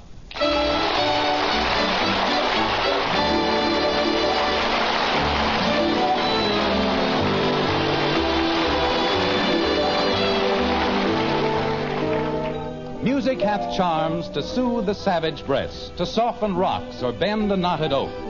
You've heard that before, haven't you? Always thought it was just about right, didn't you? Well, it doesn't always work that way. Not in Springfield, at least, in the white frame house on Maple Street. Not with the Andersons. No, sir, not by a long shot. Like this. Margaret? I'm in the dining room, dear. Margaret, it's wonderful. Wait till you hear what I've done. Where are the kids? They're upstairs. Jim, what is it? Honey, it's sensational. It's terrific. This is the biggest day of my whole life. Jim, put me down, please. Say, you're putting on a little weight, aren't you? I am not. What's all the excitement about? Well, you know that group insurance plan I've been trying to work out with Henry Liggett? Yes? It's in. No. Yes, sir. Signed, sealed, and delivered. Oh, Jim, how wonderful. And that isn't all. How would you like to go to the Toscanini concert? Toscanini and the NBC Symphony Orchestra. Jim, you didn't pay that broker $12.50 a ticket. For $3 seats, I should say not. Anytime you find me paying a broker a bonus of $9.50 a ticket... But you said you couldn't buy tickets. You can't. They're all sold out. Then I don't understand. If you can't buy tickets... We're going as the honored guests of Mr. and Mrs. Henry Liggett. How do you like that? Jim, I don't know what to say. It's all so wonderful. The insurance and the concert. I've got to get a new dinner dress. I just can't go anywhere in that old one. You don't mind, do you, dear? Of course not. Go get 2 dinner dresses. What do I care? Oh, I'll go downtown first thing in the morning and... Oh, dear, I wonder if there'll be time. When is the concert? You'll have lots of time, honey. It isn't until next Thursday. Good. Then I can go to Gorman's? Jim, it can't be Thursday. Why not? We're having the Gribbles for dinner on Thursday, and then we're going dancing at the townhouse. I made the date just 2 days ago. I told you. Not for Thursday? Margaret, no. You couldn't. But I did. Oh. Mrs. Gribble wanted to make it Tuesday, but we couldn't because the Smiths are coming on Tuesday. You said we didn't have anything else to do on Thursday anyway, so we made it then. Margaret, how could you have done a thing like that? How could you? Jim Anderson, don't you dare blame this on me. You were the one who suggested Thursday.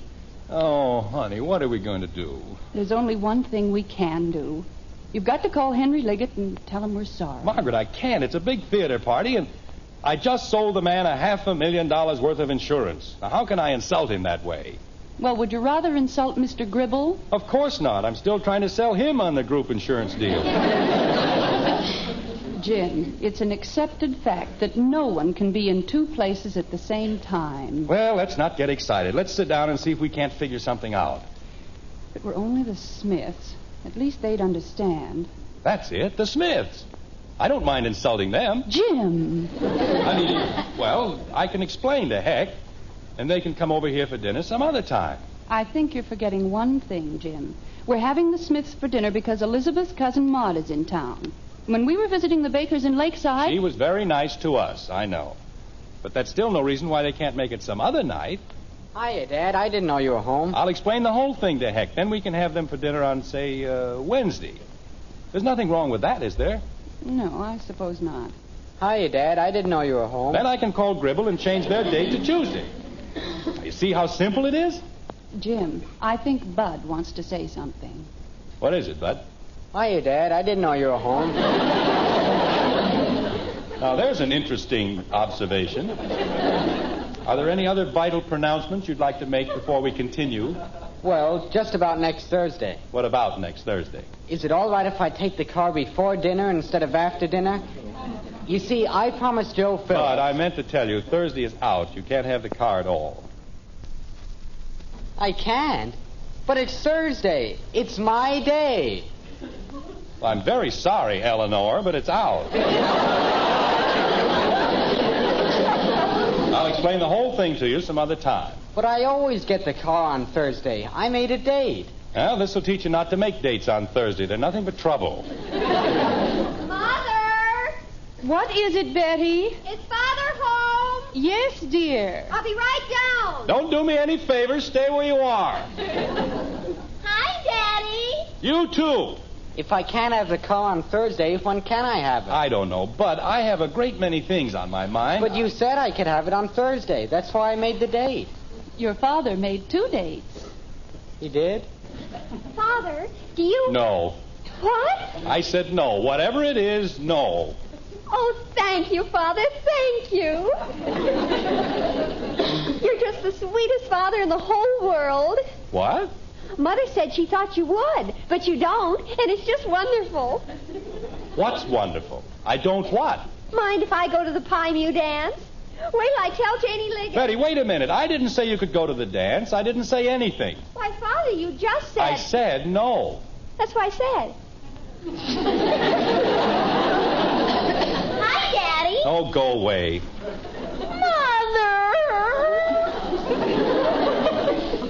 Jim, I don't think that's very nice. You'll gain nothing by losing your temper. Well, why shouldn't I lose my temper? At this rate, how am I ever going to get straightened out about Thursday? How did you know it was Thursday? How did I know what was Thursday? The Pie Mew dance. Oh, no. No. This was such a nice day. Everything was going so well. Betty, your father and I have a very difficult problem to work out. So why don't you and Bud and Kathy go back upstairs? I'll call you when dinner's ready. He said I could have the car every Thursday.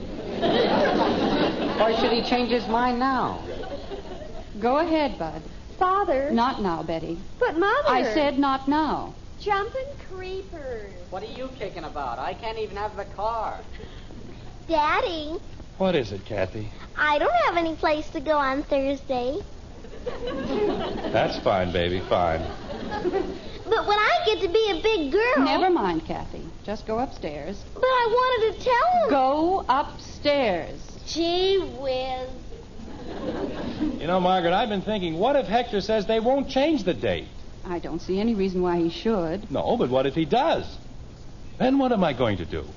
What are you going to do now? I'm going to call him, and if he says no, so help me, I'll never speak to him again. Turn a man down when he asks a simple thing like that. After all the things I've done for him, a fine friend he turned out to be. Jim, he hasn't said no. Well, he'd better not. Hello, Heck. This is Jim Anderson. Now, look, Heck. What? Oh, no, Heck. I'm not upset about anything. I just, well, look, Heck, I'm in an awful spot. Yes, you see, we've got dates with the Gribbles and the Liggets for the same night, and, well, we didn't do it on purpose. Look, Heck, is it all right with you if we make our date for a different night next week? Well, then I can switch the date with the Gribbles over to Tuesday, and I'll be in the clear. Okay. What did he say, dear? He's going to ask Elizabeth. Jim, why don't you explain to him that it's a matter of business? He knows that, Margaret. Sit around this house for weeks, nothing to do, no place to go, and then all of a sudden everything has to happen on one night. Yes, Heck? You can? Oh, that's fine, Heck. That's wonderful. I knew I could count on you. What? Well, how about a week from tonight? Yes, that's definite, Heck. No, no, we won't change it again. Oh, sure. I realize you've got to plan ahead on account of Maud. Well, tell her we said hello, will you? Thanks, Heck. Okay, pal. A week from tonight. Now, that's more like it. Now, when I get the Gribbles moved over to Tuesday... Is everything all right, Jim? Heck said they'd be glad to change it. Now I'm calling the Gribbles. You see, there was no reason to get all worked up that way. Ask Mrs. Gribble... Just a minute, honey. Oh, no, not you, Mrs. Gribble. I was talking to... What? She isn't? Well, may I speak to Mr. Gribble? Oh, they are? I see. Well, no, I'm afraid that'll be too late. Just leave word that Mr. Anderson called. Thank you. Good night. What did Mrs. Gribble say, dear? She didn't say anything. She and Mr. Gribble went away for a few days. They won't be back until Monday. Oh, dear. Who are you calling now? Hello, Heck. Look, Heck, if you want to leave that Tuesday date the way it was... Well, the Gribbles won't be back until Monday, and... Oh, you did, huh? You did what, Jim? They've already made another date for Tuesday. With the Hathaways. Heck, we'll just leave it the way it is, a week from tonight. Okay, Heck, and I'm sorry there's been all this mix-up. Right. Oh, sure. Okay, Heck, see you later. A fine little fixer I turned out to be. All I did was move the date with the Smiths from Tuesday to Wednesday. And we've still got 2 dates for Thursday. Jim, I'm completely confused. Well, climb in with me. I've been that way all day. But you told Hector our date was a week from tonight. That's what I said, Wednesday. Jim, today is Thursday. Margaret, I may be a little mixed up about a lot of things, but today is Wednesday. Yesterday was Wednesday. Yesterday was Tuesday. They picked up the garbage this morning, and they don't pick up the garbage on Wednesday. I don't care when they pick up the garbage. I had a date with Al Harris on Wednesday, and... today is Thursday? It's been Thursday all day. Margaret. Yes, Jim? I have news for you. We no longer have 2 dates for next Thursday. Oh? We have 3.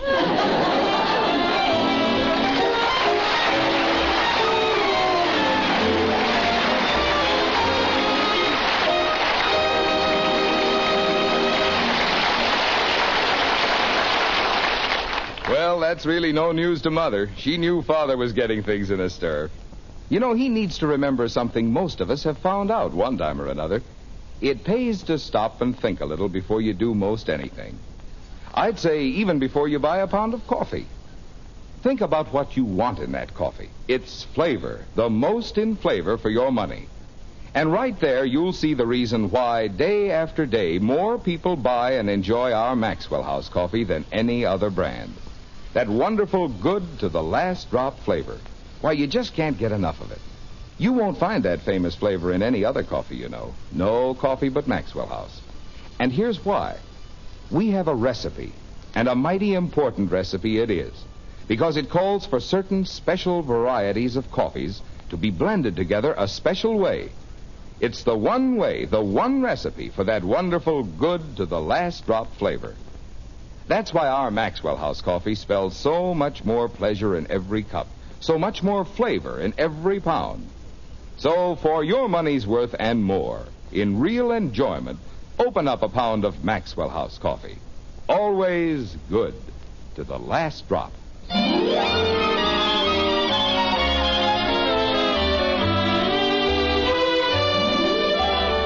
It's mere moments later in the white frame house on Maple Street. The Andersons' problem still remains.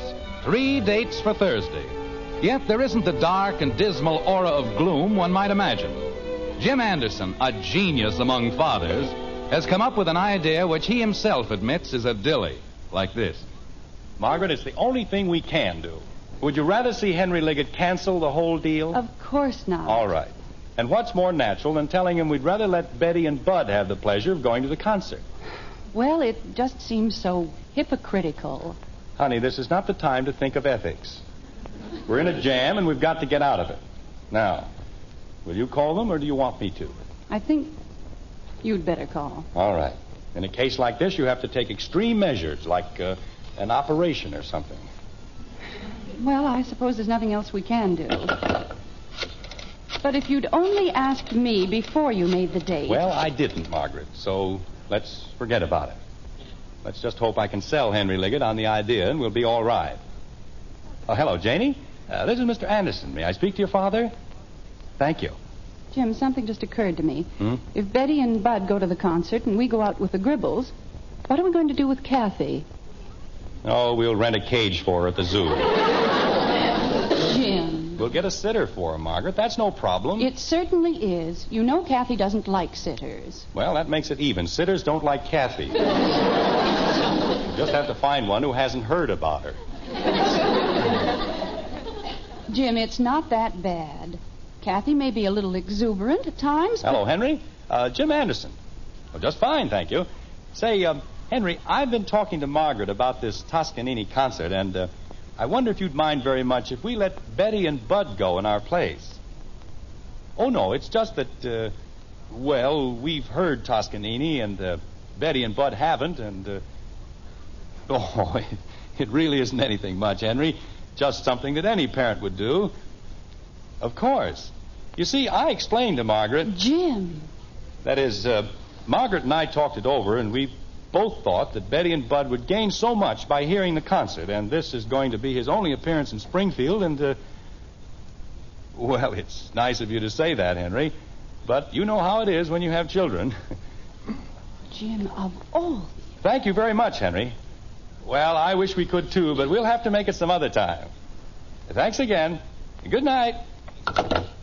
Jim Anderson, in my whole life, I have never heard anything quite like that. If you don't mind, I'd rather not discuss it. There are things that women just don't understand. And this is one of them. It's power politics on a local scale, that's all. And, well, let's just not discuss it. Betty! Betty! Jim, dinner isn't nearly ready. I know. Did you call me, Father? Come on downstairs. And tell Bud I want him. Okay.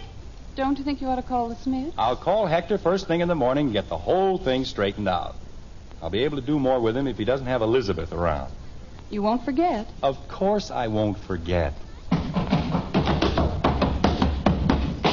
Dinner's ready, huh? No, dinner isn't ready, huh? But Betty said... I didn't say anything about dinner. I merely said Father wanted you. Don't you want me to, Daddy? Oh, Angel, this is something your father has to discuss with Betty and Bud. Can't I even listen? Of course you can listen. But listen. Yes, Daddy. Betty? Yes, Father. Bud? It's time dinner was ready. Bud. Oh, yes, Dad? I've got good news for you, for both of you. I just made arrangements for you to go to the Toscanini concert with the Liggets. Now, what do you think of that? What time will dinner be ready? Bud. Well, I just wanted to know. Bud, when are you going to learn that there are other things just as important as food? Like candy. Kathy, please be quiet. Yes, Mommy. Is that all you wanted to tell us, Father? Not quite. This concert is a very important event in Springfield, and I'll expect you to act sensibly and with dignity. Yes, Father. I don't want to hear that either you or Bud went whooping around the lobby or did anything to disgrace the name of Anderson. Yes, Father. We want to be proud of you. And I think it might be a very good idea, Bud, if you had your hair cut before next Thursday. Okay, Dad. Thursday? Father, the concert isn't Thursday. That's the night of the Pie Mew dance. Hey, I have a date, too. Betty, I explained to you... I don't want to go to the concert. Biggest dance of the whole year, and you want me to go to a concert. What are you talking about? They're having a night baseball game in Middletown, and I promised Wait a minute. Bud, Betty, don't you understand? This isn't just any concert. This is Toscanini. I wouldn't care if it was Roy Bargy.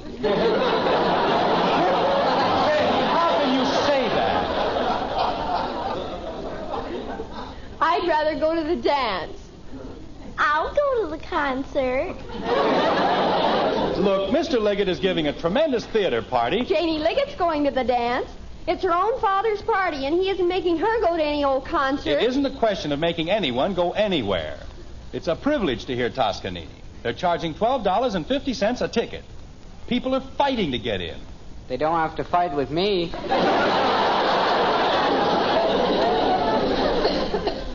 I'll go to the concert.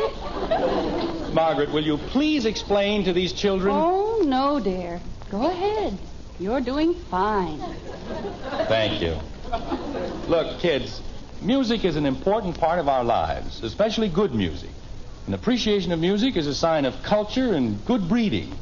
It's a relaxation, a release from the stress and strain of everyday life. As you grow older... Daddy. Oh, what is it, Kathy? I'll go to the concert. You'll stay home where you belong. I want to go to the concert. Kathleen, be quiet. Jim. Margaret, I'm trying to explain to the children... Jim, I may not know very much about power politics or business, but I do know Betty and Bud, and you're not going about this the right way. Oh? You have something better in mind? Yes, the truth. Margaret, this is no time... Betty, Bud, your father and I find ourselves in a very embarrassing position. Margaret, well, go ahead. We made dates with two different couples, to go to the concert with the Leggetts and to have dinner with Mr. and Mrs. Gribble, all on the same night. Boy, who did that? Never mind who did it, just listen to your mother. And Kathy. Yes, Daddy. Blow your nose. Yes, Daddy.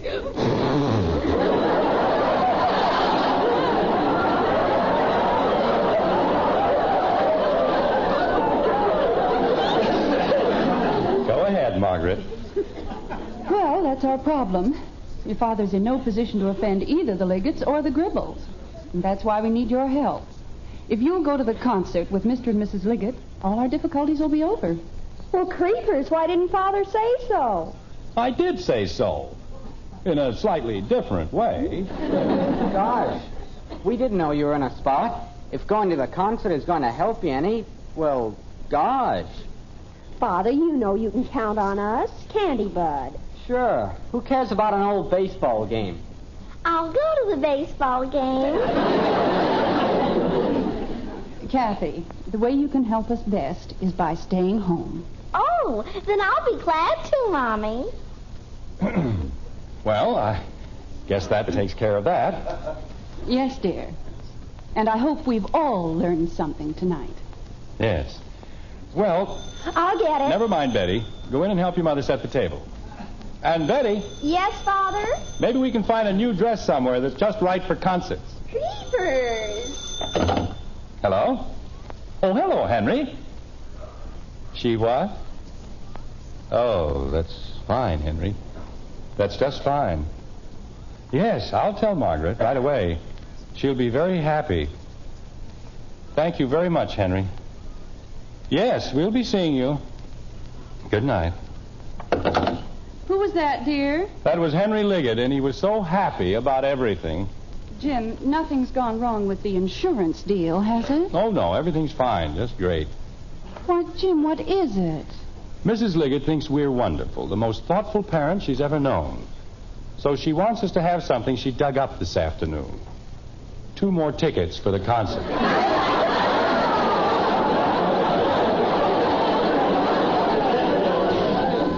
And wait till you hear where she got them.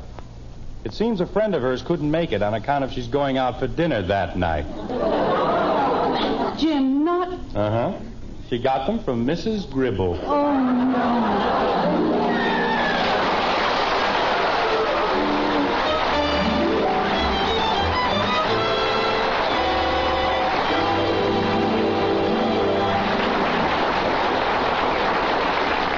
And Father thought he had everything all straightened out, too. Well, some things you just can't count on. Other things, though, you can count on every time. And it's good to know about them. Take coffee, for instance. You want to count on the coffee you buy for wonderful flavor every pound, because flavor's what you pay for, what you enjoy. And as millions of folks know, wonderful flavor is just what you can count on with our Maxwell House coffee. Day after day, pound after pound, an extra measure of flavor comes your way in that familiar blue tin. Wonderful, good to the last drop flavor only Maxwell House brings you. We're mighty proud of that flavor, you know. It's the reason more people buy our Maxwell House coffee than any other brand. And we'll never compromise on the quality of one single pound. Yes, for more flavor for your money, for your money's worth and more, bring home that familiar blue tin of Maxwell House coffee. It's today's coffee buy. Always good to the last drop.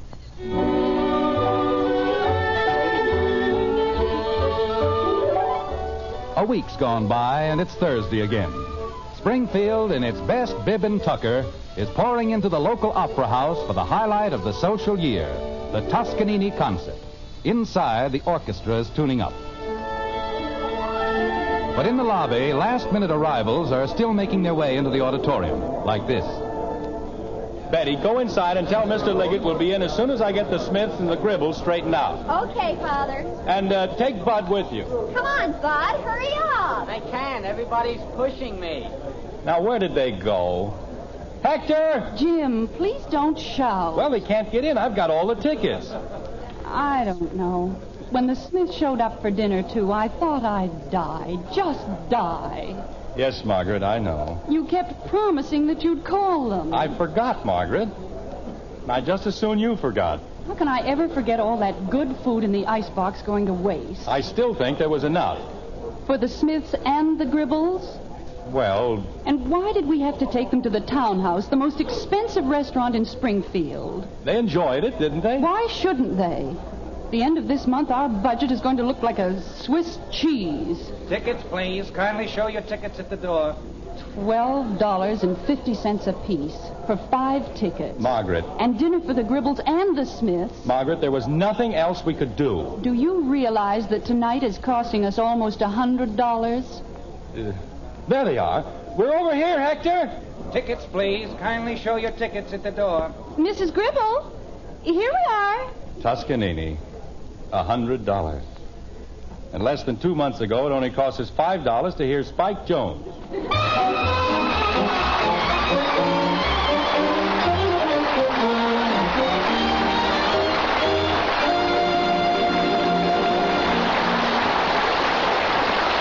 Good to the last drop. Now that famous flavor is yours to enjoy in instant coffee, too. Instant Maxwell House. It's the instant coffee with a famous flavor, the happiest combination in coffee. Wonderful flavor combined with the convenience and thrift of coffee made instantly in the cup. So thrifty, so easy, and best of all, so truly good. Tomorrow, try Instant Maxwell House, the instant coffee with a famous flavor. Instantly good to the last drop.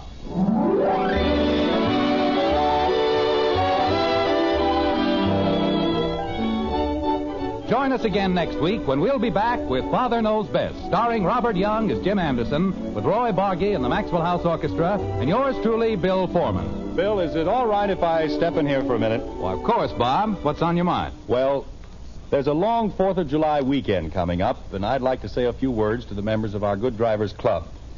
I've been looking at the figures compiled by the National Safety Council. 579 deaths over the Memorial Day weekend. And I'd like to remind our members once more of their pledge to drive safely and carefully. Look at the 8 safe driving rules again. Talk them over with your parents. Explain them to others who may not have yet joined the club. Let's see if we can't save a few lives. Let's see if we can't make this the safest, sanest, and healthiest 4th on record. Let's just take it easy. Good night.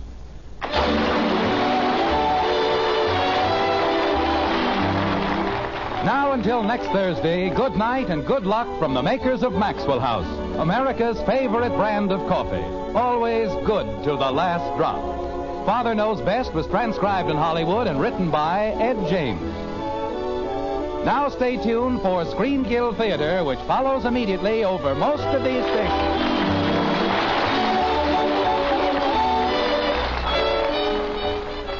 This is NBC, the national broadcasting company. Thank you for visiting Golden Age Radio, rumble.com/C/GAR. Please support our veterans by visiting veteransradioministry.com. Together we can honor their great sacrifice. Thank you.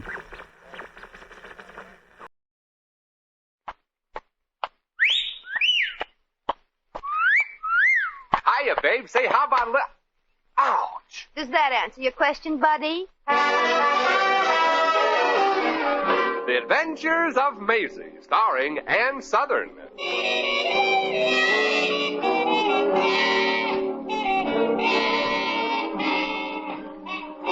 You all remember Metro-Goldwyn-Mayer's famous Maisie pictures. In just a moment, you'll hear Maisie in radio, starring the same glamorous star you all went to see and loved on the screen, Ann Southern.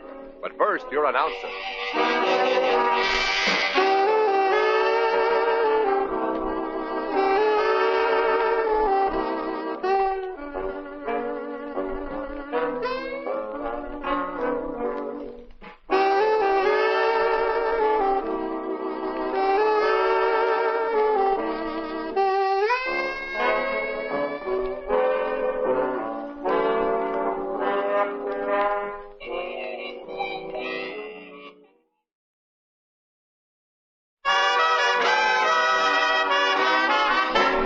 Here's Ann Southern as Maisie.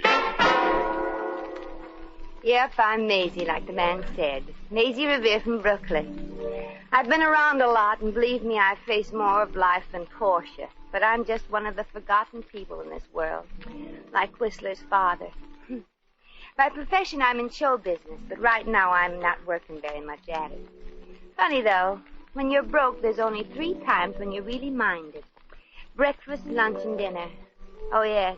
And when your hotel bill is due, which incidentally is today. I owe a month's bill on the tiny little room I took. Room? Looks more like a tea bag with walls. But I do owe the rent, and the hotel manager, Mr. Walters, is getting just a little impatient with me. I can tell that by the way he keeps changing the lock on my door. Also, I'm getting tired of climbing into my room through the transom, so... Well, there's only one way out of this mess, and I'm taking it. Good evening, Miss Revere. Oh, good evening, Mr. Walters. I was just going for a little walk. How nice. Do you always walk down the fire escape, Miss Revere? Oh, is this the fire escape? Oh, didn't you know? No, I thought this was the staircase to the lobby. You see, I know the janitor always washes the staircase at night, and I figured this is where he puts it out to dry. Yeah. Well, that's a natural mistake, Miss Revere. Is it? I mean, yes, it is. Yes, Miss Revere. So you were just going for a casual stroll? Yeah, it's such a nice night. And you decided to take your suitcase with you? Yes. In case it suddenly gets cold, I might want to change into something warmer. Well, you know how it is, Mr. Walters. Yes, I know exactly how it is, Miss Revere. Mm-hmm. I hate to bring this up at 2 o'clock in the morning out here on the fire escape, but you've been a guest at our little hostelry for 4 weeks now, and you owe us a matter of $96. Well, That, you must agree, is a lot of money. Well, on the contrary, Mr. Walters, I think for 4 weeks it is very reasonable. You do? Mm-hmm. Oh, I'm so glad. Yes. Now, Miss Revere, I feel silly about asking this, but when do you intend paying your bill? Well, Mr. Walters, the reason I haven't paid I don't believe that lie. How do you know you don't believe it? You haven't even heard the lie yet. I mean... Come with me, Miss Revere. Where are you taking me, Mr. Walters? Back into the hotel to work out your bill. Oh, not as an elevator operator, I hope. I can't stand height. I even get dizzy when I lick an airmail stamp. I'll get the money for you, Mr. Walters. My agent's looking around like crazy. Miss Revere, you're going to work out your debt to our hotel as room clerk. Night room clerk. Oh, but I can't, Mr. Walters. I like to sleep nights. I can't sleep days. It's too light. Well, close your eyes and it'll be dark. Oh. Night room clerk you are, and night room clerk you'll be until you wipe out your debt to our hotel. I have no experience as a room clerk. Well, it's quite simple, Miss Revere. All you have to do is say no to everything. Oh. You certainly know how to do that. I should. I've been doing that since the first time I put on high heels. Oh, pardon me, Miss Revere. Hello, Hotel Mercury. Mr. Walters, the night manager, speaking. Who? Oh, heavens to Betsy. Oh, yes. Yes, Your Highness. Oh, of course, Your Majesty. The very best, Your Highness. Who was that? His Royal Highness, Baron Krabotchnik of Georgia. Hey, bellboy, front. Hey, post haste, post haste. Krabotchnik. That don't sound like no southern name. Hey, Miss Revere, the Baron comes from Georgia, one of the countries in the Balkans. It's part of Russia. Naturally. Yes, Mr. Wallace, you rang? Oh, howdy, Miss Revere. Hiya, Jimmy. How's Tip's been lately? Well, there'll be much more, Jimmy, when Baron Krabotchnik gets here. Oh, just to think that soon we'll have honest-to-goodness royalty staying at our humble little inn. I'm so thrilled I could just swoon. Oh, Baron Krabotchnik, huh? Say, I've been reading about that guy.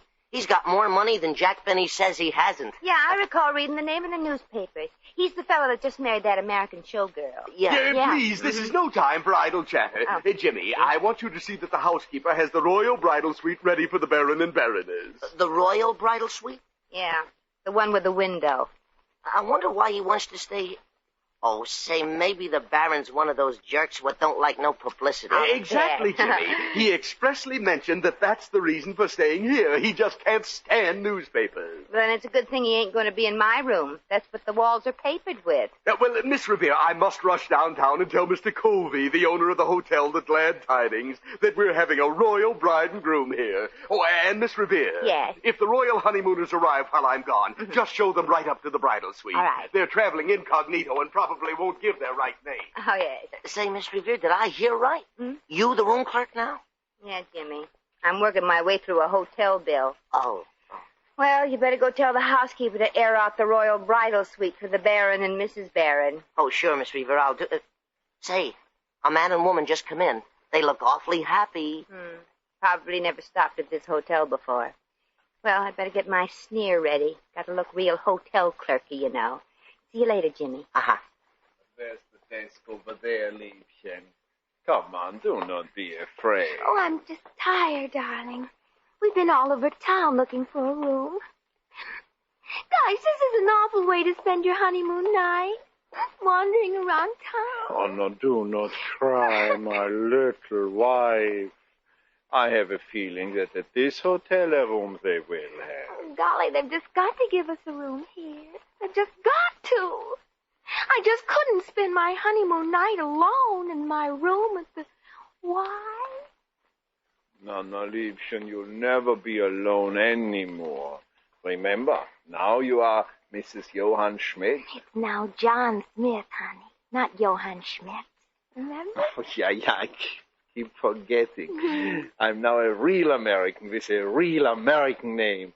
You were very wise insisting that I change it legally, my darling. And that'll make it easier for you to get a job, darling. Uh-huh. Now that we were married, who can tell? Pretty soon we may have a... to support. Yeah. We must get a room, and we will. We owe it to our little one. Clark. Okay, Sonny. You don't have to yell. I just ducked under the desk for a moment to fix my garter. Oh, I didn't see you. You were not supposed to. Now, what can I do for you? We would like a room. You see, we... Oh, honeymooners. Yeah. And we would like a place to stay for the night. It's very important. Well, I'm sorry, folks, but the hotel is filled up and... Filled? Well, I'm sorry, folks, but you know how it is. No, we do not know how it is. We've just been married. Oh. I mean, Miss, I demand that you accommodate us. You demand? Yes, we demand. Yeah, we demand the bridal suite. Oh, darling, the bridal suite? But that's so expensive. Bah, money. What is money? Well, frankly, I wouldn't know. I ain't come across any in a long time. Say, you must be him. Him? No, I'm not him. I'm us. I mean, me. Now, do we get the bridal suite? Oh, yes, Your Highness. Highness? No, miss, you're making some mistake. My name is... John Smith. Yeah, John Schmidt. Oh, Mr. and Mrs. John Smith, naturally. Sign here your royal... Miss. Oh, yeah, your royal, Smithness. Miss, what I wanted to say is that John Schmidt is not my real name. Of course not. It never is. Miss, I don't know who it is that you think we are, But whoever you think we are... Darling, I'm so sleepy. We are. Sure. Don't worry. Nobody will ever know, Your Highness. If you say you're Mr. and Mrs. John Smith, well, then you're Mr. and Mrs. John Smith. Right? Right. Right. Well, here's a pen and here's the register. What do I do now? Right. Oh, yeah. Sure. Son? Yes, what is it, Miss Revere? They're here, Jimmy. The couple Mr. Walters was expecting. Yeah. Jimmy? Yeah, yes. Show John Smith and Minnie Ha-Ha here to the bridal suite. Oh, yes, sure. This way, folks. I mean, you're royal, folks. Thank you. Come, darling. Good night, miss. Thank you. And we would not like to be disturbed. Oh, don't worry.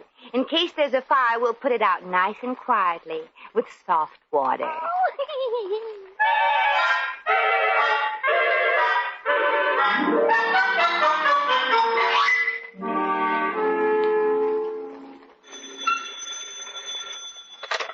Good evening. Good morning. Hotel Mercury. Hello, let me talk to Maisie Revere, honey. This is Maisie Revere. With whom have I got the pleasure? This is Hyman, your agent. Well. So it's nothing doing today. Don't call us. We'll call you Herman. Well, I'm calling you now, honey. You're open tomorrow night at the Rialto Theater. A booking? A real honest-to-goodness booking? You mean it, Herman? Maisie, you ever know me to tell a lie? Answer the question, Herman. Yeah, it's all set. If you click on this one, baby, well, I ain't promising nothing, you mind you, but it might mean the palace. The palace? In New York? No, Boise, Idaho. Oh. Say, Herman, how much am I getting? Well, baby, things are pretty tough, you know. You'll have to take a little less than you usually get. I didn't think there was anything less than that. Well, okay, Herm, I'll be there. I still got my costume in my suitcase, all cleaned and ready for just in case. Okay, baby, and knock 'em dead. Well, Miss Revere, I told the boss the good news. Oh, and you should have seen his face when he found out that Baron and Baroness Krabotchnik are going to honeymoon at his hotel. Not a going to, Mr. Walters. Ah? Mm-hmm. They've just gone up to the bridal suite. Oh, gee, they're a cute couple. Well, cute is hardly the word for it. The Baroness is supposed to be the most striking blonde in this country. Yeah, the way she giggles every time she... blonde? Yes, practically platinum. Yeah, Miss Revere. Didn't you... Well, the one I sent up was a brunette. A brunette? Well, in this morning's paper, she was a decided blonde. Well, I guess in the evening she decided on another color. Perhaps. Women are that way sometimes. Yeah. Because I couldn't understand what she ever saw in a little shrimp like the Baron. Well, you never can tell. Shrimp. The Baron is 6'5". Well, some shrimps are taller than others. Oh, no. No, you didn't. It can't be. Well, I'm afraid it can. But gosh, they acted a little like they were the real Baron and Mrs. Baron. His accent, his demanding manner. Gee, I'm sorry, Mr. Walters. You'll be quite a whole lot more sorry, Miss Revere. That bridal suite is reserved for the real Baron and Baroness Krabotchnik. Well, Get those two imposters out of that suite, or instead of letting you work off your bill, I'll attach all your luggage. Oh, but you can't do that, Mr. Walters. My costume is in that suitcase, and I've got to open tomorrow night with my act. Miss Revere, I'm afraid you'll have to go on without that costume. But I can't. It ain't that kind of an act. That is my final decision, Miss Revere. Oh, Mr. Walters, throwing a pair of honeymooners out is, well, it's a dirty trick. Well, are you going to do it? Yeah, chum. As soon as I can think of a trick that's dirty enough.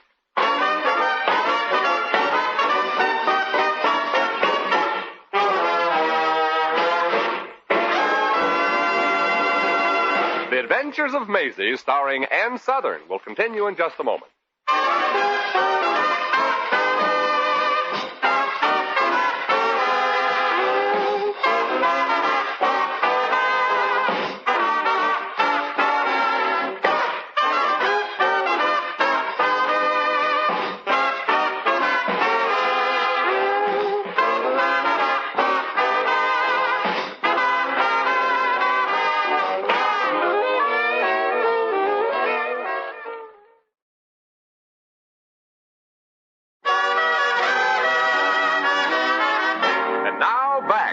Maisie.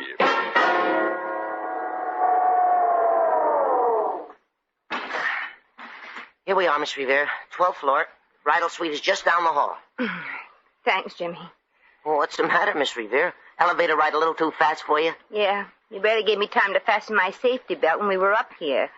Oh, I'm sorry. Anything else I can do for you? Yeah, next time you come up, bring my shoes. I mean about getting that fake Baron and Baroness out of the bridal suite. You ain't got long before the real Royal Krobotchniks get here, you know. Yeah, that's why I gotta work fast and nasty. Say, that singing job at the theater tomorrow night means an awful lot to you, don't it, Miss Revere? Yeah, and I just have to get those honeymooners out of that suite, or Mr. Walters won't let me have my costume. Well, lots of luck, Miss Revere. If you need any help evicting that couple, just holler. Well, if you hear any hollering, Jimmy, it'll be those honeymooners.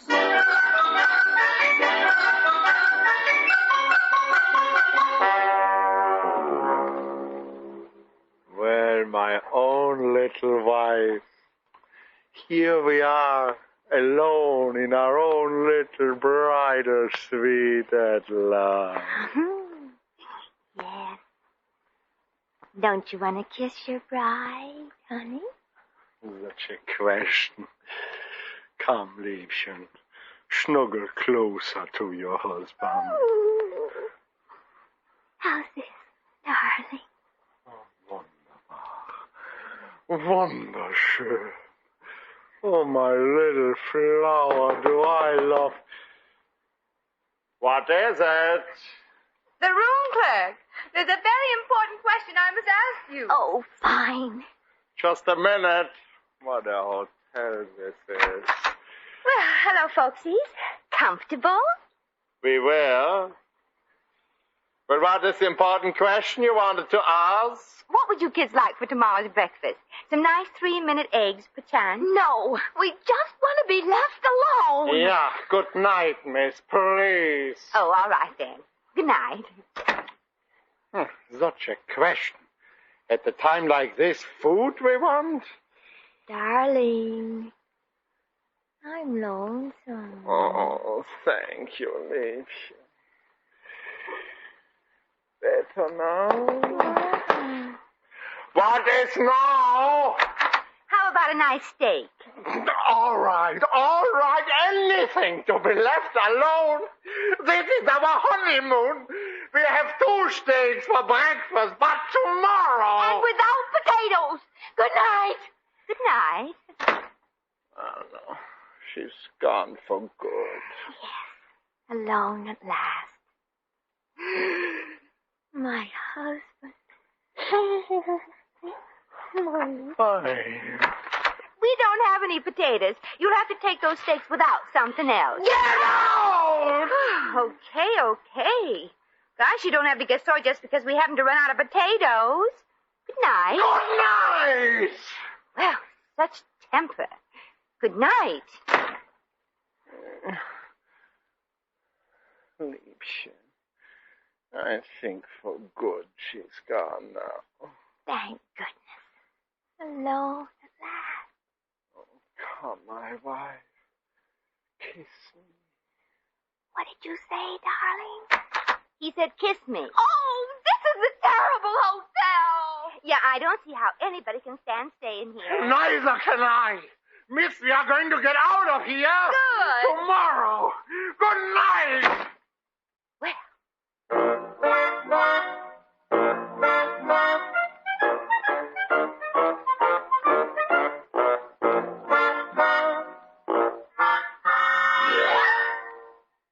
Yeah, I know I said I'd like to help you get them Smiths out of there, Miss Revere, but this idea sounds sort of risky. I know, Jimmy, but gosh, this is an emergency. It is? Yes.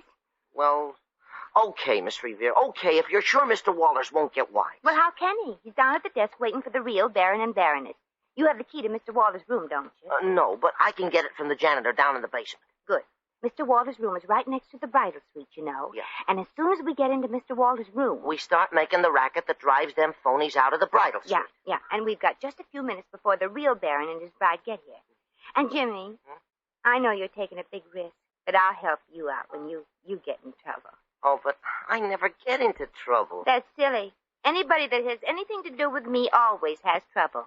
Come on, let's get that key, Jimmy.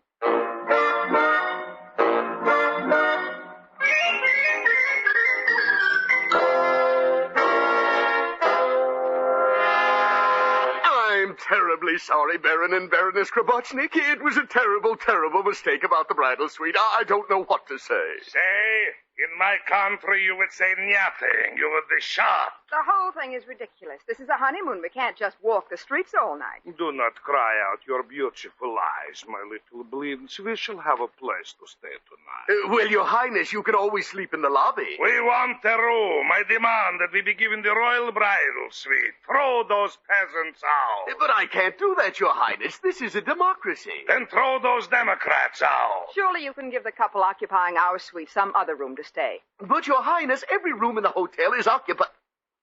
Oh, just a moment, Your Highness. A nasty little thought just came to my mind. Nasty schmasty, all we want is that suite. For me and my little Boblachka. Yes, Boris. So tired. Quick, peasant, before my bride falls asleep. Do already. I'm buzzing the bridal suite now, Your Highness. Oh, there they are now. Oh, good morning, Mr. Smith. This is the night manager. Oh, please, sir, such language.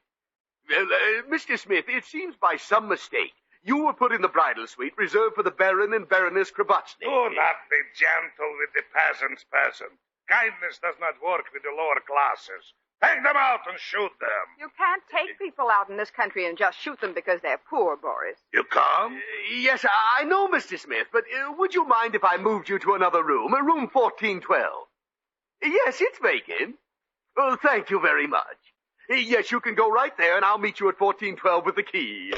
It is fixed, no? Yes, the bridal suite is yours, Your Highness. You can go right up. Oh, Boris, I'm so glad. Come kiss me quick. I'll show you the way. I know the way. I have kissed women before.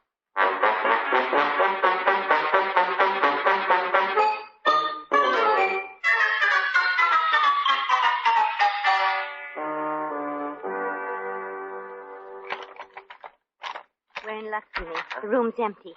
Mr. Walters must still be down at the desk. Oh, please, Miss Revere, not so loud. We'll disturb the people next door. Well, that's the idea, Jimmy. Don't you remember? Yeah, but I keep trying to forget. Okay, now, Jimmy, start the yelling. Okay. This is a fine thing. I come home from a hard day's work. No, louder, Jimmy. Okay. Come on. This is a fine thing. I come home from a hard day's work at the pool room, and what do I get? No supper. Well, the bum wants supper. He wants supper. Now, wait a minute. Quiet, there's one more. He wants supper. Why don't you go out and get a job? A job. I've been working on a job for 3 years. Yeah, what kind of a job? I don't know. I'm still working on it. Papa, don't hit Mom over the head with me again. Use the chair this time. Quiet in there, you! It's working. Boris, come back. I'm lonesome. We got him riled up, Jimmy. Keep going. Okay. A fine wife you are.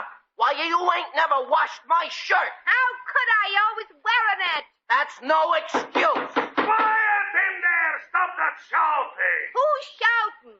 Can a woman carry on an ordinary conversation with her own husband? Ah, shut up, Junior. Be quiet and drink your beer. Shut up! You too, Junior. Go play with the nice sticks of dynamite Mama bought you. Dynamite? A fine thing. We ain't got food in the joint, and you spend good money on toys. Well, at least it keeps them off the street.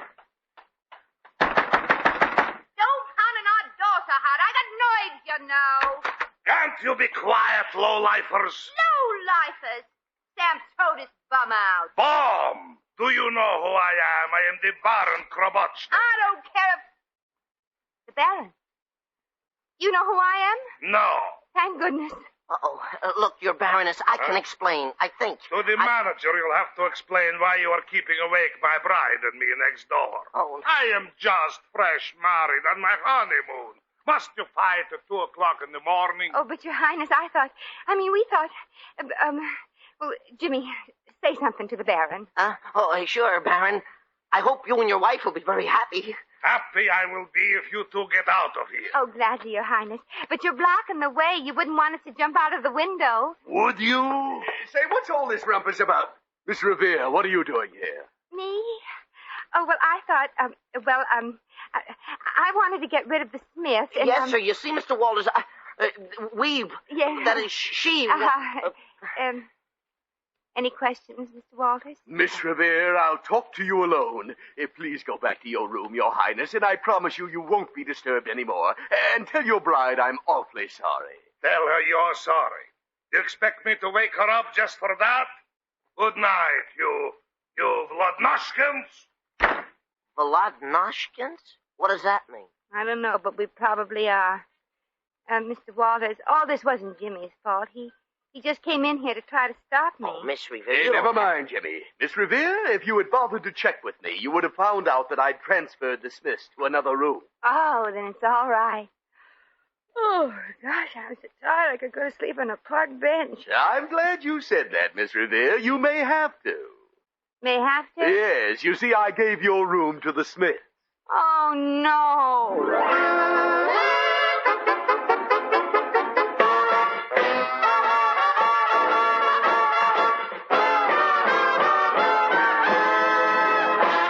In just a moment, we shall return to the adventures of Maisie.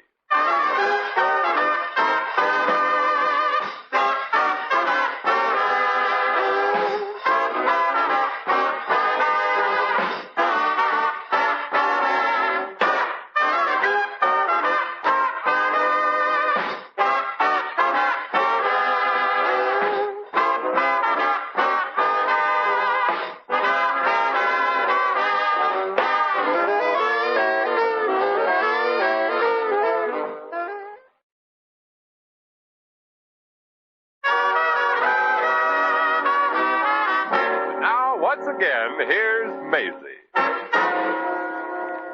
Well, here I am at 3 in the morning, walking the streets in search of a nice, quiet hotel where they don't ask embarrassing questions like, can you pay for a room? Anyway, I got my suitcase and my costume back. But if I don't get some sleep, I ain't saying what kind of an act I'm going to put on tomorrow at the theater. I'm so sleepy that my act will be a novelty. It'll probably be the first time an audience has ever heard Take Me Out to the Ball Game yawned. Oh, well, I ain't exactly broke. I still got enough to go off to an all-night movie. Well, here goes. Heads it's the Apollo, tails the Gem. It rolled right down the sewer. With my luck, wouldn't you just know something like that would happen with my last order?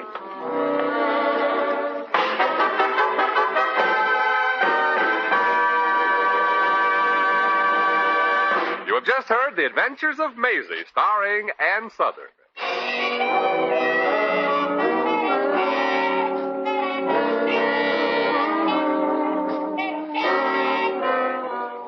Maisie was written by Arthur Phillips. Original music was composed and conducted by Harry Zimmerman. Supporting cast included Lorene Tuttle, Hans Conried, Frank Nelson, Sidney Miller, Mary Stewart, Harry Bartell, and Alan Reed. Jack McCoy speaking.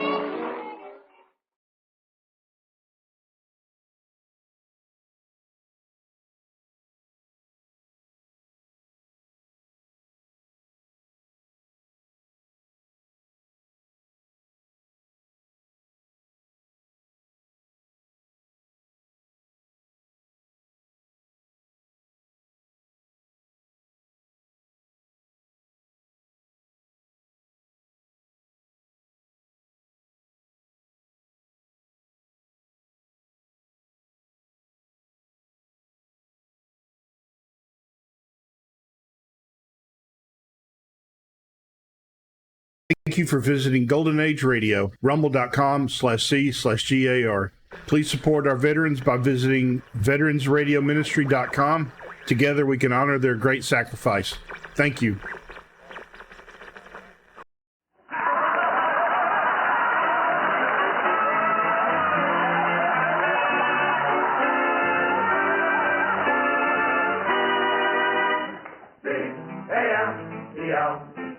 The Abbott and Costello program brought to you by Camel, the cigarette that's first in the service. Camels stay fresh, cool smoking, and slow burning because they're packed to go around the world. Listen to the music of Freddie Rich and his orchestra, the songs of Connie Haynes. Tonight's guest, the Metro-Goldwyn-Mayer star, Mr. Charles Lawton, and starring Bud Abbott and Lou Costello.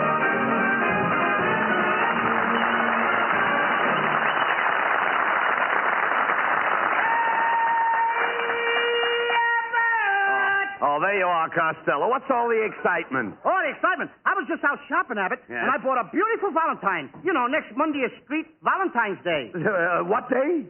Street Valentine's Day.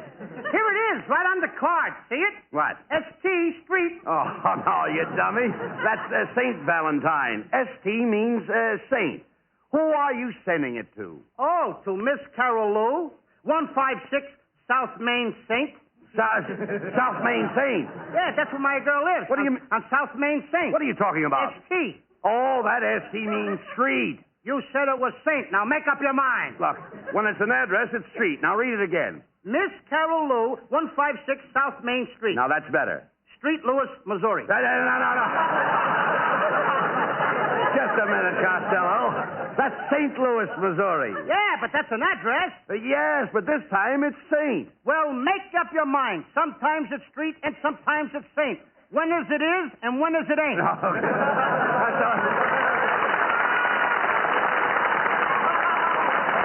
Look, Costello, let me clear this up for you. You live on a street, don't you? Yeah. No, I live on a doctor. You live on a doctor? Yeah, I live on a doctor. Here's my address on the card. Lou Costello, 139 Beverly Doctor. Let me see that. Go ahead, you read the card. DR. That isn't doctor. That's drive. Drive, you dummy, drive. What, on an A card? Well, what's all the argument here, Bud? Oh, it's Ken Niles. Costello is just showing me a Valentine. Oh, now, that's a coincidence. I have a Valentine for Costello, too. Listen to this. Dear Lou, roses are red, violets are pink. I saw your picture last night, and you certainly do. All right, quiet, Niles, or I'll bore a hole in your head and let the sap run out. Yes, and you're the bore who can do it.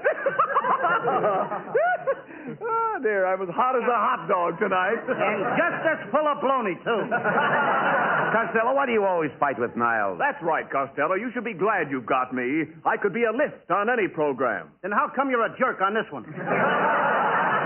Oh, quiet, Costello. By the way, Ken, where's your wife? Oh, I left her at home. She's writing a play to do on the program tonight. She's writing a play? What does she know about plays? Why, I'll have you know that my beautiful wife spent years in stock. Didn't the other cattle object? I heard that remark, you B-19 with a nose. I said it so you'd hear it. Now, Mrs. Niles, I knew you'd be here today. I read it in the newspapers. The newspaper? Yes, the weather report said big wind coming. That's a lovely jacket you have on. All right, never mind Looks that. like sea biscuits. All right, never mind that, Costello, please. Mrs. Niles, Ken tells us that you are working on a play for us tonight, for our program. Now, I didn't know that you had literary inclinations. Oh, indeed, yes. I'm always reading. You'll always find me with my nose in a book. How can you read it from way out there?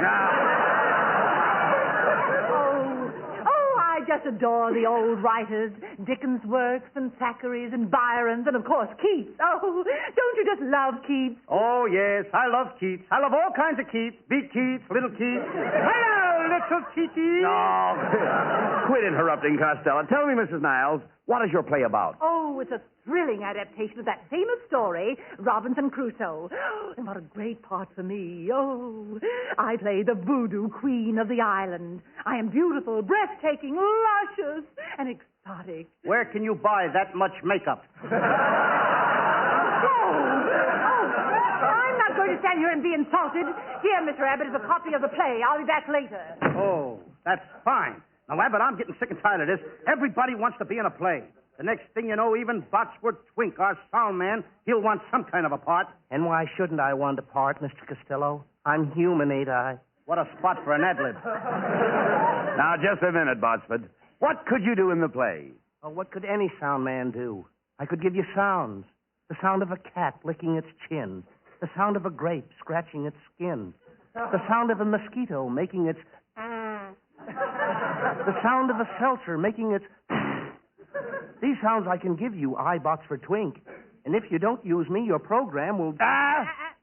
Your program will suffer. Oh, boy, I thought he was going to say Stink. Hey, Costello. What's the matter? Did I spell it wrong? Oh, get out of here. What do you get me here?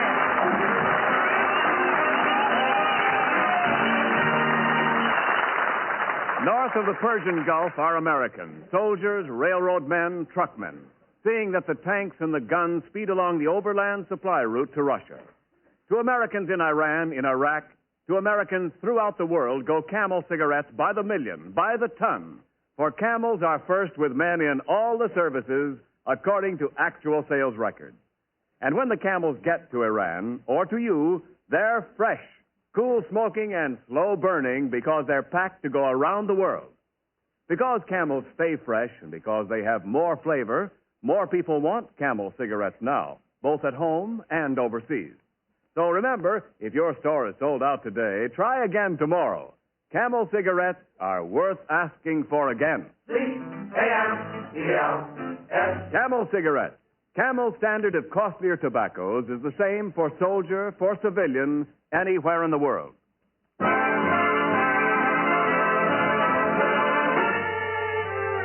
Freddie Rich plays the lovely David Rose composition, Holiday for Strings.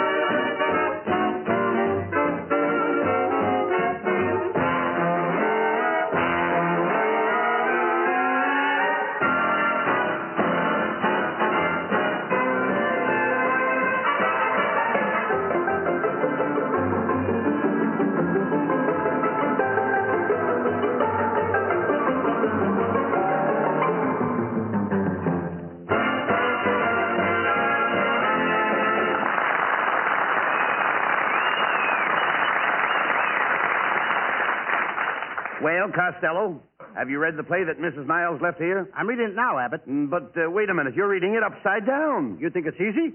Now, Abbott, I decided to play the leading part, Robinson Crusoe. You're going to play the lead. Well, isn't there a part in it for me? There certainly is. In the second act, you go away to forget. Well, don't I do anything in the first act?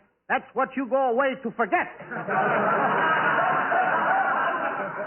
Oh, Mr. Costello, have you found a place for me to do my sound effects? Oh, Botsford, what sound effects can you do? Lots of them, Mr. Costello. Did you ever hear a mountain calling to its son? A mountain calling to its son? Of course not. I'll show you. A mountain calling to its son. Hey, Cliff! Hey, you know, that's good. That's just a bluff. Well, here's another one. A mother flower calling to a baby flower. Hiya, bud. And did you ever hear a snake asking for chewing gum? How does it go? Wriggly, wriggly, wriggly, wriggly, wriggly. Costello, Botsford is wonderful. Now, what's so wonderful about that? I mean, I can do a sound that you never heard before. Well, let's hear it. Okay. A husband talking back to his wife. That's all.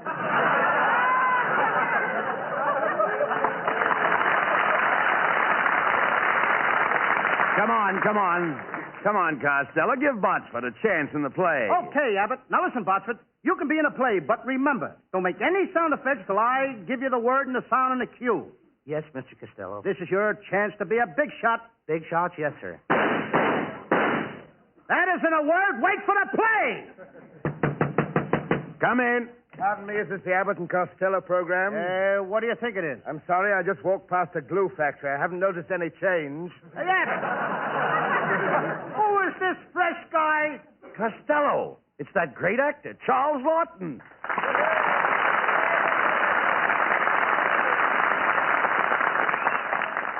Now, listen, Lawton, if you don't like my program, what are you doing here? In my next picture, I play the part of a moron, and I came over to see how they act. So you're going to play the part of a moron, eh, Lawton? Yeah, that's right. That's what I call perfect casting. How do you like that, Fatso? Costello, you can't call a man like Mr. Lawton fatso. Why not? What's the nickname for Charles? It's Chuck. What's a chuck? That's a roast. And what's a roast? A roast is a fat piece of meat. Hiya, Fatso! Now, cut that out, Costello. Him with the overlapping hair? Never mind that. Mr. Lawton is a polished gentleman. He looks like he's shellacked. See here, Costello, I've only seen you once before, for which I'm very thankful. However, in the event I permit such a catastrophe to occur again, I shall depart as a measure of self-discipline to a small tropical island. There I shall mount my head on a tripod and spend my declining years kicking myself in the face at regular 5-minute intervals. Well, with your face, it would be an improvement. Here, Costello. None of that now. Say, by the way, Miss Lawton, how would you like to appear in our play tonight? We're going to do the big shipwreck scene from Robinson Crusoe. Splendid. I love the water, the broad ocean. As a matter of fact, I spent the last week at Del Mar, where the turf meets the surf. Oh, really? Really? You met at Del Mar with the turf, Mr. Surf? Really? You heard him. I heard him. I spent the day at Ocean Park, where the debris meets the sea.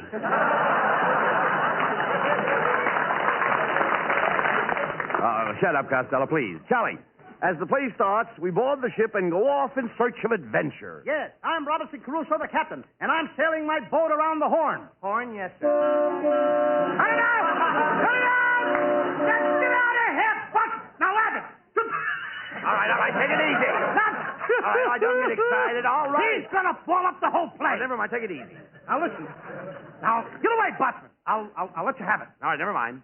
Now, back to my acting. Mr. Lawton, we're in the middle of the ocean, and a big storm comes up. The boat begins to break up because it's only an old bark. Bark? Yes, sir. Get it! Get out of here, will you? Stop that barking. Yes, Mr. Bones. Go on with the play. What happens to the boat? It sinks. It sinks. So does the play. Just a minute, Charlie. It's really a good script, and you have a fine part. You play Costello's man Friday. What? You're asking me to play second fiddle to this overstuffed porcupine? I'll have you gentlemen know that I was just offered a great dramatic program of my own. You were you? What's the name of it? One Ham's Family? Costello, do you expect to play the part of a captain when I come from a family of seafaring men? It was my great-great-grandfather, Sir Thomas, who sailed with Drake in 1588 and defeated the Spanish Armada. It was my great-uncle, Reginald, who stood at the side of Lord Nelson at the Battle of Trafalgar. And it was my cousin Archibald, bless his heart, nice fella, who plotted the course for the Admiral at the Battle of Jutland. That's why I like to plant my feet on the deck of a ship, to feel the rolling surf beneath me and the ocean spray upon my face. That's why I like the salt air. I love the salt air. I must have the salt air. Okay, Lawton, right after the program, come on over to my house and I'll fan you with a herring. Get out of here! Johnny Haynes sings a lovely new ballad, I'll Be Around. I'll be around no matter how you treat me now. I'll be around from now on. Your latest love can never last, and when it's past, I'll be around when she's gone. Goodbye again, and if you find a love like mine, just now and then drop a line to say you're feeling fine, and when things go wrong, perhaps you'll see you're meant for me, so I'll be around when she's gone. I'll be around every morning, around every night. I'll be around for the rest of my life. I'll be around, baby, all of the time. Goodbye again, and if you find a love like mine, just now and then drop a line to say you're feeling fine, and when things go wrong, perhaps you'll see you're meant for me, so I'll be around when he's gone.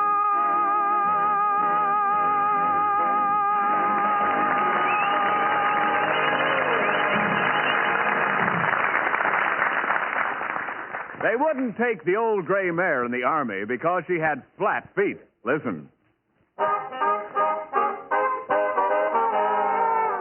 Yes, sir, that's flat. And it can be worse than your cigarette. If you want a cigarette that won't go flat no matter how many you smoke, get Camels. You see, Camel cigarettes have more flavor, the result of expert blending of costlier tobaccos. And more flavor is what helps Camels hold up, keep from going flat no matter how many you smoke. Prove that in your taste and throat, your T-zone. Your taste is your best place to test Camel's rich extra flavor.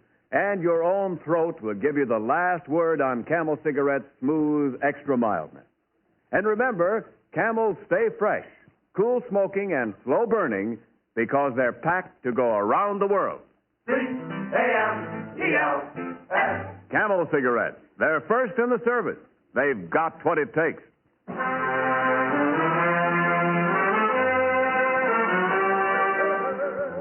And now, ladies and gentlemen, we present our play, The Adventures of Robinson Crusoe, starring the Abbott and Costello Seafood Cocktail Players. That little shrimp Costello plays Robinson Crusoe. That old crab Charles Lawton plays his man Friday. And Bud Abbott is just along for the halibut. For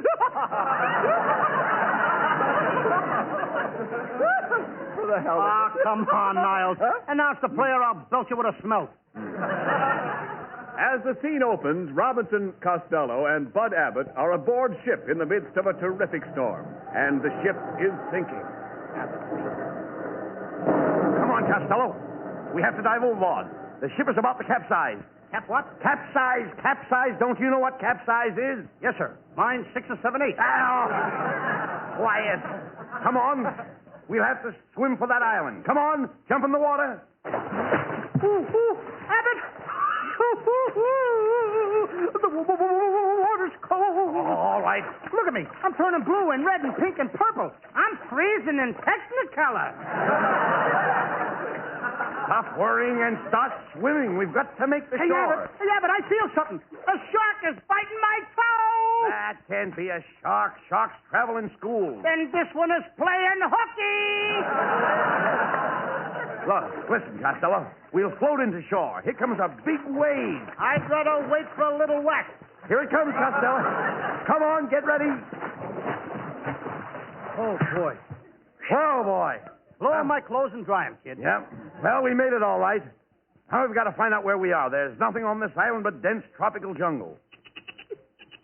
Hey, Abbott, look up in that tree. It's a jet. That's a monkey. They sure fool you, don't they?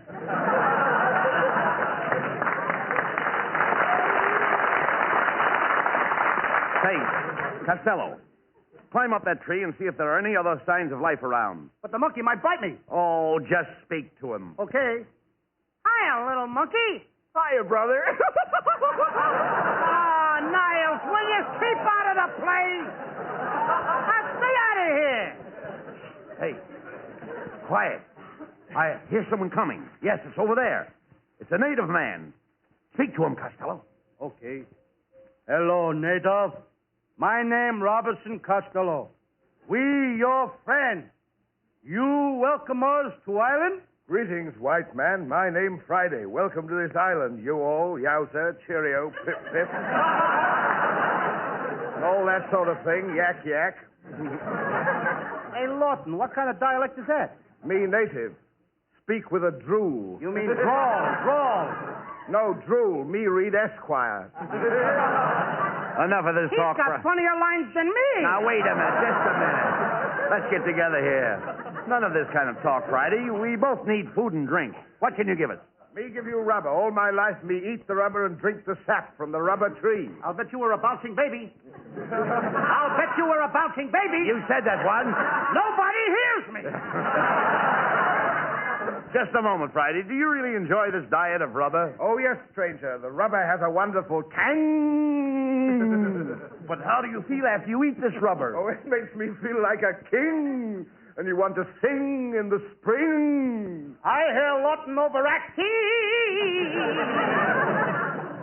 You know, silence you all. I advise you to leave this island at once.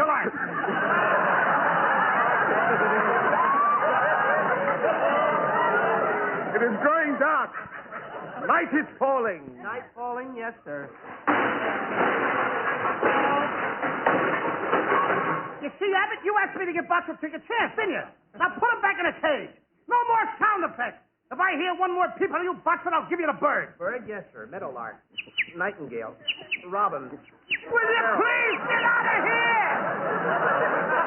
Costello, let's get back to the play. Remember, the play is the thing. Who called this thing a play? Now, look, Friday. See, you started to warn us about this island. Don't pay any attention to this guy, Abbott. I know every island around here like a book.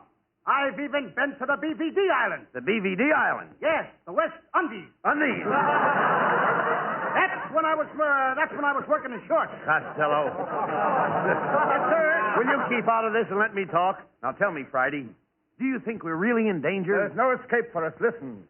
Why, even now you can hear the drums of doom. Doom, doom, doom. Doom, doom, doom. Yak, chili, bum, bum. Doom, doom. Listen to those jive drums, Abbott. What does it mean? It means that the voodoo queen is about to make a human sacrifice. The sacrificial fires are already burning. Oh, help! Oh, it's terrible! It's terrible! What's the matter? Oh, it's awful. First they put me in a big pot, and then they take me out of the pot. Then they put me back in the pot, and then they take me out of the pot. Wait a minute. Who are you? Oh, just a little poker chip. Come on, Niles. Stop making an ace of yourself. Never mind him, Costello. Come quickly. We must run for our lives. Yes, before the audience comes up the stage and gets us. I am moving while reading script. No! Someone is going to get a pot shot at me. Do not move or you will die. Look, the voodoo queen approaches with her 3 sacred guards. I will speak to the guards. Greetings. Greetings. Greetings. Greetings. Sounds like my draft board. Silence, white man. The queen is about to speak. Greetings, Friday. Greetings, Saturday. Saturday? Yes, I'm Friday and she's Saturday. Who are these 3 guys? Sunday, Monday, and all world. Costello, be careful what you say, Costello. Yes, and do not allow your eyes to stray from the queen's face. That is right. You must face me or face death. I'd rather face death. Oh, you fool. Do you not realize that beauty is only skin deep? Well, go skin yourself and come back. Oh, I've heard enough. These men must die. But, Your Majesty, Costello did not mean it. No? Costello just said it for a lark. Lark? Yes, sir, lark. Sparrow. Nightingale. Oh, come on. Come on, will you get out of here? Will you, Boxman? Come, guards. Throw these men into the sacrificial fire. Quick, we've only one chance. Down on your knees. We must plead for our lives. Ask her for mercy. Come on, Costello. We must ask for mercy. Mercy. Mercy. Mercy. Mercy notes and notes, the little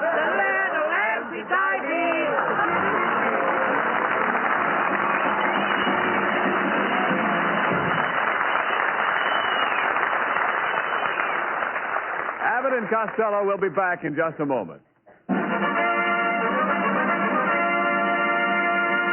Thanks to the Yanks of the Week. Tonight we salute 23-year-old Captain Herschel H. Green of Mayfield, Kentucky, a Thunderbolt pilot in Italy. Flying one of a squadron of P-47s, Captain Green shot down 6 German planes in 15 minutes, adding his score to 30 others shot down by the squadron in this single action with the loss of only 1 Thunderbolt. In honor of you and your squadron mates, Captain Herschel Green, the makers of Camels are sending to our soldiers overseas 300,000 Camel cigarettes.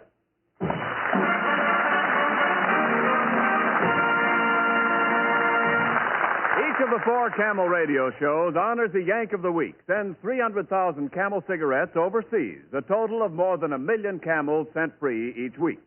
In this country, the traveling Camel caravans have thanked audiences of more than 3.5 million Yanks with free shows and free Camels.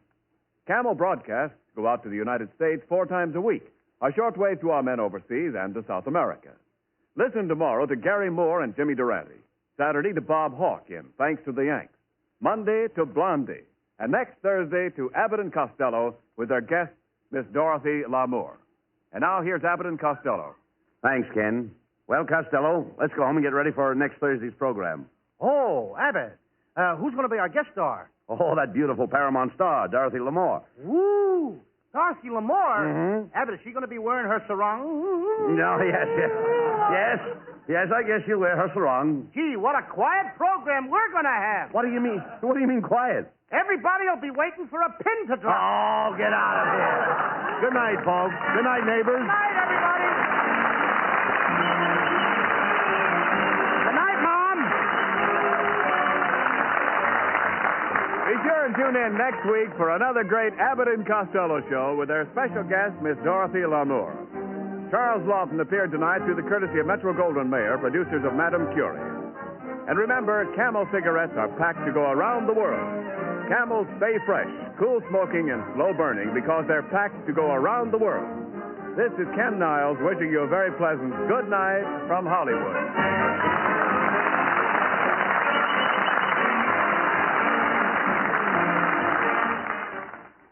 More pipes smoke Prince Albert than any other tobacco in the whole world.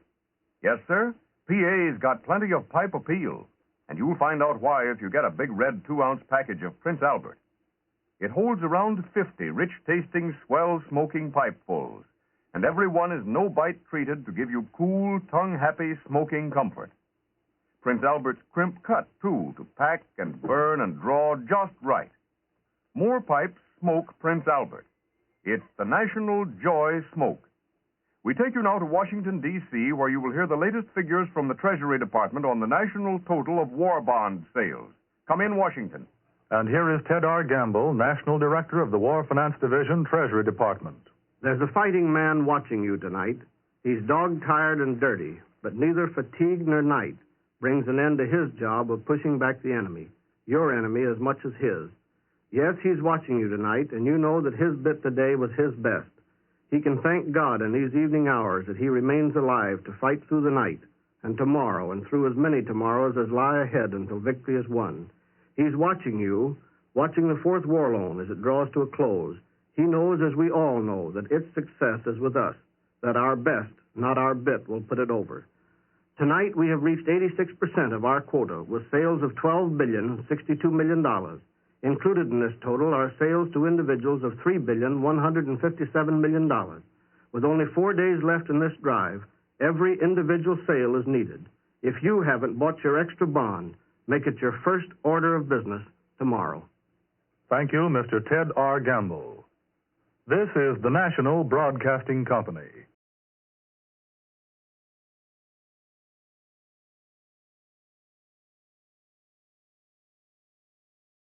Thank you for visiting Golden Age Radio, rumble.com/C/GAR.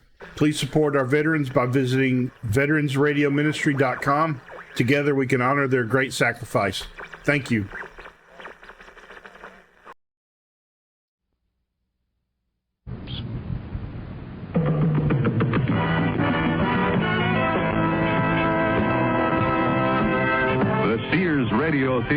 tonight presents host Vincent Price with a tale of mystery.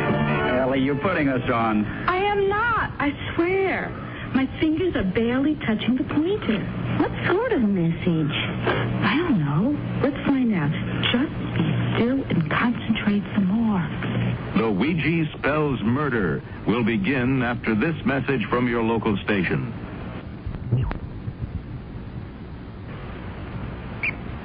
This is Vincent Price. The nights are getting dark so early now.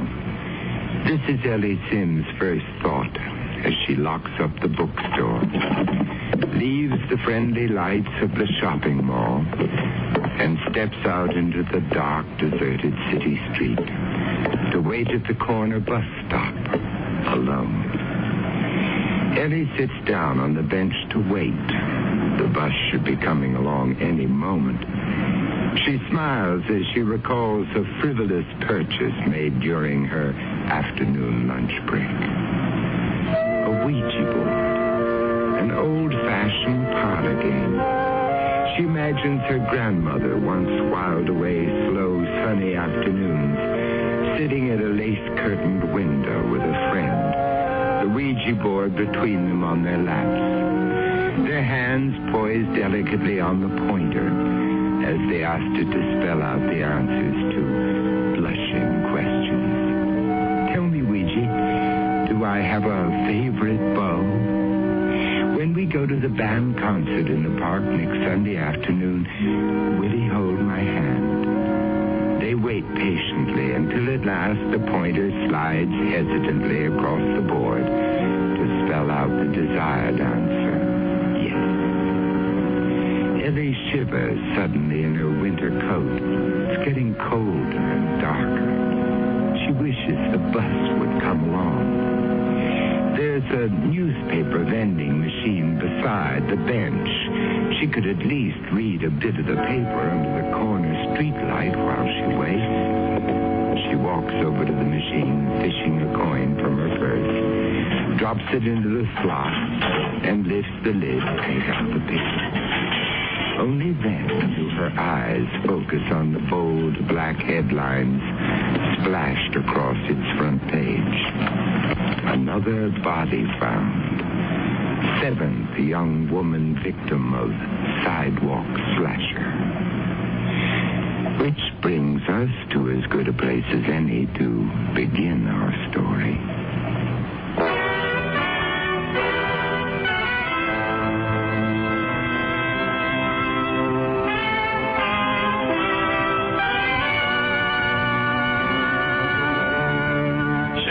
Radio Theater, a new adventure in radio listening. Brought to you 5 nights a week by Sears, Roebuck and Company. Sears, where America shops. Your host, Lorne Green. I'll bring you stories of the Old West and the New. Andy Griffith with a look at the funny side of life. Vincent Price with tales of mystery and suspense. With stories about love, hate, and related things. Richard Widmark. I'll bring you stories of pure adventure. 5 nights of exceptional entertainment every week. Brought to you in Elliott Lewis production of the Sears Radio Theater.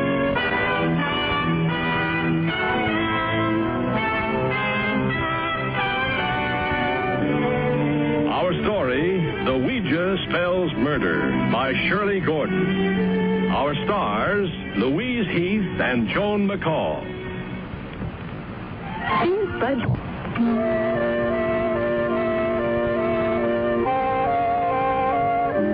A young woman sitting in a bus, riding through dimly lighted streets. She gets off at her stop, shivering in a sudden icy wind, and hurries home, clutching a Ouija board. That you, Ellie? Me? You're a little late. I know, I must have missed my regular bus somehow. I had to wait almost a half hour for the next one. How grim. Grimmer than you think. The streets so dark and deserted outside of the mall, and there wasn't another soul around at the bus stop. With all those terrible murders lately. There's been another. It's all over the front page of the paper. Oh, dear.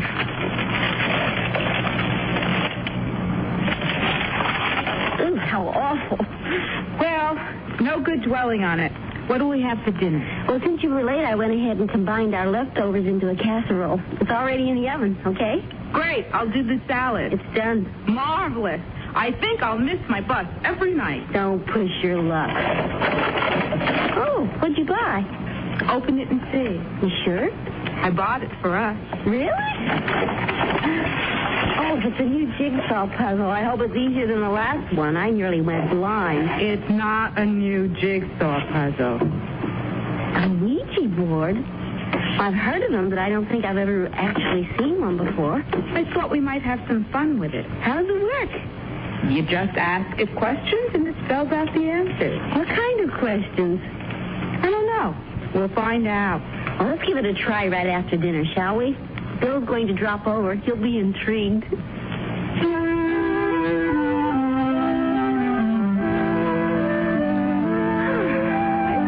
you sure this is what our grandmothers called entertainment? Nothing's happening. Our grandmothers had more patience. We're too used to instant pictures on the TV screen.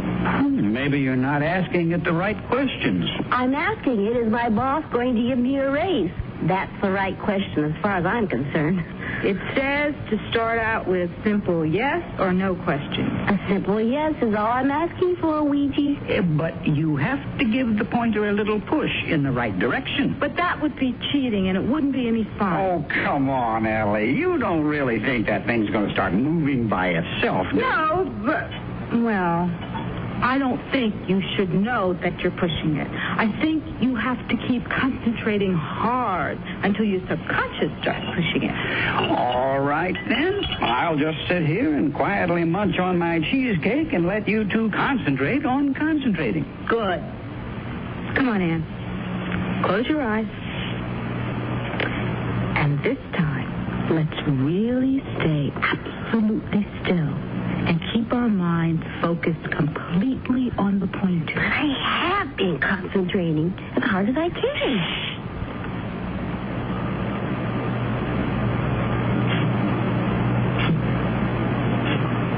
It's moving. You're pushing me. I am not. You must be. But I'm not. I swear.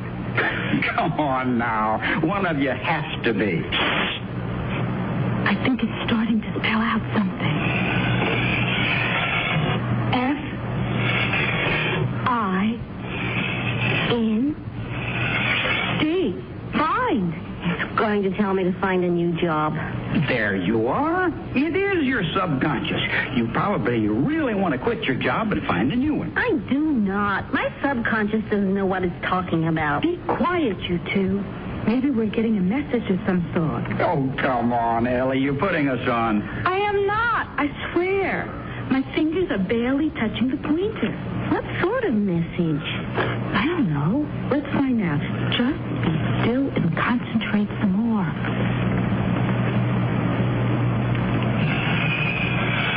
I'm not making him move. I'm really not. T-H-E. Find the... I'll bite. Find the what? Be quiet, Bill. K-I-L-L.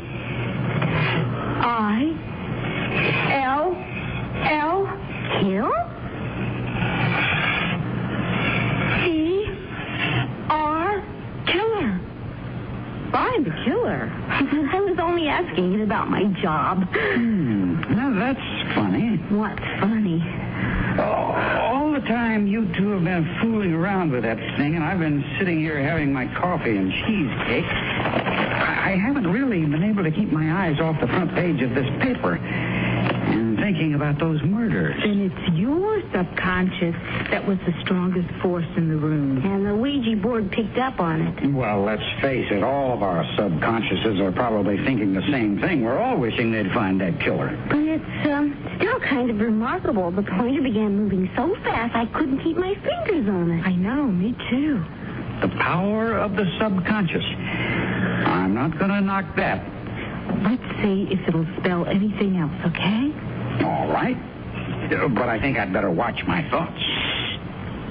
Let's all be quiet and concentrate. On what? The murders? I'm trying not to think about them. Concentrate on whatever message the board has for us.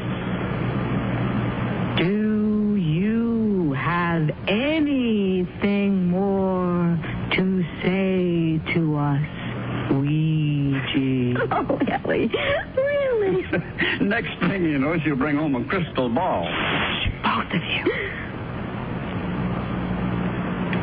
Ouija, do you have anything more to tell us?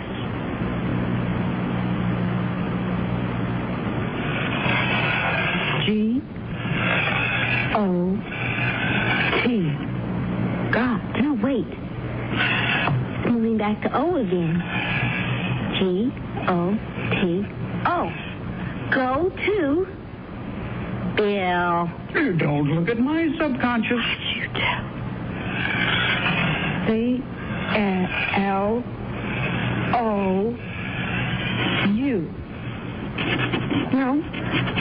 No, it's changing the last letter to a V. C-L-O-V. E-R. Clover. Go to Clover. What does that mean? I haven't the slightest. How about Clover Heights? A new housing tract? What made you think of that?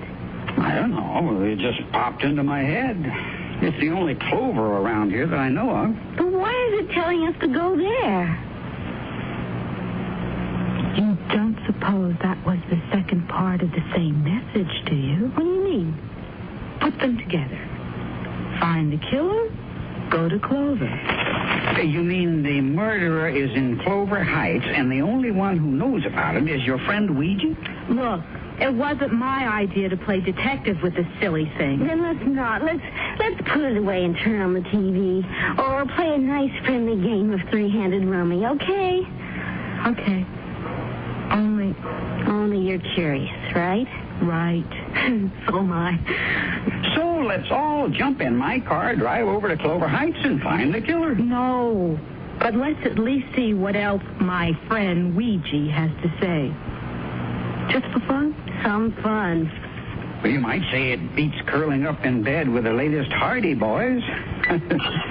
Especially considering Ann's cheesecake. Don't let him fool you, Ellie. He's just as curious as we are. I think so, too. Yes, but curiosity kills. Remember?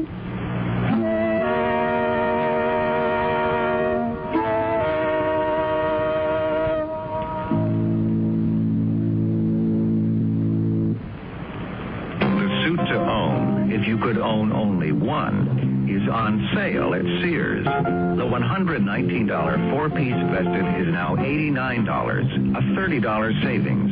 The suit, contrasting slacks, and reversible vest make 6 different outfits. The four-piece vested suit.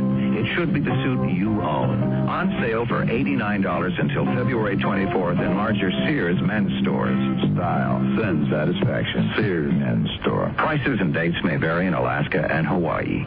Paint it and love it during Sears Home Center sale. If your walls need a facelift, Sears has something to lift your spirits. $4 off every gallon of Sears Fashion Flat and Semi-Gloss Latex paint. Plus, save $100 on a 1-horsepower safety-shrouded compressor, now just $249.99, complete with air hose, air chuck, and 12-gallon tank. So paint it and love it during Sears Home Center sale till February 24th at most Sears retail stores. Prices and dates may vary in Alaska and Hawaii.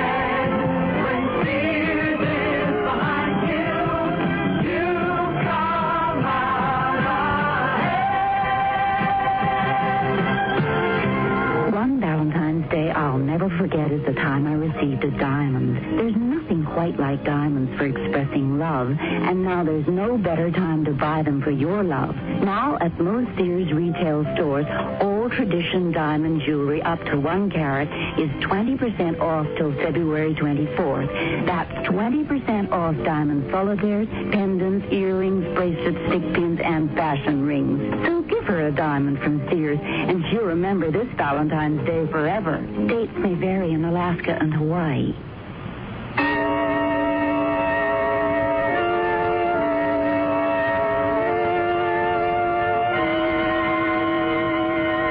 They sit there, the three of them, hardly daring to breathe. The Ouija board, waiting a question, seems to be a tangible, living thing. Absolute stillness for what seems an incalculable time. Then it moves. G-E-T. Get. P-O-L-I. Oh, sure. C-E. Police. Get police. So now we're going over to Clover Heights, find a policeman, and tell him our Ouija board says the killer is around there someplace, and all we have to do is find him. Find the killer. Go to Clover. Get the police. That sounds like what we're supposed to do, all right. You have to tell us more than that, Ouija. Clover Heights is a big area. And we don't really even know if Clover means Clover Heights. Yeah, Ouija. You gotta stop being so vague. Where exactly are we supposed to find the killer? Oh, you thought we were kidding. But it looks like it's going to answer you. This better be good. The point is moving so fast. But it isn't spelling out anything. Seems to be very agitated. Oh, maybe I hurt its feelings. Sorry, Ouija, old boy. It's starting to spell something now. S-K-O-L. Skull. Well, now we know what the Ouija is. A thirsty Scandinavian. And he has a point. Why don't I fix us all a nightcap? Wait. It's spelling something more. S-K-O. Skull again. Ouija wants a double. No. It's circled back to O again. It's S-K-O-O-L. School. Do you think it means S-C-H? School, spelled phonetically? If there's a school in Clover Heights. Yep. Right smack in the middle of it. The school was there to begin with. They're building the housing development around it. Now, that's something I didn't even know. Neither did I, and I would also think that even my subconscious would know how to spell school. All right. Assuming that school, however you spell it, is some kind of, well, let's say, legitimate clue, what does it mean? That the killer is hiding out there? Maybe. I don't know. Let's see if the board is going to tell us anything more. I'd almost just assume it didn't. Put your hands back on the pointer, Anne. I can feel it beginning to move already.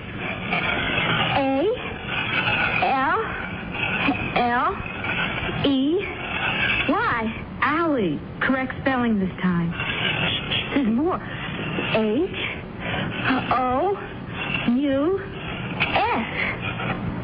That's all?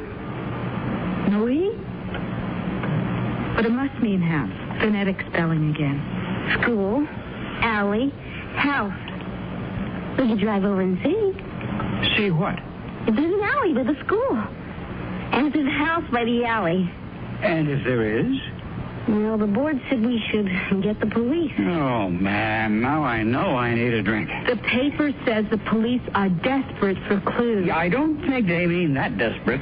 But we can't just ignore all this information. I doubt that what you have would be classified as information. But according to the paper, the police are even following up on every crank call they're getting. Now, that's a classification you might qualify under. Look, all I know is I'm much too stimulated right now to just go to bed and forget all this. So why don't we take a drive over to Clover Heights and just look around?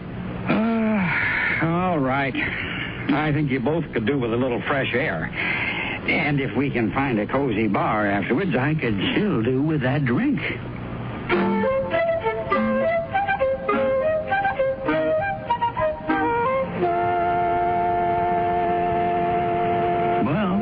for what it's worth, here we are, Clover Heights. It's so dark. I guess they haven't got all the electricity in yet. Not here, where the newer houses are going in anyway. Should be plenty of light up by the school, though. I hope so. Anyway, we're just going to drive through for a quick look-see. If there's a cop around, he's liable to haul us in for trespassing. Better a cop around than a killer. There's the school.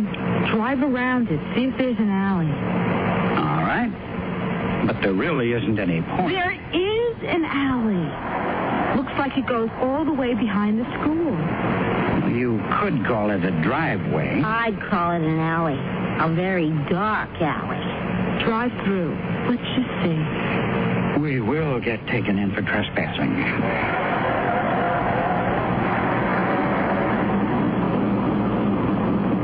So, what are we proving?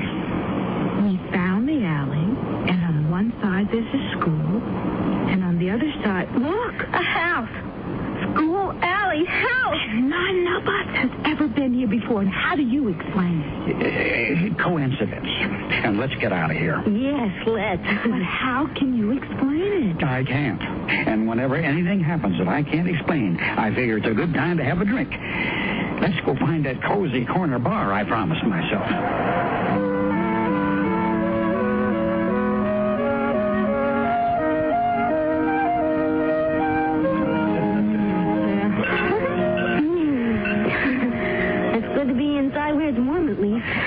I'd say the only thing this whole little escapade proves is my faithful old dog devotion to the fair end. For which I thank you. Again. You have to admit, Ellie, Bill's been a brick to go along all the way with our fun and games tonight, hasn't he? Yeah. Ellie, what's the matter? I think we ought to tell the police. But what would you tell them? That your Ouija board told you all this? All right. So they think I was some kind of weirdo. But they would still check out the house, just in case. Find the killer. Go to Clover. Get the police. That is what the Ouija told us to do. The Ouija didn't tell me to do anything. And if you two are really serious about bothering the police with all this nonsense, I'm afraid you'll have to count me out. What happened to my faithful old dog? He'll sit right here with his keg of brandy around his neck and wait for you. Okay. Then can we borrow your car? All right. But remember, I won't have any way to get over and bail you out.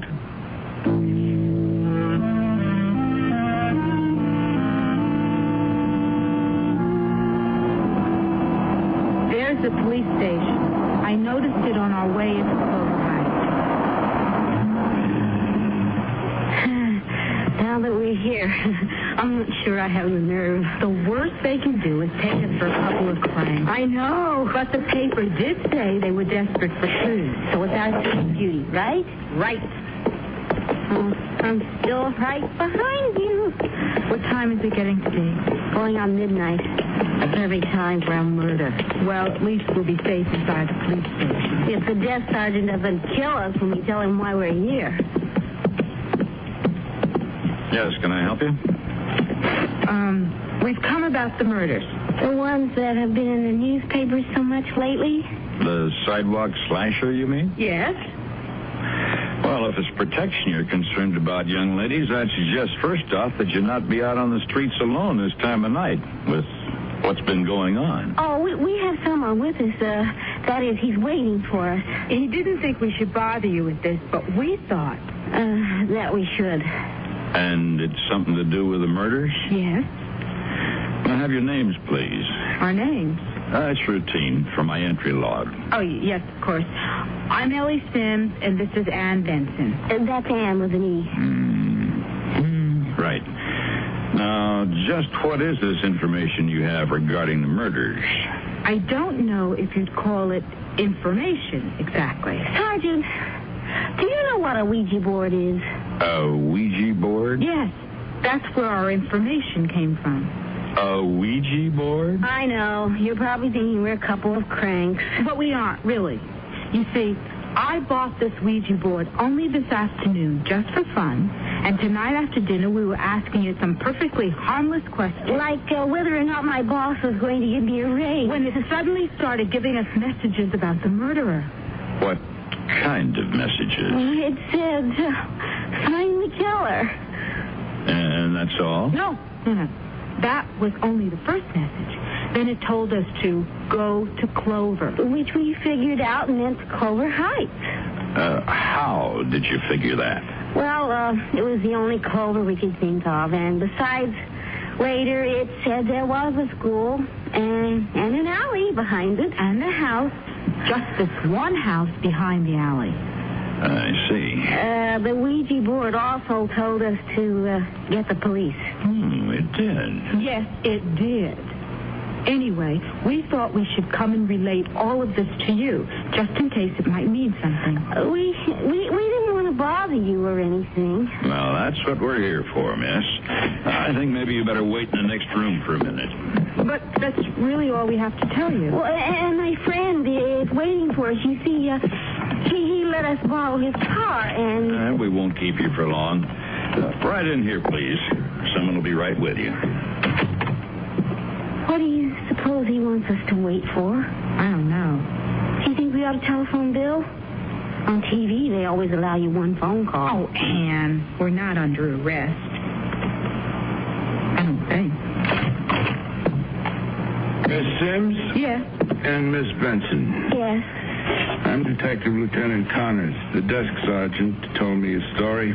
If you don't mind, I'd like to have you repeat it. About the Ouija board. I understand that's how you say that you came by the information which you relayed to the officer outside. You mean you don't believe that what we told him is the truth? Oh, but it is, Lieutenant. We were just fooling around with this silly game. Now, just a moment, Miss Benson. First of all, where did you get this, what'd you call it? Ouija board, Lieutenant. It's a kind of an old-fashioned parlor game that used to be popular several years ago, before television. Where'd you get this particular one that you were, as you say, fooling around with? I bought it just this afternoon at a toy store and shopping mall where I work. Well, what kind of work do you do? I'm the assistant manager of a bookstore, but I don't see why that... And you, Miss Benson? I'm a secretary for an advertising firm. And you were asking this Ouija board a question about your job, right? How did you know? Oh, I guess I must have mentioned that to the desk sergeant. Yes, I was asking it if I was going to get a raise. Well, did it answer you? No, it started giving us these other messages instead. What other messages? Can you remember them exactly? Yes, of course. The first thing it said was, find the killer. And you assumed this meant the so-called sidewalk slasher. Well, what other killer could it mean, Lieutenant? Those awful murders are all we've been reading and hearing about lately. And I just brought a newspaper home with the story of the latest murder on the front page. Okay. So then did you ask this Ouija board where you were supposed to find the killer? Not exactly. We only asked if it had any further message. And it did. It spelled out, go to Clover. Just Clover, not Clover Heights? That's right. But Clover Heights was the only Clover we could think of. All right, then what? The next message after that was, get the police. Which brought you here? No. I mean, not right away. That is, we thought it was all too vague. So we asked the Ouija board, to be more specific. About what? About where in Clover Heights the killer was to be found. And was Ouija specific at this point? Yes. Well, that is, it spelled out 3 clues, you might say. Which were? School, alley, house. I see. Anything else? No. That's when we decided to drive over to Clover Heights just to see if there was a school with an alley near it and a house. And there was. So then we thought that maybe we should come here and report all of this, in case it would be of any interest to you. I assure you it's of interest to us, Miss Sims. It is? Yes, in fact, I'm going to ask you both to accompany me to the location you've described. But, is that necessary? I mean, we didn't think... You didn't think what, Miss Sims? that we were going to take your story seriously? We weren't sure, but I guess we didn't really think you'd take it this seriously. After all, Lieutenant, the Ouija board is just a game. But murder is not, Miss Benson.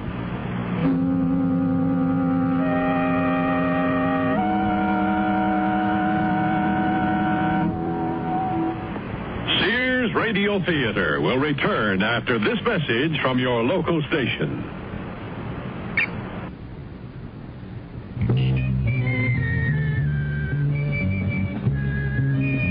You've heard it said, Smitty's, putting it all together just for you. Now, that's not a slogan. It's a fact. Smitty's team of qualified experts are trained to select the best buys that continually offer the value you've come to depend upon. This week's Smitty's feature from the meat department is tender, succulent cross rib roast, only $1.79 a pound. You'll want to buy an extra large roast so you can enjoy really good roast beef sandwiches, too. Another great meat buy this week at Smitty's is Cudahy Bar S smoked picnics, only 79 cents a pound. And while you're at the meat department, choose some tasty fish for another family treat. You'll love the fresh Dover sole fillets. This week, only $2.99 a pound. See why more people prefer to shop Smitty's. You'll enjoy the selection and Smitty's low prices.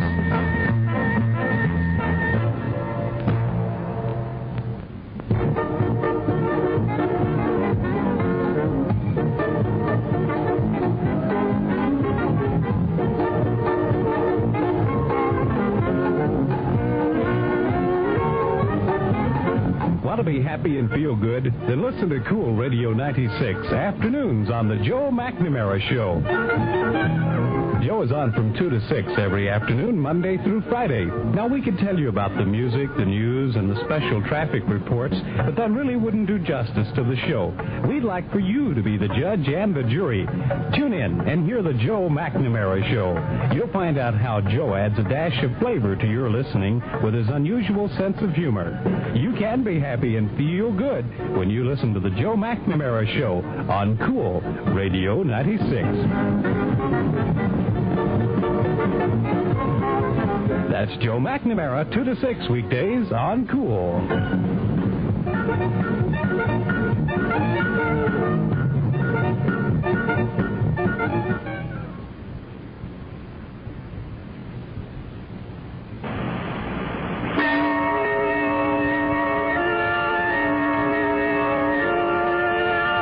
Vincent Price again, and here's the concluding act of the Ouija Spells Murder.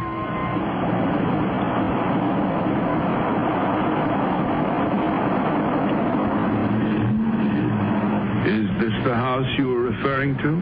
Yes, Lieutenant. That is, it's the only house beside the alley. So we thought that it must be the one. According to this information you received. Yes. You two wait here a minute. Oh, Lieutenant. I'll be right back.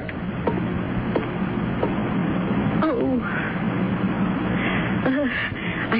I didn't even want to come anywhere near this alley again, even escorted by a detective. Funny. When we drove through here with Bill, he kept saying he felt the presence of a policeman. Poor Bill. He's going to be so worried about us. Whatever we're here for shouldn't take too long. What are we here for, do you suppose? To wait while Lieutenant Connors checks out that house, I guess. Do you think he doesn't believe us? About the Ouija board, I mean. I don't know, but he seems to be taking our information seriously. However, he thinks we got it. Where did he go? I don't know. It's too dark to see. Oh, I wish he'd hurry up and come back. Oh, I think I hear him coming now. Are you sure it's him? Quick, lock your door just in case. I can't find the lock. Neither can I. Oh, Lieutenant, it is you. Oh, it's so dark out there, we couldn't be sure. The house is vacant. I'm going to look around. You both better come with me. Yes, I don't want to sit out here in this alley any longer. Neither do I. But I don't much want to go inside that house either. This way. We don't have any choice.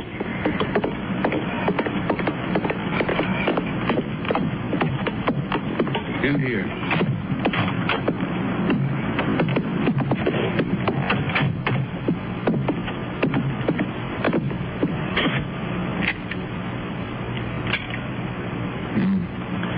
Electricity isn't on. I have to use my flashlight. Can't see anything. This isn't one of those new houses, is it? Built as a small caretaker house at the time of the school was put up. I wonder how long it's been empty. I'm not sure that it is. What do you mean? A sleeping bag rolled up in the corner over there. Nothing more than that, just a bedroll. Suppose he's here right now. Well, we'll find out soon enough. Hold on. Let me check out this closet.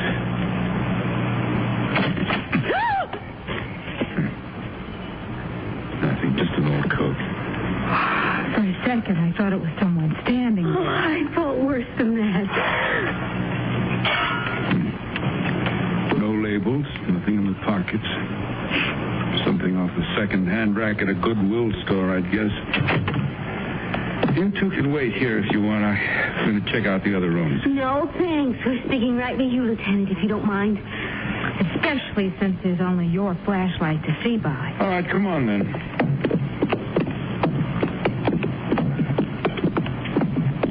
No sign of anyone. Only the kitchen left. Beer cans. Old wine bottles. Transient's been making himself at home here, looks like. Harmless transient, perhaps. But maybe not harmless. Maybe not. He might come back here at any time.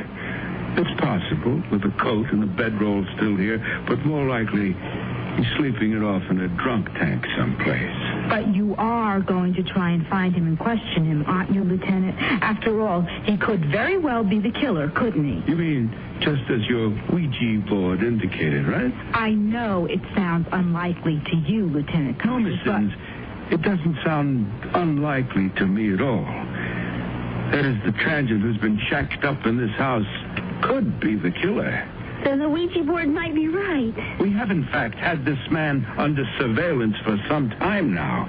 But I don't understand, Lieutenant. Then why did you bring us here just to conduct this pretense of an investigation? The existence of this suspect and this area of investigation haven't been mentioned in any newspaper account, Miss Sims. So what I'd like to hear from you right now is a reasonable explanation of how you secured your information. But we told you, Lieutenant. I said a reasonable explanation, Miss Benson. But what we told you is the truth, Lieutenant Connors, and I still don't understand why you brought us here to this house where a man who is a suspect was a suspect, Miss Sims. At the time of the latest sidewalk slashing, we had our transient friend in actual custody on a minor charge. But what about the time of the other murders? He has alibis which appear to hold water. We now consider him in the clear. Then why were you interested in our story at all, Lieutenant? If it was old news to you, if you'd already checked out this house and everything. There are two other developments which have also been withheld from the newspapers, which make your coming into our precinct tonight with this story of yours seem something more than coincidence. What are those two developments, Lieutenant?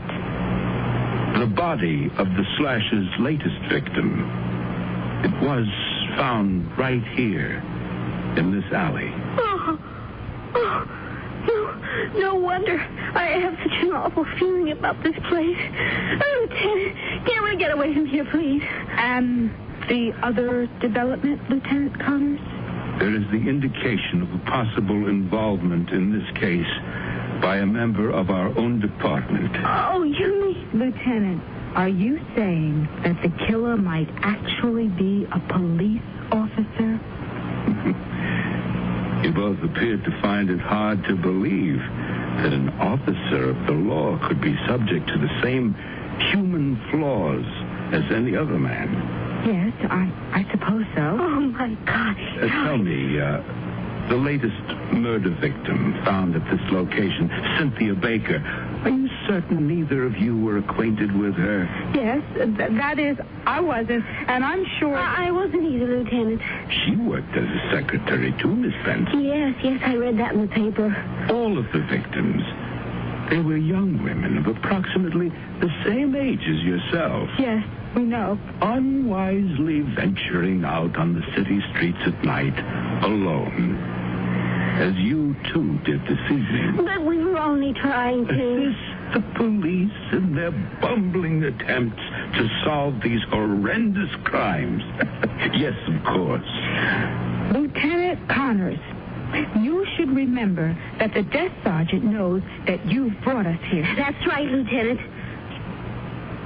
Yes. Of course. I'd better be getting you back to the station now.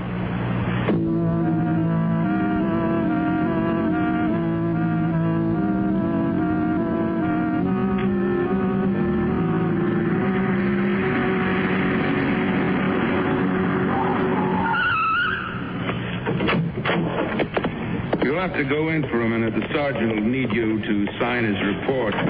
Then will we be free to leave, Lieutenant? I still don't buy your story of being brought here tonight by some kind of mumbo-jumbo.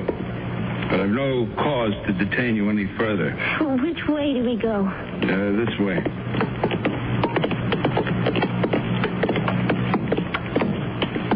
Now, that door over there leads from the underground garage into the station.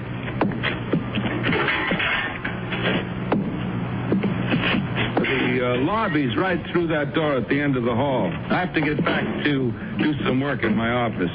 Thank you, Lieutenant. Good night. Good night. Oh, Ellie, let's get out of here as quickly as we can.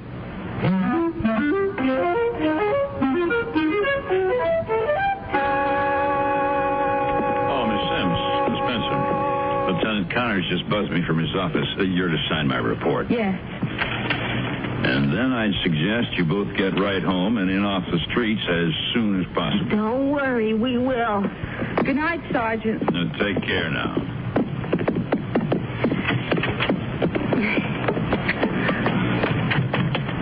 Ellie, I could have sworn that Lieutenant Connors back in that house in the alley, he acted so strange. No.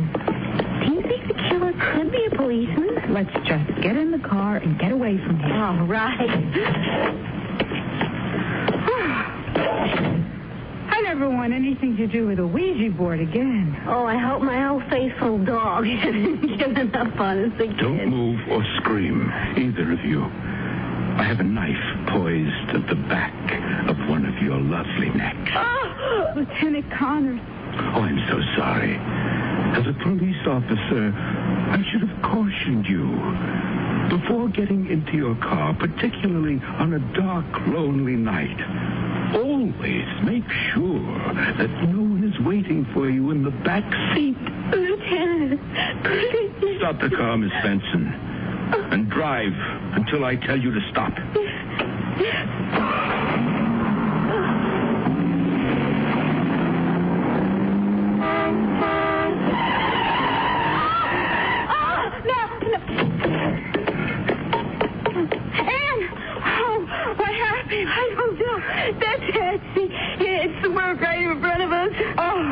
Thank God it scared off the lieutenant. Ann! Ellie! Are you all right? Oh, Bill, how did you get here? In that cab. We pulled up just as you were pulling away. And just in time for our headlights to catch the glint of that knife at your neck.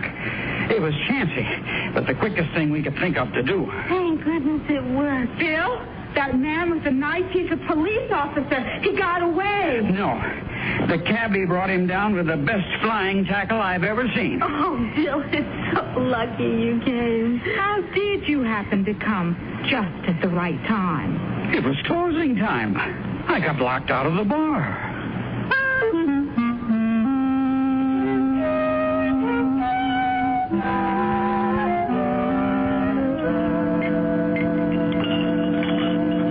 Well, I hope you two have learned your lesson from this. No more messing around with the occult. right? Right. I'm even going to give up my tarot cards and go back to solitaire. But it is amazing. The Ouija board actually directed us. First, to the house of a legitimate suspect, and the alley where the latest victim was found, and then to the killer himself. I just assumed the Ouija hadn't gone that far. Wonder what? What the Ouija board would have to say now. I thought you said you were swearing off.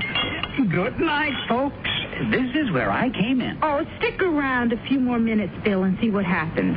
We'll just give Ouija one more quick try. Come on, Ann. Well, all right. But I still think we may be tempting fate. Close your eyes and concentrate. It's moving already? Oh, man, here we go again. What is it, Ouija? Do you have another message for us? P, L, tell. P, O, L, I, C. Police. Tell police. No more police tonight. Wait a minute, Bill. This might be important. Yes, maybe we'll need to borrow your car again. C, L, U, C. Blood. Phonetic spelling again, remember? Tell, police, blood, O, N, on. Tell, police, blood, on. What? I don't want to know. No more Ouija.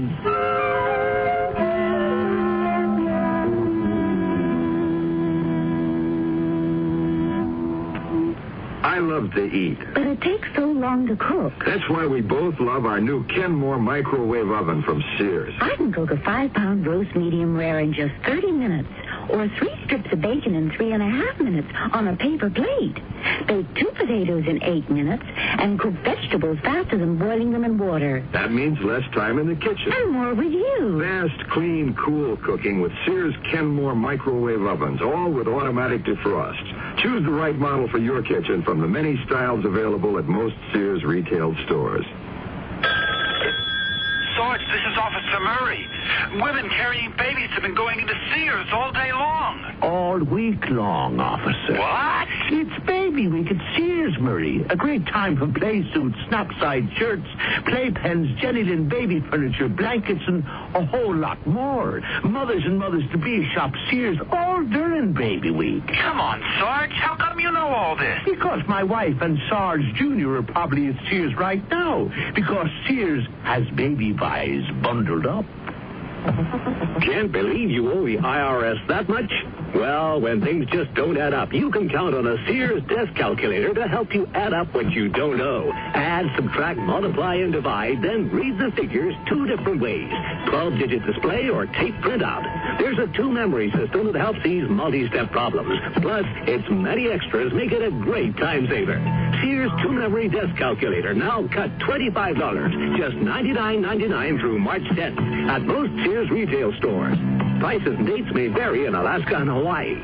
When I need advice, I go to my mom. Why not? It's free. Now that I'm married and moving into a new house, I want all the advice I can get. So when Mom says shop Sears, I listen. You should. Sears is a great help on those big items you'll need for your new home. Major appliances like washers, dryers, and refrigerators.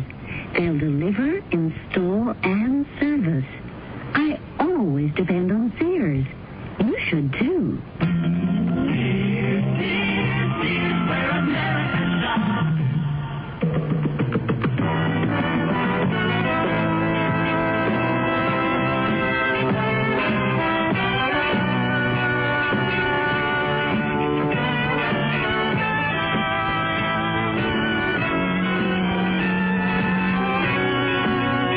You've been listening to Sears Radio Theater, brought to you 5 nights a week by Sears Roebuck and Company. Sears, where America shops. The Ouija Spells Murder was written by Shirley Gordon. Produced and directed by Elliot Lewis. Thank you for visiting Golden Age Radio, rumble.com/C/GAR. Please support our veterans by visiting veteransradioministry.com. Together we can honor their great sacrifice. Thank you.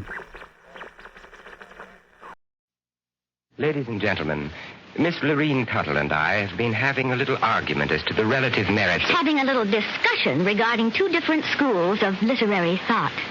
I've been maintaining to Mr. Price... You may call me Vincent. Oh, thank you. You're welcome. Vincent. I've been maintaining that our whole lives are enriched by the warmth and beauty of romanticism. Romanticism, my dear Lorene, is for those weak, lily-livered individuals who haven't the courage to face the realities of life. Realism is life. Now, I'll take Eugene O'Neill any day in preference to Winnie the Pooh. And I'll take Cinderella any day rather than Hedda Gabler. Cinderella. Now, she's exactly what I mean. A smudge-faced juvenile delinquent, if you ask me. It's only one of the most beautiful fairy tales ever told. I defy any realist to tell such a moving story. Oh, you would, eh? Well, very well. To prove my point, I'll tell the real story of Cinderella. Very well, but ladies first. Please. To prove my point, I'll tell the romantic story of Cinderella.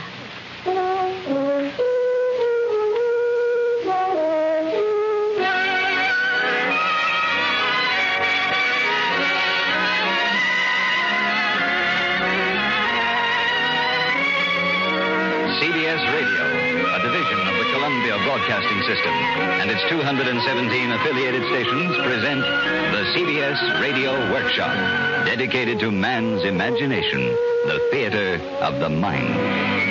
Tonight, Ed Verdier and Don Clark's dramatic excursion into the realm of realism versus romance, as the workshop presents Speaking of Cinderella, or If the Shoe Fits, starring Vincent Price and Lorene Tuttle.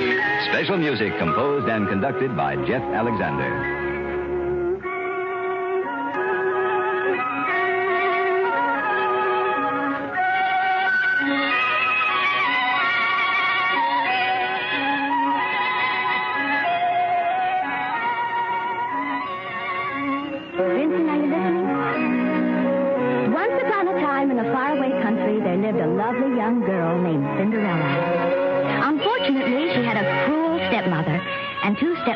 Who were hard-hearted and ill-tempered. Poor Cinderella worked like a slave during the day, and in the evening she would sit alone in the chimney corner among the ashes.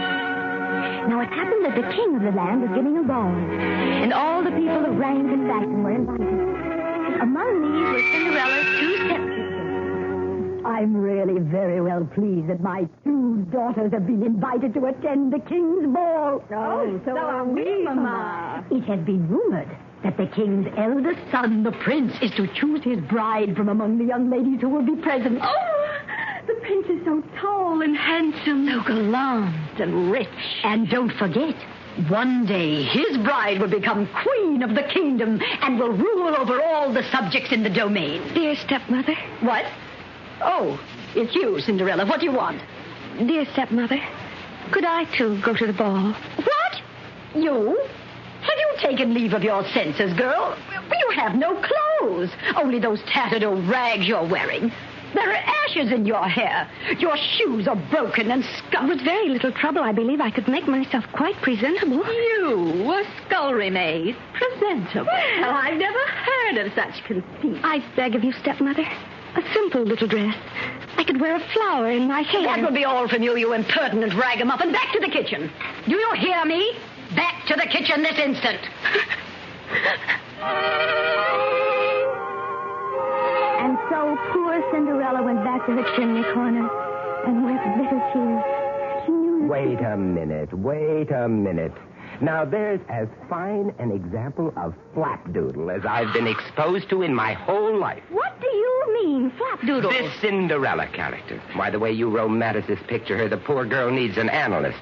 What on earth is she doing groveling around in the fireplace getting ashes in her hair? Nobody could ever be like that. Now, do you want to know what really happened? Well, I don't think so. It would do you good, Lorene. Facing reality, you understand. Well, this gal Cindy wasn't getting much of a break, but she didn't take it sitting down. She knew she had to play it smart. So when a rich man in town sent out bids for a big wing ding he was throwing, Cindy was all ears. I'm certainly glad you girls have been invited to Mr. King's party. It should be real nervous. Yeah, when he throws one, it's really a rocket. You can say that again. The last one we went to, I was hungover for 3 days. I read in somebody's column, Winchell's, I think, that the old man has given his son the word to get married and settle down. Get the possibility? I understand the guy's quite a wolf. So what? And don't forget that someday he'll be a vice president of King, Betancourt, Bagby, and Wince, one of the biggest advertising agencies in the world. Well, no wonder they call him the Prince. So, if one of you girls latch on to him, you'll have it made, but good. Hey, how about me crashing this brawl? You, Cinderella? You must be blowing your stack. Now I've heard everything. Go up on the roof and feed your pigeons. Knock it off, you two, or I'll belt you one in the teeth. Don't pull any of your lady wrestler stuff on my gal. I would have been a champ by this time if you hadn't made me throw those last 2 matches. I had gorgeous, glorious shoulders pinned to the canvas when you... What are you beefing about? You got your cut. Yeah, then you took me for the whole bundle shooting craps. Look, do I make this party or don't I? You don't. Besides, you haven't got a thing to wear. You're loaded. You might part with a little grab. I can pick up a nifty little number at Orbox for a few bucks. That's enough out of you, Cinderella. Get back to the kitchen and wash the dishes. And get the dried egg yolk off the plates for a change. Don't give me that lift, that load, tote that bail routine. I got other plans. Cinderella, where are you going? Down to Billy Joe's bar.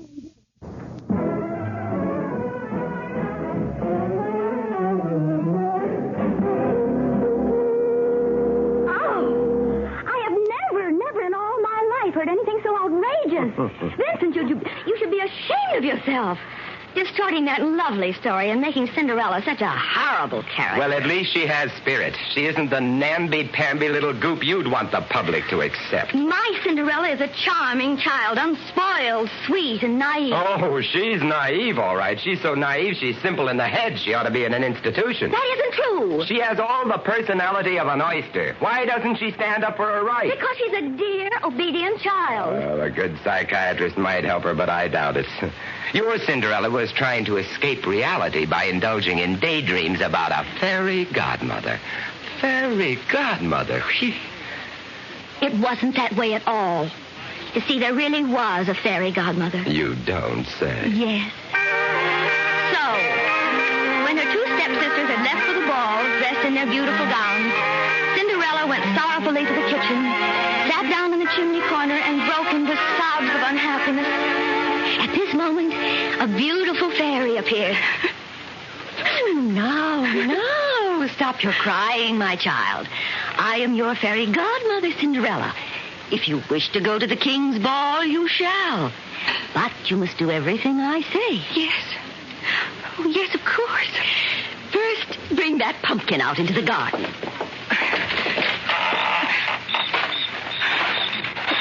Where shall I put it? Right there. Yeah, that's right. Now, I'll touch it with my magic wand like this.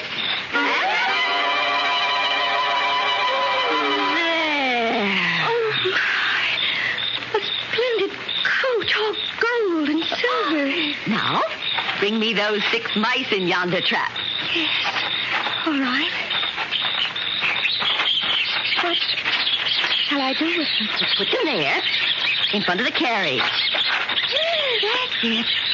So, a touch of my wand and... 6 white horses with golden harness and red and blue ribbons on their manes. Fairy godmother, it's wonderful. Oh, well, my dear, is this not a fit equipage to take you to the king's ball? Indeed. Indeed it is, but I have no suitable gown. All I have are these tattered rags. Oh, yes. We'll soon take care of that. A white satin gown, covered with pearls and diamonds, and tiny slippers of glass, spun as fine as gossamer. How can I ever thank you, dear, dear fairy godmother? By being happy. But hear me. There is one condition. You must not remain at the ball after the clock strikes 12. If you do, your coach and horses will all return to their natural forms, and your fine gown will again turn to rags. Oh, I promise I'll leave the ball at the very first stroke of 12. Then off with you, my darling, and have a merry time. You've been so good to me. So very, very good.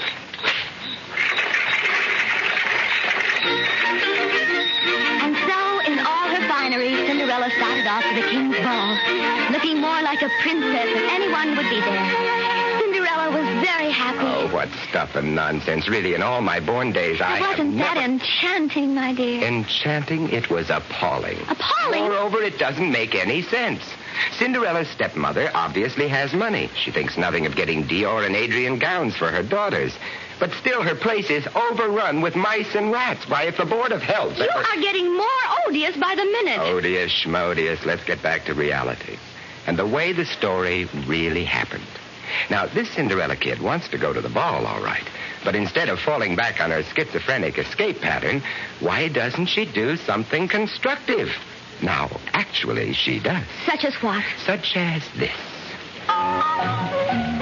When Cinderella left her mother's house, she was pretty steamed up about the treatment she'd got. So, as she said, she went to Dirty Joe's down on the waterfront, where she could get a short beer and think things out. Hi, Dirty Joe. Hiya, Cindy. How your pigeons? Joe, you know Crummy. Crummy? Yeah. Maybe I do. Maybe I don't. Crummy who? You know, Crummy McGrutter. Oh, him. Comes in here all the time, doesn't he? Yep. See him tonight? Yep. You mean he's been in? Sure. When did he come in? About an hour ago. Did he say where he was going when he left? Nope. How long ago did he leave? He didn't. Huh? You mean he's still here? Yeah. Over there. In the last booth. Oh, thanks. I mean, thanks. Hi, Crummy. Hiya, bright girl. How's the pigeons? Mind if I sit down? What's to stop you? That sawed-off shotgun. Oh. I'm moving over here. Why the artillery? Things are tough on the water for right now, bright girl. The boss wants us band boys to play soft, sad music as a warning to the dock wallopers who ain't kicking in. Yeah. Who's the target for tonight? Guy by the name of Gus Gugelheimer plays a glockenspiel. He run out on us. And what's on your mind, bright girl? Oh, look, Crummy, I'm going to put it right on the line with you. I need some dough.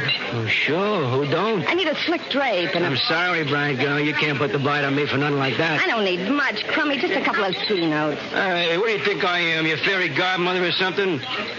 We need some scratch. Get it from your old lady. She wouldn't give me a dime. That's too bad. Now, the way I hear it, she keeps plenty of ice around the place. Hey, the wall safe. Crummy, you've got something there. You know how to crack a safe.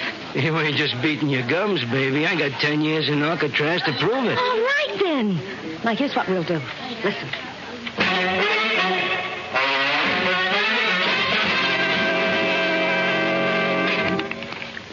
You getting it, Crummy? Will you shut up and leave me listen? One thing I've got to remember. Yeah, what's that? Except for the bracelet I'm going to give you for this caper. I've got to put back all the rest of the jewels before midnight. There's a time lock on this safe, and it's set for 12 o'clock. I got it open.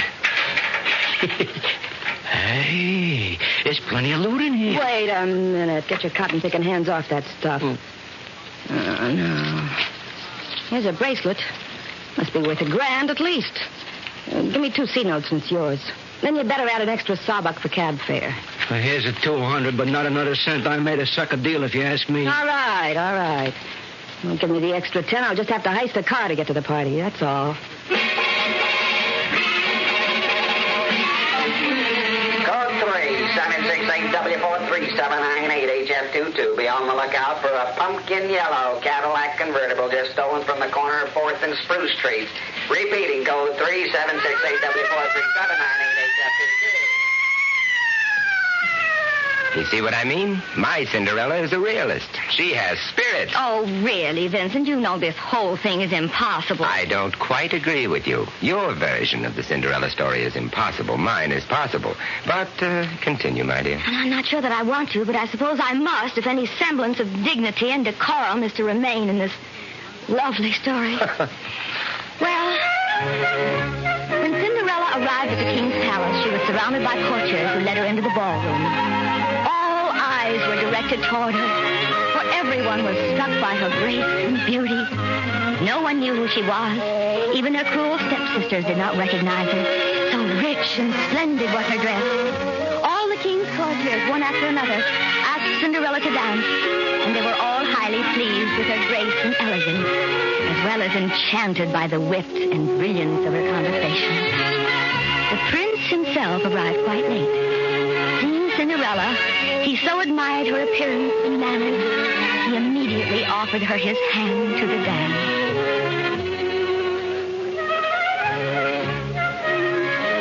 What a charming creature you are. Tell me your name, I pray. That I cannot do, sir. And please do not press me to tell it. I am sure you must be a princess from a distant kingdom. Prithee, what makes you say such a thing as that? No one but a princess could wear as magnificent a gown as yours, encrusted with precious gems and jewels. And no one but a princess could be so beautiful and so beguiling. You will turn my head with the sweetness of your words, my prince. And indeed... What is that? It is the tolling of the curfew bell. What o'clock is it? Tell me quickly. It is midnight. I must go. I must leave at once. I beg you to stay yet a while, for you dance with the likeness of a butterfly on the soft summer breeze. I cannot stay. I cannot. My heart prompts me to tell you that I love you, for I have never seen a maid so fair. No, please let me go. Good night, my prince. My Prince Charming. Good night. In her haste to leave, my beautiful princess has left her slipper behind. A slipper of glass spun as fine as gossamer. I vow I shall find my lovely princess if I must search all the kingdoms of the world, for I would make her my wife.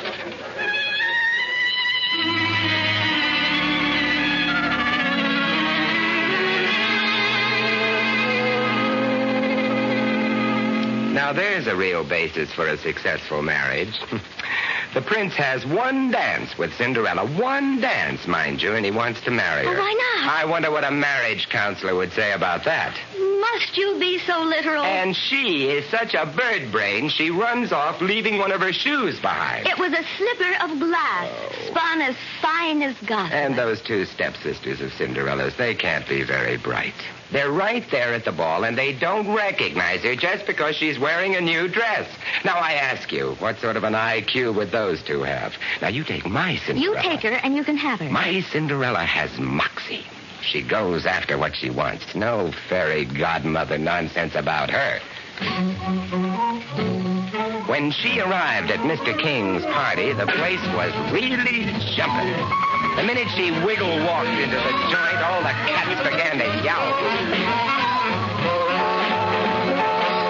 What a load of a babe. Wow. Hey, it's a doll. A real living, breathing doll. Hey, looky. Hiya, Cookie. Get away from me, short, fat, and repulsive. Come on, sweet mama. How about pinning on a Jake? Let's live it up for real. Drop dead, cornball. What's with you, beautiful? You mad in this mad world? Mister, I'm just not playing the field, that's all.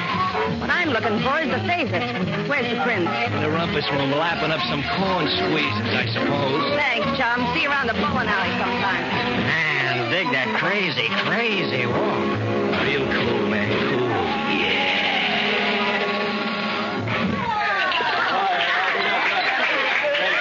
Well, hiya, babe. You the character they call the prince? That's right. My old man is J. Walter King, of King, Betancourt, Bagby, and Winch. Sure, I know. You're in the advertising racket. Big deal. You know something? You're okay. Sounds as if this advertising dodge pays off in blue chips.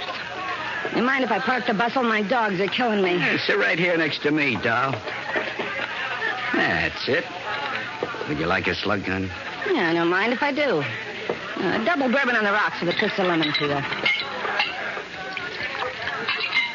There you are. I like you, sweetie. You're a real dish of stuff. It's the spot. Fill her up again, Buster. You and your old man are throwing quite a bash tonight. Entertaining the sponsors is what they call an occupational headache. Oh, yeah, I'll bet. Met a couple of the jokers when I came in. Well, here's mud in your eye, Prince. Cheers. It's a real sharp bunch of threads you're filling. It's just a little something I picked up. And diamonds and pearls. Yeah, I picked them up, too. So you're the original man in the gray flannel suit, huh, kiddo? I suppose one of these days I'll make vice president. How come you haven't pressured your old man before this? He's just made me an account executive for Bimbo's No Bunion shoes, but I think he's throwing me a curve.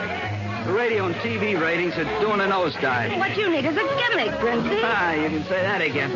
Come on, they're playing a rock and roll, and that's for me, sugar. Okay, honey. A gimmick. Let me think. No giveaway, no panel. These kind of notes really send me. Gimmick oh, doggone it. What's the matter, baby? I'm losing my slipper. Hey, wait a minute, Princey. Wait a minute. I think I got your gimmick. What's with you? You flipping your lid or something? Now, listen. I leave my slipper behind when I leave here tonight. Nobody knows who I am, so you put big ads in the newspapers and buy spots on radio and television. A coast-to-coast campaign, a big build-up and ballyhoo to find the Bimbo No Bunion shoe girl. You got it, Princey? Hey, I really think you got something there. Jumping catfish, is that 12 o'clock? Sure is. The time lock on the wall safe. This stuff's got to be back there before midnight. I got to scram out of here. What are you yakking about? If I don't get going right now, I'm a dead pigeon. Here's my slipper. You take it from there. So long, Princey.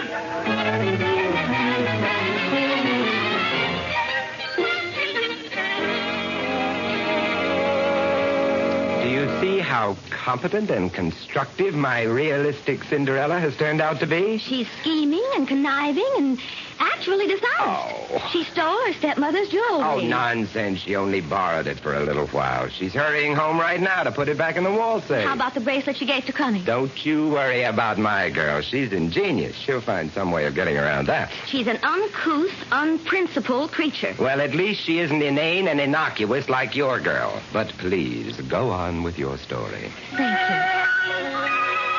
The prince searched everywhere for Cinderella, but alas, he could not find her. And when his search had quite failed, he grew ill with disappointment and vexation.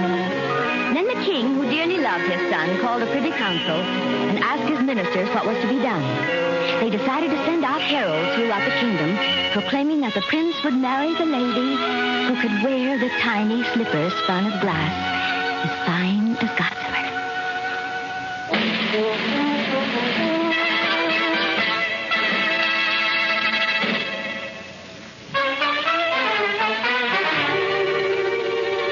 The slipper does not fit you, my lady. Dear, I'm so disappointed, Prince. Let me try, sister. I'm sorry. It does not fit you either. I felt so certain it would. Let the modest little girl who is standing back there come forward. Why, it is you, my princess. Despite your modest garments, you cannot conceal your identity from me. For I see you through the eyes of love. Now, we'll try on the slipper. Yes, my prince. It fits. The slipper fits. Come to my arms, my darling, my own true princess. My prince. My prince charming.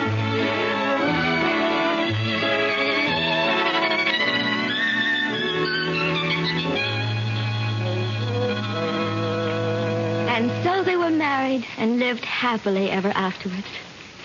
Now, wasn't that a sweet and lovely story? To be perfectly frank with you, Lorene, I found it rather dull and pedestrian. Oh, Vincent. Well, in my version, there is action and excitement. My Cinderella is real and colorful. And I suppose your story has a sordid ending like so many realistic stories.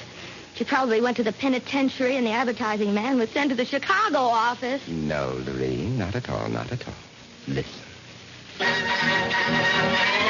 This is your newscaster, Thomas Lowe. The search for the Bimbo No Bunion shoe girl continues. She has been reported seen in St. Louis, Altoona, and Tibet. Cinderella, turn off that radio. There are rumors that...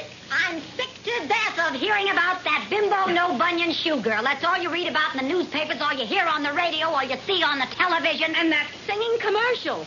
Where is the bimbo girl and who is she with the no bunion shoe? Bunion shoe. Driving me nuts. Keep your hair on, kids. It'll be all over tomorrow.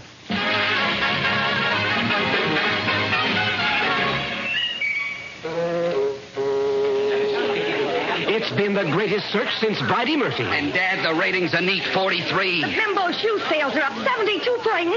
A terrific campaign. This makes you a vice president, my boy. I owe it all to you, Cinderella. Ah, it's okay, Princey. But when do we get hitched? Whenever you say, baby. We better see how soon we can line up the network so we can get full coverage. We want this wedding to be a real doozy. Bimbo's No Bunion Shoes will sponsor the whole works. I better let the press and photographers in. They're getting impatient. You're smooth, Cinderella. Real frantic smooth. Oh, and Princey, you're the most. Hey, what's the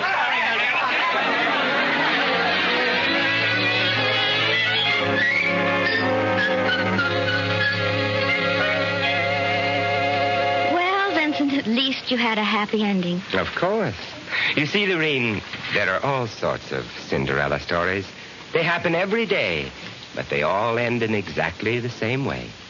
Even today, the beautiful girl can marry the handsome prince. And, of course, they'll live happily ever after.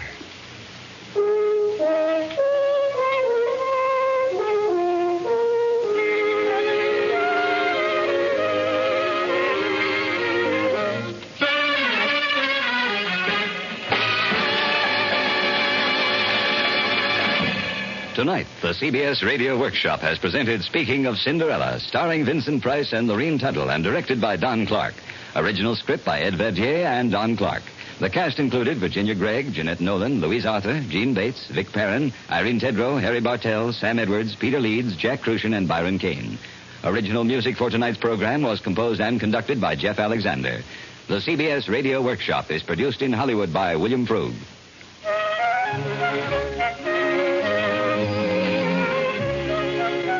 This is Hugh Douglas inviting you to join us again next week when we present Jacob's Hands, an original new story by Aldous Huxley and Christopher Isherwood.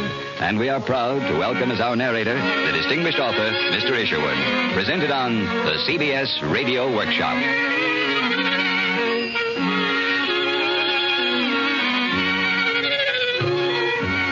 Sunday, over most of these same stations, the New York Philharmonic Symphony will be heard playing the Brahms Piano Concerto No. 1 in D minor, with Guido Cantelli conducting and Rudolph Tirpushny as soloist. Stay tuned for 5 minutes of CBS News, to be followed on most of these stations by My Son Jeep. America listens most to the CBS Radio Network.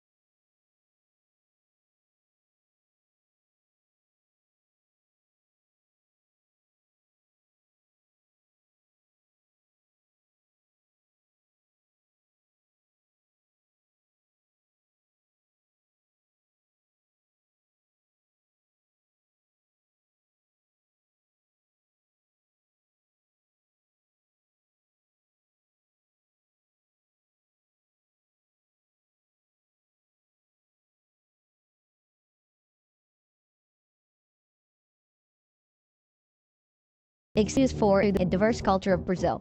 Lost in Brazil brings you to captivating videos showcasing heart-pounding adventures, mouth-watering cuisine, and hidden gems of this incredible country. From bustling cities to tranquil beaches, our videos capture the essence of Brazil's beauty. Experience the warmth its people, the rhythm of its music, and the thrill of exploration. Click on the link in the description to find out more. I would like to extend my sincere gratitude to Old Time Radio Research Group for their remarkable efforts in preserving and archiving the captivating world of old-time radio programs. Their invaluable contribution allows us to step back in time and experience the magic of radio history firsthand. Their link is in the description below. This is Golden Age Radio signing off. Thanks for watching. If you're listening to rumble.com/c/GAR, we will continue in just a moment after the national anthem.